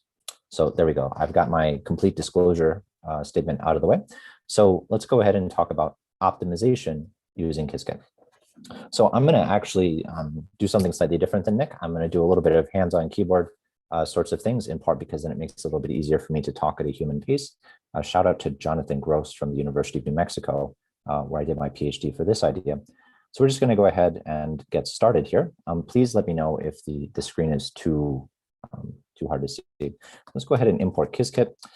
We've recently had this major sort of update to Qiskit to introduce these application modules. And so therefore, it's usually a good idea to check exactly what the heck version of Qiskit you're running here. Right, so you have this Qiskit meta package and it's got these application modules, it's got some core capabilities, so on and so forth. And importantly, we can see that I have Qiskit optimization installed. And that's what's going to provide an interface to kind of common optimization tools, in this case, something called DOCplex, which is used by people doing optimizations research and stuff like that. So what we're going to do is we're going to define a kind of an optimization problem, and then we're going to walk through the various steps necessary to actually map that problem onto a quantum computer and then simulate like running a quantum computer to solve the problem. So what we're going to do is create the model. And I have a bunch of other things that I need to import. I've selected some that's worth bringing up here. So from Qiskit, we're going to import Qiskit simulation capability. I think we need execute to run some circuits, and we need quantum circuit as kind of a base object that describes quantum circuits. So I'll go ahead and run those things.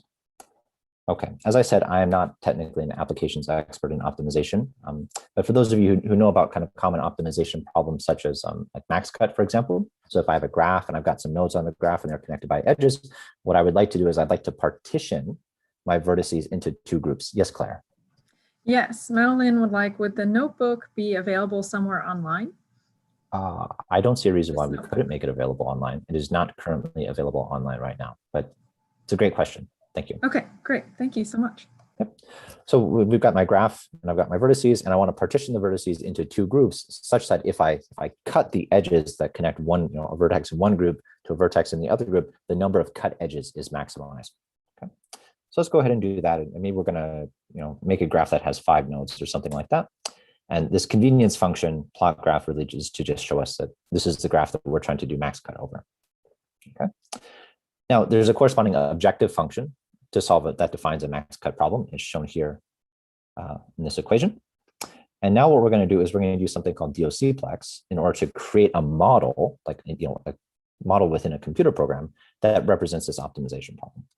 So let's go ahead and say from docplex.mp.model, you can see the advantage of like commenting out the code that you're actually trying to need to type. I learned that one the hard way once. And so let's go ahead and instantiate my model. So we'll call it model and we'll say this is a max cut. Just give it a name. You can see that we're going to then add a bunch of binary variables. So it's going to represent which group we put a given vertex in. We have an objective function. You can see that this objective function here is exactly the same as this objective function here. And we're going to define that what we're really trying to do with this model is we're going to try and maximize this objective. Okay. Now, one thing that I do really like about this module is this pretty print thing, because then you can actually take a look at what the heck model you just defined. So, okay, cool.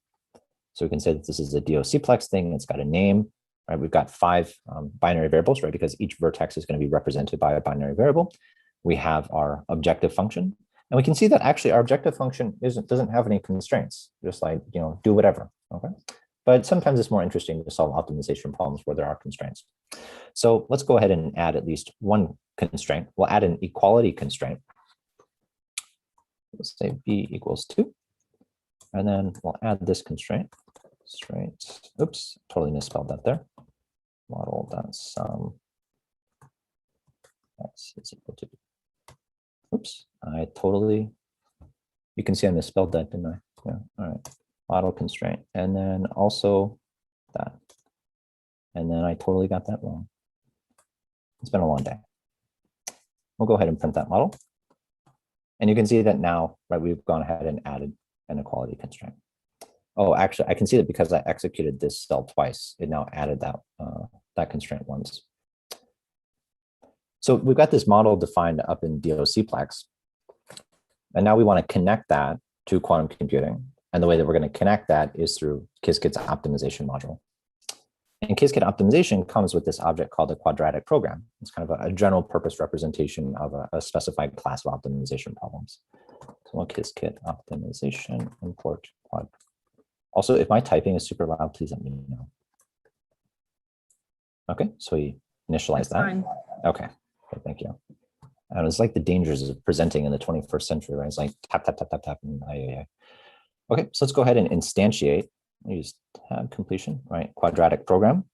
So we're going to instantiate like an empty representation of that. Oh, I saw a question pop up on the Q&A there. Yes, we do have a question. Gideon Uchihara would like to know, is the problem the same as solving QUBOs? Well, you can map this problem onto a QUBO. Yes. So that's a very good question. Yeah. Thank you so much. Actually, I mean, you can see that even in terms of this objective function, right? That we have these pairwise products of the binary variables. So the degree of the polynomial that defines the objective function is at most quadratic. But, and this is kind of where adding this constraint is important, is right, QUBO is quadratic unconstrained binary optimization problem. What we now have is an optimization problem where there's a constraint. And so, right, great question, thank you. Promise I did not plant that one. Later on, we have some converters available inside Qiskit optimization that actually let you rewrite your optimization problem and lift the constraints. So that's great. Okay, so getting back to our quadratic program, that is a typo right there. So we instantiate it, and now what we're going to do is basically say, okay, I have this DOCplex model up above, and I just want to ingest that thing into this object here. Okay, cool. And now we can export this thing, export as LP string, LP linear program here. And then I'm going to print this thing. Okay. And so you can see that this basically gives you the self-same information that we saw in DOCplex.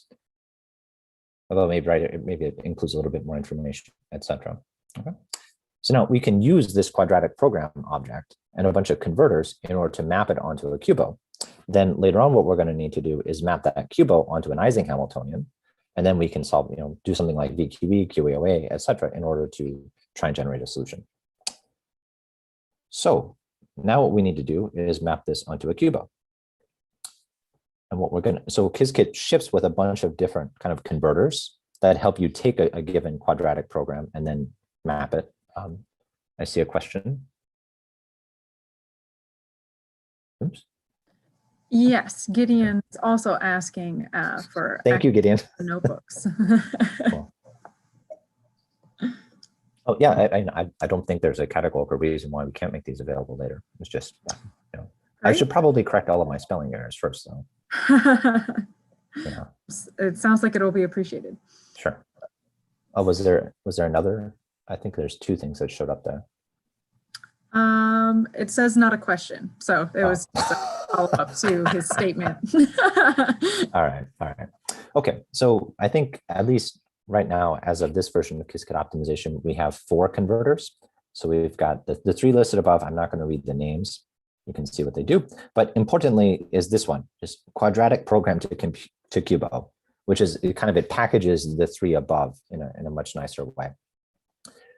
And you can see that what we have for our problem is we have this linear equality constraint.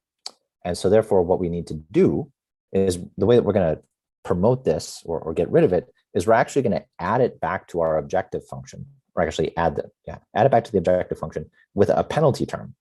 And you can imagine that if we crank up that penalty super, super high, then we're able to enforce the constraint. And so you could think of this as something analogous to, if not exactly analogous to, like Lagrange multipliers, when you've studied classical dynamics and stuff like that. So let's, from Qiskit, Qiskit optimization. Hopefully this tab completes.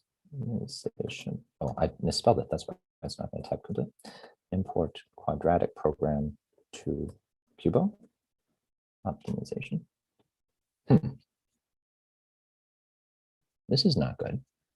Qiskit optim. Oh, that's why, because I didn't use the converters. Okay, cool. So now we've got this converter object that we can use. And so what we're going to do is we're going to say that I gave this a very bad name in retrospect, but we're going to, the translated version of our quadratic program to a Cubo, I'll call it direct translation. Take quadratic program to Cubo. We'll set the penalty to be 10. We'll play around in a moment with what it looks like if we change the penalty. And then we actually do the conversion. So it has this convert method, and that converts the quadratic program. And what we're going to get back is we're going to get back a version of that optimization problem where we don't have that constraint. I'll go ahead and print that. I'll just do this. Okay. Convert. All right. Cool. And so you can see here that now we have, again, that kind of self-same problem structure as we've been seeing all along. But you can see that the objective function has changed. And if we play around with the penalty, we'll see that the objective function definitely will change. So let's change it to 100 maybe. Right? So you can see that the coefficients are changing here. And again, the reason for that is because we're taking the equality constraint, right, which was the sum of some of these binary variables needs to equal 2. And then we subtract the 2 to say, okay, the sum of the binary variables minus 2 needs to equal 0. And then we add that back into our objective function with this large penalty factor. I think we'll set it to 10 for simplicity. Okay. So now what we have, Gideon, is now we have the Cubo, right? The thing that we could map onto an Ising Hamiltonian and then use near-term quantum algorithms and actually fault-tolerant quantum algorithms to estimate the ground state of. So that was the first part of this optimization tutorial, is we define an optimization problem in the OCplex. We plugged it into Qiskit's quadratic program object in order to start manipulating and working with it. And then we use some of these converters available through Qiskit optimization in order to map it onto a Cubo. And now where we're about to go is we're going to map it onto an Ising Hamiltonian. Any questions? I mean, thank you for asking the good questions. It's really helpful. So yes, Claire. No, there isn't anything at the moment. Okay. Sorry, Okay. it just wasn't sure if you were pausing and waiting. So No, that's okay. So suppose that we have some Cubo.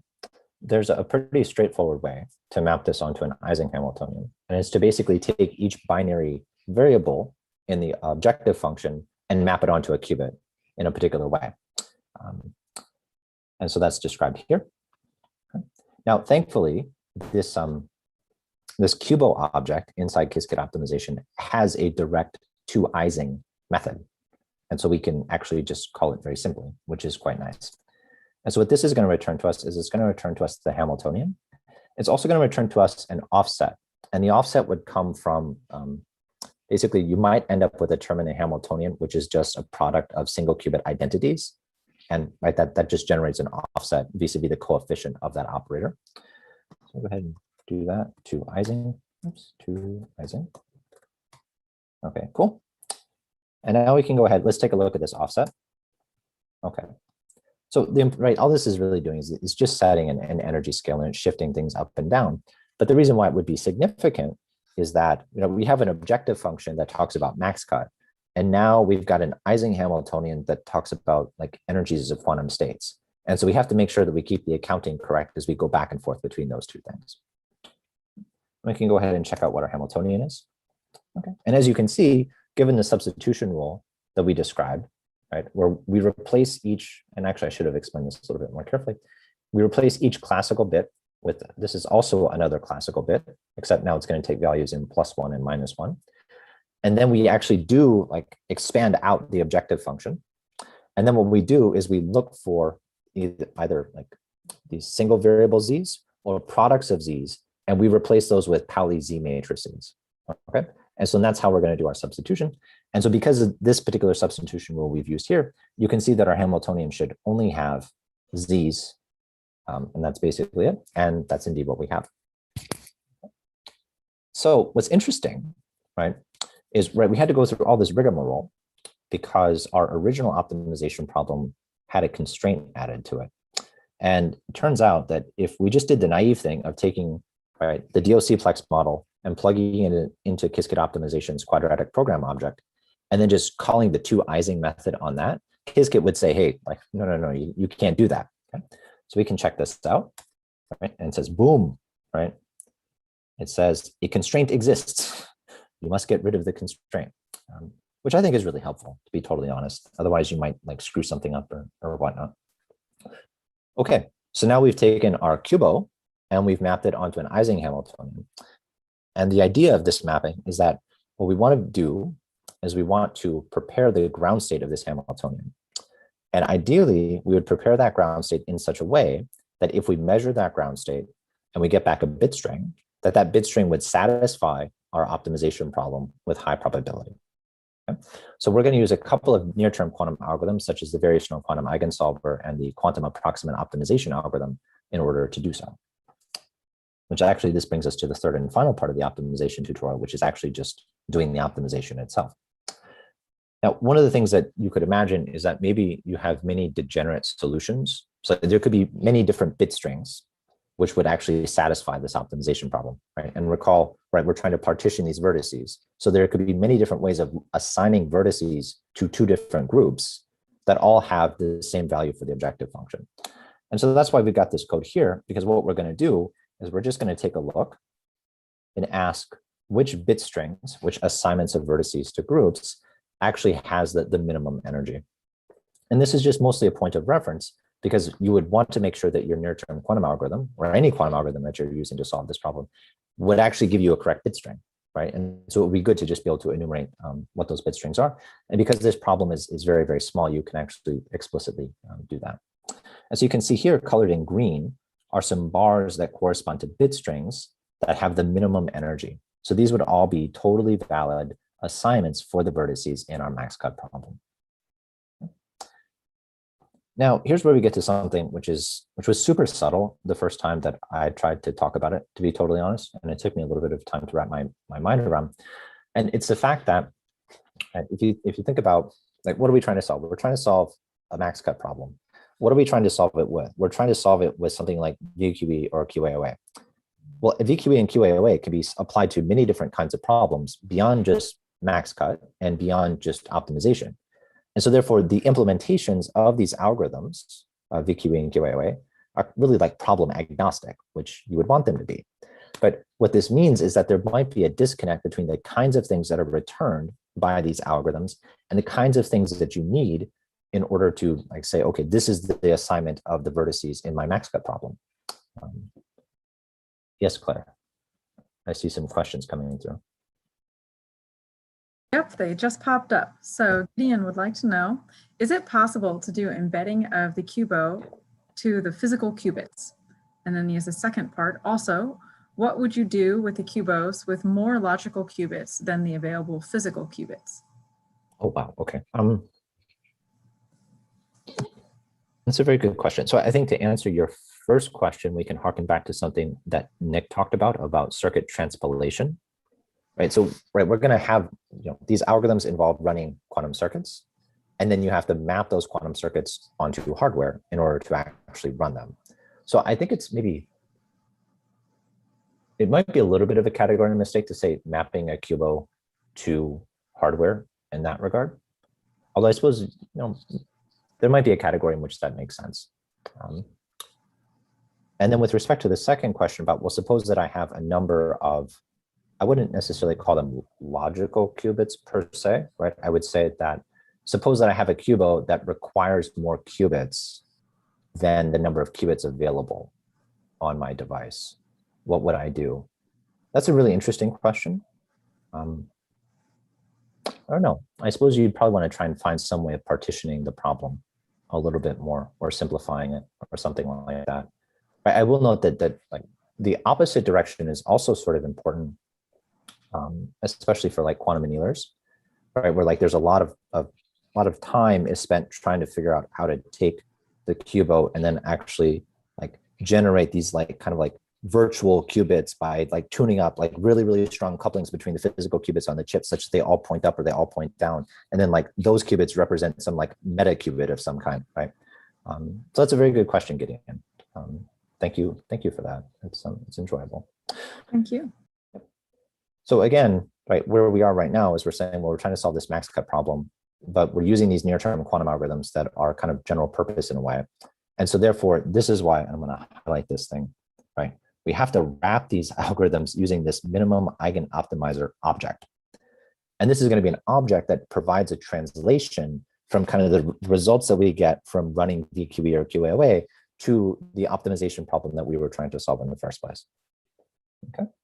And so this minimum eigenoptimizer ships with Qiskit optimization. So we'll go from Qiskit optimization .algorithms, import minimum eigenoptimizer. Okay. Then we could also, again, because this problem is sufficiently small, right, we could use a purely classical approach to doing this. So we'll go from Qiskit.algorithms, but actually this one ships from Qiskit itself, NumPy minimum eigensolver. Okay. Now we get to one import, which I think is somewhat more of a historical artifact, and I think we're working on figuring out what to do about this. This quantum instance thing. It's kind of a way of encapsulating the notion of talking to a backend, or even a simulator for that matter. And then we're also going to need some backend to run this on. As I said, we're going to use just a simulator backend that ships locally with Qiskit. Simulator. I will say that this state vector simulator that I'm using, right, it calculates the amplitudes of the wave function exactly. There's another simulator, our QASM simulator, which actually can mock up things like finite sampling noise. And it can also incorporate a description of the noise that affects a backend. So it's good if you want to do noisy simulation to use that QASM simulator. If you're kind of doing this quick and dirty thing like we're doing here, and you kind of want exact results, then you want to use the state vector simulator. So we'll go ahead and run that. All right. So as I said, what we have to do is we have to actually wrap these eigensolver objects. So we'll say, all right, we'll instantiate the exact object is an instantiation of that eigensolver. And then we have to wrap it using the minimum eigenoptimizer object. Okay. Now, the beauty of this is that now this object knows that it is using this NumPy optimizer to try and minimize the energy. And what I can do is I can just pass in, I use the solve method and then pass in the QUBO that I'm trying to solve. And I just solve it. So we see, okay, cool. So the exact solution classically is saying that we got this optimal objective function value of 5, and that it makes sense to assign, in this case, it's going to be vertex 0 and vertex 3 to group 1, and then to assign the remaining vertices to group 2. And status equals success. I assume that's something about making sure that the optimization converged and whatnot. So, okay, cool. So we have a reference solution classically. and that's a good thing. So now let's go ahead and maybe use something like the variational quantum eigensolver algorithm. You may have heard about this yesterday or today, right? It was originally introduced in the context of quantum chemistry, but there's nothing that says you can't use it for something like quantum optimization as well. So now we need a few more imports in order to make this work. So algorithms import, right? So we're going to import VQE itself. We need an optimizer, right, in order to optimize the parameters of the wave function. So we'll get that. Optimizer. We use Kobola. And then we need an ansatz, right? That's going to be this thing here. This psi of theta is described by an ansatz. Now, what's really cool about Qiskit is that we introduced, I don't even remember how many releases ago it was, this notion of a circuit library, which is supposed to be a collection of quantum circuits that are useful in different application areas or algorithms, even fault tolerant things. I think we've got like, quantum arithmetic or something like that you can do there. But we could use, and some of those circuits in the circuit library are parametrized circuits, which means that we can use them as ansatz in things like VQE. So we're going to go ahead and import one there. Qiskit.circuit.library import real amplitudes. Okay, cool. So now that we've got that, we can go ahead and set up our ansatz. So we'll say it's real amplitudes, right? We need 5 qubits. And this ansatz, right, there's the notion of a template, like kind of a basic structure of the ansatz that you can then repeat some number of times. We're just going to repeat it once, perhaps equals 1, okay? And then we're going to draw. And usually I like to do my output as a matplotlib, but I realize that I don't actually have that, that thing installed here in the local environment that I'm running this in.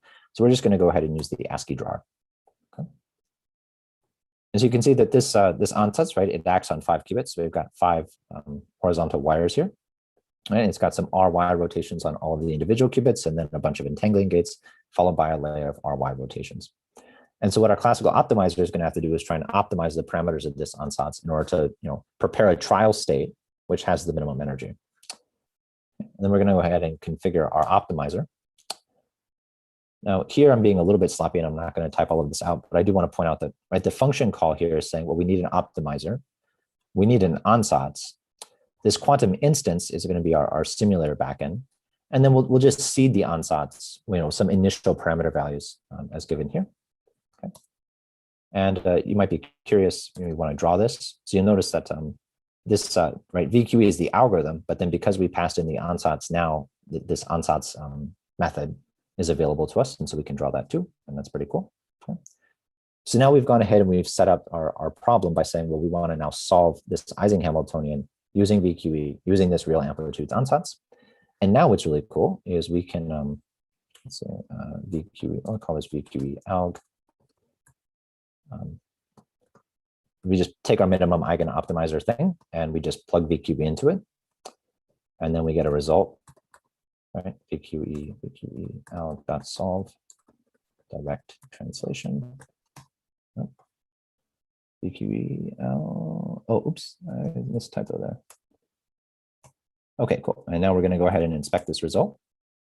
Okay, cool. So this also worked. I mean, it's only 5 qubits. That's an encouraging thing. All right.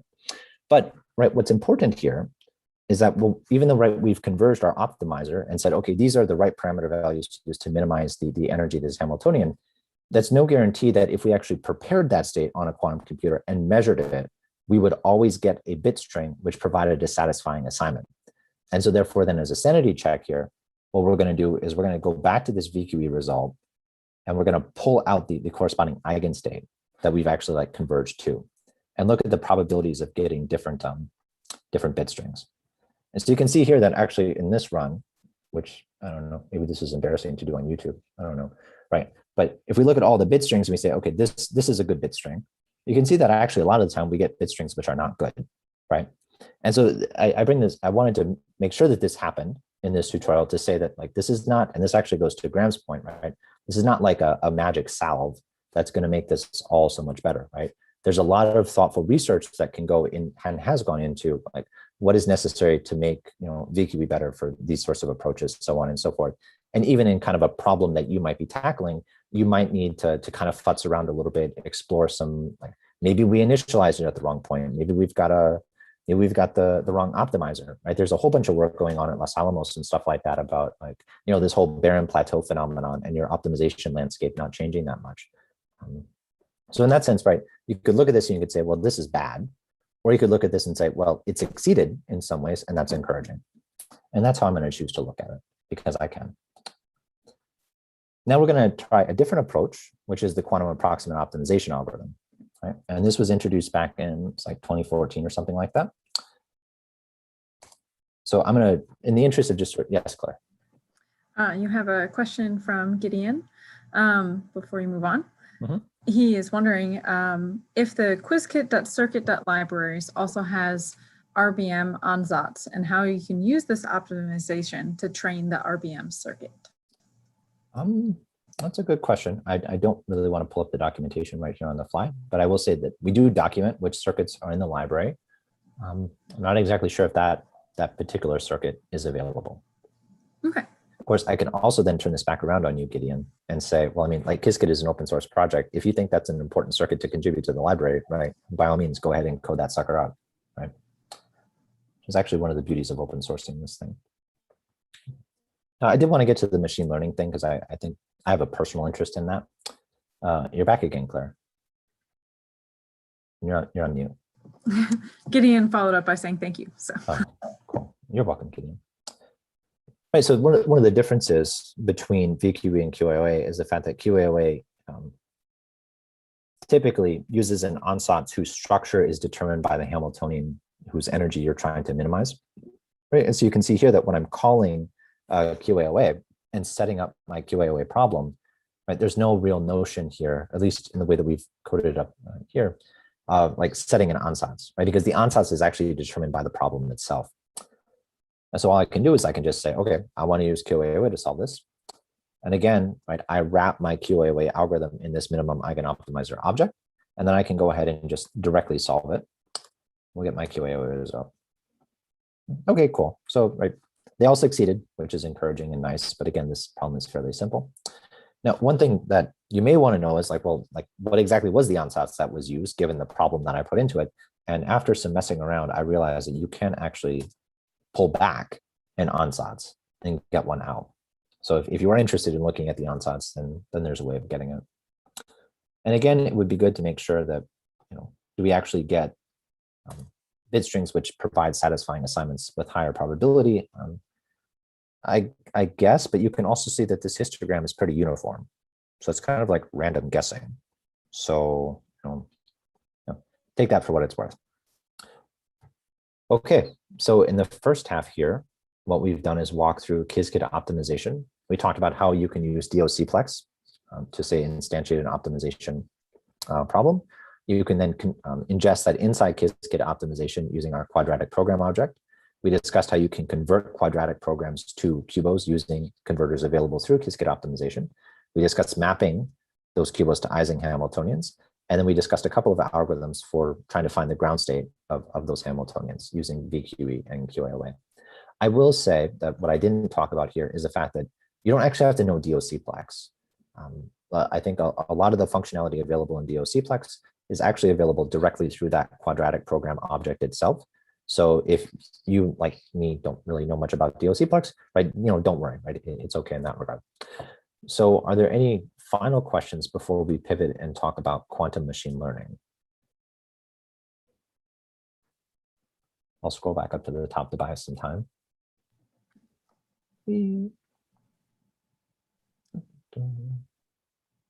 Okay, that's fine.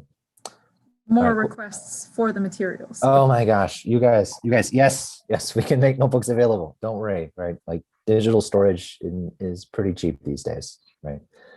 I remember back in high school when having a USB flash drive was considered like the epitome of tech coolness and stuff like that. And and now all the kids these days, they're using something else.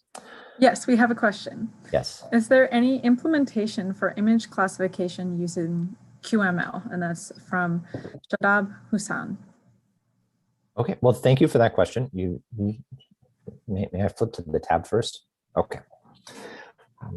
So that's an interesting question. I think there's many ways of answering it. I think the short answer is yes. quantum machine learning sounds like you've taken two of the most popular buzzwords in modern history and smashed them together. And that can be a little bit scary.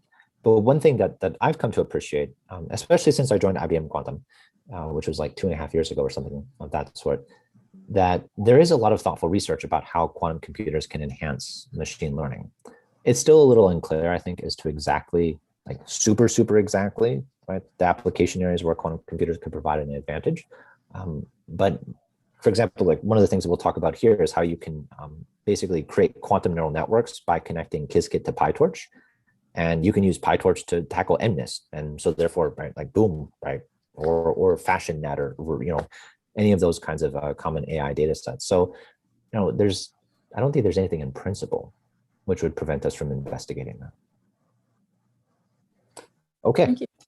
so now we're gonna pivot to QML. So there's two things that I want to talk about here, both of which involve utilizing quantum circuits and quantum computers to kind of enhance and turbocharge classical machine learning workflows. So the first is this quantum kernel estimation, which is the way of using a quantum computer to provide a similarity measure between pieces of classical data that you could then use in something like a classical support vector machine. And then, as I just said in my answer to that question, the second part is going to focus on how we can actually connect quantum circuits to neural networks, and so therefore define kind of a quantum neural network thing using a connection to PyTorch that we've made available as part of Qiskit machine learning. So again, we're going to go ahead and do some imports, and actually, for simplicity's sake, just check that out. Oh my gosh, I really hope that these things don't crash. Okay, good. Okay. Actually, all of these imports are basically the same. There's a couple of differences for reasons that are still a little opaque to me when I was writing this. This basic error is a quantum simulation capability that ships like super natively with Qiskit, and there's not really a lot of advanced functionality available to it. Go ahead and do that. I'm going to make some plots. I'm going to grab a backend. Okay. So, to be honest, I didn't really have a background in quantum machine learning before I came to IBM Quantum, and then I've had the chance to pick up a couple of research projects involving it. And the thing that we're talking about here is the fact that many classical machine learning algorithms, support vector machines, regressors, etc. Say that you maybe support vector machine for concreteness, is the decision rule that such an algorithm learns often involves a kernel. And so that's represented here in this equation where I'm saying y, my decision rule for a given data point x sub l, is going to depend upon my other data points x sub j. And the way that it's going to depend upon them is going to enter through this function k x sub j x sub l. And this is what we call the kernel. It's a way of measuring, well, how similar are x sub j and x sub l? And you could imagine, like, this sort of makes intuitively sense that, well, okay, if these two data points are very seimilar, then I should probably assign them the same label, right?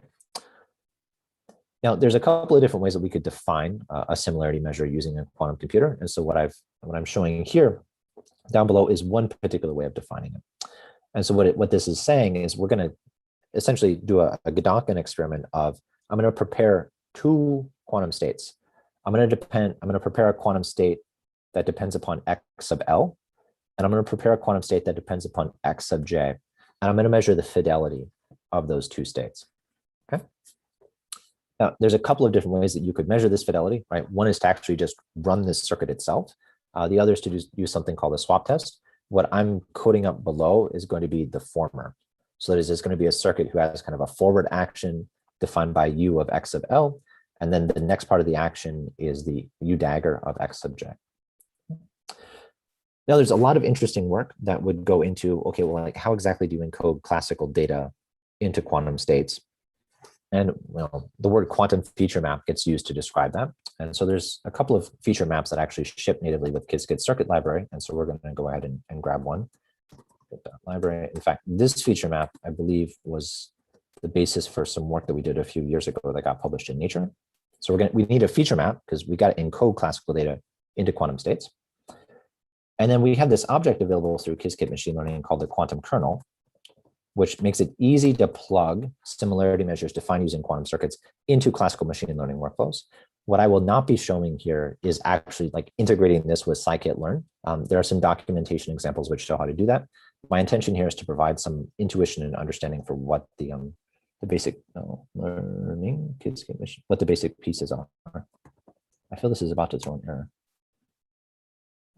Oh, kernels, there we go. Okay. And again, we need this quantum instance object. Quantum instance.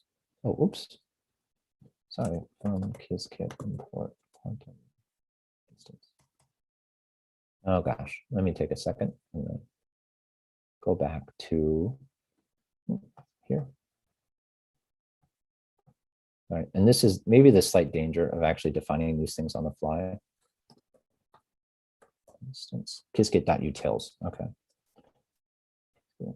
Utils. But it also goes to show you, right? Like I'm human too, right? We all make mistakes. It's okay, right?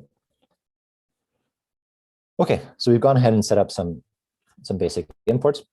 Now, what we're going to do is in our little experiment is we'll assume that our data set that we're working with is like a very simple one. Maybe it has a feature space dimension of 3. So that is, there's like 3 features, you know, so I always use credit scoring as the example here of like, actually, I mean, I'm trying to buy a house. So if I'm trying to apply for a mortgage, right, they might say, okay, like, you know, how old are you? What's your income? You know, something else. And then in classical machine learning, that information is called a feature. So we're just going to assume that our feature space has 3 dimensions. Okay. And then what we're going to do is we're going to instantiate this feature map itself. And this is kind of fun. This is actually a very fun thing to play around with. So we're going to take a little bit of a moment. Okay. So this is a particular like feature map, right? You can see that it's got some single qubit gates and then it's got some 2 qubit gates. Okay. And what's kind of cool, then what I really like about the circuit library, to be totally honest, is the fact that you can kind of like very easily change the structure of the circuit just by changing a few keywords. So as I said, right, when we think about these parametrized circuits, there's a notion of a template, and then you repeat the template some number of times. And so maybe let's repeat it like twice. And so I can see, aha, I've repeated it twice. Or you could change like, how do you want the qubits to be entangled with one another? Actually make that a little bit simpler. So for example, here, you know, changing this keyword has changed like how many 2 qubit gates do I have, so on and so forth. And as you heard about from Nick's part of the talk, like the number of 2 qubit gates is super, super important with respect to whether or not your algorithm or circuit is even going to run with high probability or low error. Okay. So now we've got a feature map. And now what we're going to do is understand how this quantum kernel object works. And the way that we're going to do that is we're going to give it 2 pieces of data, and we're going to say, what is the similarity measure between these 2 pieces of data? So we're going to go ahead and generate that data. I don't know. The low and the high here is just sort of somewhat arbitrary in a way. I just picked them because why not? Okay. And now what's really cool here is, well, okay, suppose that I wanted to compute my quantum kernel with that feature map on this data set. Like, how do I do it? Well, all I need to do is use the quantum kernel object with my feature map, or I guess instantiate this, right, with my feature map. And then also, you know, am I going to run this on a simulator? Am I going to run this on real hardware, so on and so forth? And then we actually just evaluate it. So it's like, all right, evaluate. Okay. And so what, you know, this is saying is the similarity between these 2 pieces of data is 0.1. Yes, Claire. We have a question from Mal Lin. He's not sure if he missed it, but what is the P gate? Oh my gosh. I think that's a phase gate. I really hope I'm right on that. I think so. But that's actually a really good catch on my part that I should have taken a look at that. So thank you for that question. Thank you. Yep. Okay, so in these small number of lines of code, I showed you how to, you know, construct the feature map, generate some data, and then evaluate the quantum kernel. But what I would like to do in the next cell block is kind of show you the ideas behind what this quantum kernel object is using in order to do that. And so we're actually going to build the circuit ourselves. So in that case, right, we need our quantum circuit object. Our quantum circuit is going to act on 3 qubits because our feature space has 3 dimensions, and our feature map is kind of using 1 qubit per feature. I need the parameters of the feature map, because what I'm going to do is I'm going to take my parameterized circuit and I'm going to replace the parameter values with actual numerical values. And we call that binding the parameters to the circuit.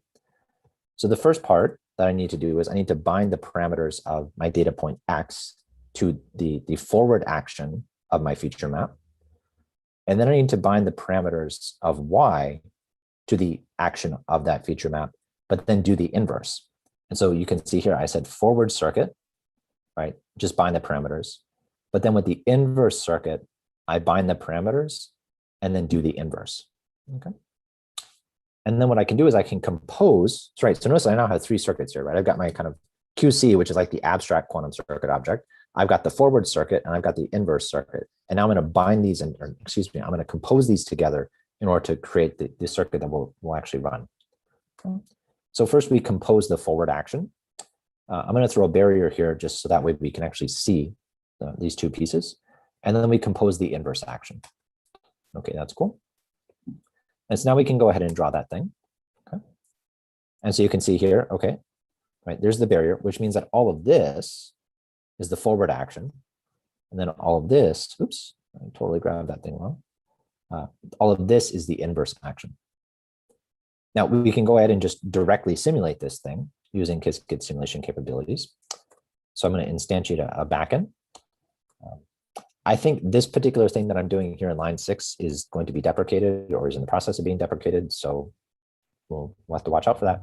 But essentially what I'm doing is I'm transpiling this circuit to the backend. So that is, I'm saying, okay, my circuit has these gates, maybe my backend, my simulator, it sort of speaks natively these other gates. So I got to do some gate rewriting. And then what this assemble thing is doing is it's just sort of packaging up that circuit in something that we call a quantum object.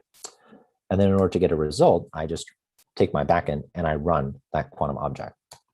So, okay, cool. So that ran successfully. So this kernel matrix entry is simply the probability that we obtain the all 0 bit string after we run this forward action, inverse action. And so what I can do, and actually I will answer this question after executing this, what I can do is then I can just count, well, what is the, what is the number of counts that I get for the all 0 bit string? Because I'm using the state vector simulator, what this returns is the exact probabilities. And you can see indeed that this number here and that number there are the same. So we succeeded. All right, question time. Okay, Gideon would like to know what happens if you have more than 2 data sets. Oh, okay. So actually this is pretty straightforward. I'll mock it up this way, right? So I have 2 pieces of data, right? It's not like I have 2 different data sets, right? Because that's, unless you're doing something like transfer learning or maybe something like that, then it probably doesn't make sense to talk about 2 different data sets. But we can actually change it. Let's say I have 4 pieces of data, right? So instead of originally I said, okay, I have one NumPy array, I have another NumPy array. Now I'm saying I have 2 NumPy arrays, 2 NumPy arrays. Okay, so we'll just generate some more data. And now what you can see is that my kernel now has 4 entries, right? Because I have x1, x2, y1, y2, and so therefore I need 4 entries. I hope that answers your question there, Gideon. So what I kind of appreciate about this quantum kernel object is that it would make it really easy to, for example, ingest a very, very large data set and do these pairwise products. And maybe there's probably some optimizations going on behind the scenes where maybe my naive way of calculating this kernel matrix entry is not the most efficient. So, okay. So we talked a little bit about quantum kernel estimation, and in the remaining 10 minutes or so, we're going to talk about quantum neural networks. Again, I am still very much a novice in quantum machine learning, and so therefore I will try to be precise and not say something that's too ridiculous. Maybe one thing, in order to do this, you actually need to have PyTorch installed on your computer as well. And so if you want to do that, then you can just do pip install Qiskit machine learning with this torch command as well. Now, I had never actually used PyTorch until like 2.5 months ago when I was doing a project with a Qiskit advocate. And we're looking at this from mentorship program. And it's kind of cool, and it's really interesting to learn and grow in that way. But I will not claim to be even a Torch beginner, right? I'm like Torch kindergartner is what I am these days. So please don't ask me any really, really hard questions about Torch. The significance and where it relates to Qiskit is actually right here, this magic. Is this Torch connector is going to provide us with a way of taking quantum circuits and turning them and their outputs into objects that PyTorch knows how to work with. And so again, this is part of these Qiskit application modules are trying to make Qiskit more accessible to domain end users we don't necessarily know all that much about quantum computing. So we'll go ahead and do those inputs. I'm going to just execute this cell to say we're going to generate some data. So we've got some blue dots, we've got some green dots. You can see that these dots are kind of separable. Okay. And now what we're going to go ahead is set up a quantum neural network. Now, like, I don't know, what's the right way of saying this? In the way that we are coding it up here, our quantum neural network consists of a feature map. Again, so right, an embedding of classical data into quantum state space, followed by a parameterized quantum circuit that acts as the classifier. And what the torch connector allows us to do is it allows us to take the output bit strings from running that circuit, post-process them in some way, convert that into a kind of a loss that Torch knows how to deal with, and then the Torch optimizers are going to propose new parameters that go into that parameterized quantum circuit part of the object. And so for this, we're going to import the ZZ feature map as our embedding piece of the circuit, and we'll go back to this real amplitudes circuit as the classifier part of the circuit. And so if we go ahead and set this up, right? So my feature map is going to be the ZZ feature map acting on, I guess 2 inputs. Oh yeah, I guess right here, right? My data set, it only has two features, right? It's 2-dimensional. Okay. Right, my ansatz, same number of inputs, maybe some, this linear entanglement structure. And then the way that we're going to compose this QNN or build this QNN is, again, we create a basic quantum circuit. We then compose the feature map, because you got to first do the embedding of the classical data. Again, we'll throw up a barrier just to highlight the difference between these 2 pieces. And then we'll add that parameterized ansatz as the classifier part of the circuit. And we'll go ahead and draw it, okay? And so you can see here, okay, we got the ZZ feature map to do the embedding. And then we've got this real amplitudes circuit to do the classification. Now, again, right, we run the circuit on the quantum computer, and what we get back is bit strings. And so therefore we kind of need to provide some way of mapping from bit strings to data labels. I will admit I totally just cribbed this example notebook from the documentation.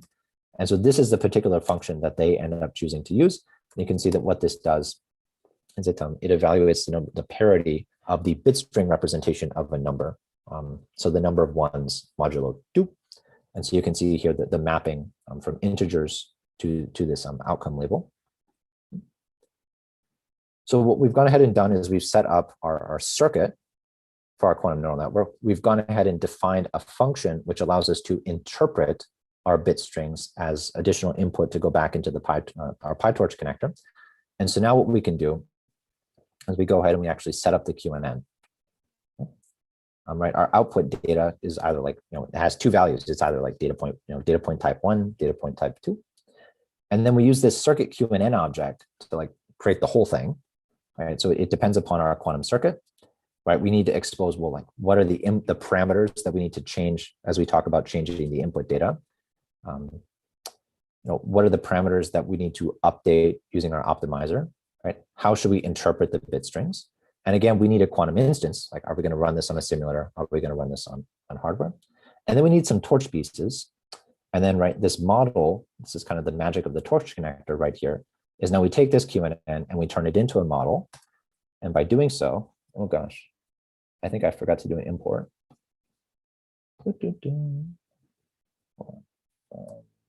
Kit, machine learning, import circuit. Oh dear.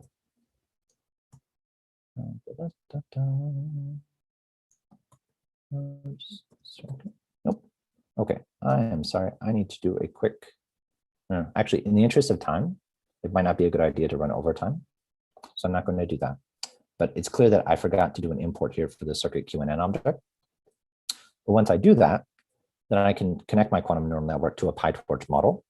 And actually, it's kind of good that we stopped here, because then what we get into is a bunch of code that's relevant for PyTorch. So again, the idea here is to make quantum neural networks accessible to people, developers using PyTorch. And so all of this code here, this is actually just classical machine learning using PyTorch, right? There's absolutely nothing quantum mechanical about it, right? And so therefore, if you were a domain expert, again, right, I'm like PyTorch kindergartner, you would understand a little bit better about things like, oh, well, I can change these parameters, I can influence this, I can use this optimizer, so on and so forth.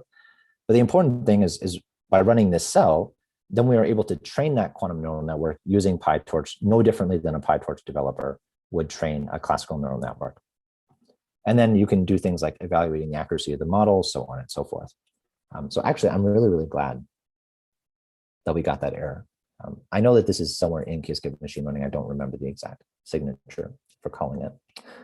So we have a little bit of time. I know it's been a very, very long day, for you all. And so thank you to those of you who are still listening. Thank you to those of you on YouTube. Graham, I'm going to be tweeting at you with a link to that timestamp where I said the thing you wanted me to say. Are there any other questions here about the Qiskit machine learning module?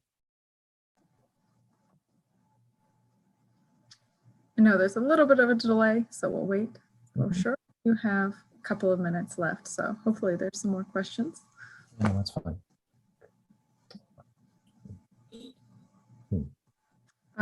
From Pi, we have a question. Thank you for a nice talk. This means the QML is in Qiskit is treated as a layer for PyTorch? I don't fully, I'm gonna. The QML in Qiskit, is it treated as a layer for PyTorch? Oh, not exactly. That we think about, right? We've got the notion of Qiskit, which is for quantum computing. And then we have these application modules, which make Qiskit more accessible for different kinds of users. And so with the Qiskit machine learning, there's a couple of different ways that we've made it more accessible. So one was this quantum kernel estimator. So we provide this quantum kernel object, but then also through this torch connector object, what that lets somebody who is a PyTorch developer do is treat quantum neural networks no differently in their workflows than they would treat classical neural networks. And so maybe like a more refined answer to your question is there's a small part of Qiskit machine learning is meant to be the interface point for PyTorch itself. Well, thank you for that. We have another question from Quiding Andy. How is the quantum way of defining the kernel better, or potentially could be better than the classical one? That is the million-dollar question. So I think that there's a couple of ways that I've told people about this. So the first is you could imagine that the circuits that are used to define the feature map that go into calculating the kernel could have some property which renders them classically unsimulatable. Right? That's sort of like a very standard answer. But we also know that there could be methods for like approximating the outcomes of circuits, so on and so forth, that maybe you could get, really, really accurate, but not so accurate. I will give a shout out to a teammate of mine, Jen Glick, I think also another teammate of mine, where they said, well, like maybe what you could do is you could use a feature map that's hard to simulate classically, and then you kind of do some modifications to that feature map in response to the data that you're trying to build the kernel for, and actually in order to get more like optimal, more optimal classification accuracy. And this is something that's called kernel alignment in the classical machine learning literature. So there's a couple of ways of trying to think about where quantum kernels could provide a quantum advantage in that regard. All right. We have one more question from Gideon Uchihara. What's the maximum features you can use for the current NIQ? For example, MNIST has more than 700 features. Because I will reinterpret your question as asking our ability to encode classical data into quantum state space through feature maps. Really good question, right? Like this naive mapping of one feature equals 1 qubit can very rapidly become untractable, right? So it would be nice to think about other ways, like other kinds of quantum feature maps where maybe they have some provable advantage and where they maybe generate like, commercial quantum advantage, and where the number of like features that they, data sets whose features that they can encode is, much larger, right? That's one thing. But there's also another way of approaching it that I've seen some research papers on this in the literature of like, doing like PCA and basically just saying, all right, we got to like crank on this and reduce the number of features until it becomes something that's super, super manageable. So I think by attacking the problem at both sides, right? Maybe there needs to be some, novel research in feature reduction methods that are deliberately targeted to near-term quantum machine learning or just quantum machine learning in general, right? And then there also needs to be research on the other side about, okay, what are the kinds of quantum circuits that we should be even using as quantum feature maps? Well, thank you so much, Travis. Thank you. I think we have reached the end of our 2 hours. So I would like to thank both Travis Schulten and Nick Braun from IBM Quantum for giving this presentation for the Quantum Science Center Summer School. It has been super, super wonderful. So thank you for having us. Yeah, thank you, both of you. I hope you have a wonderful rest of your evening. Thank you. Thank you. you. Take care.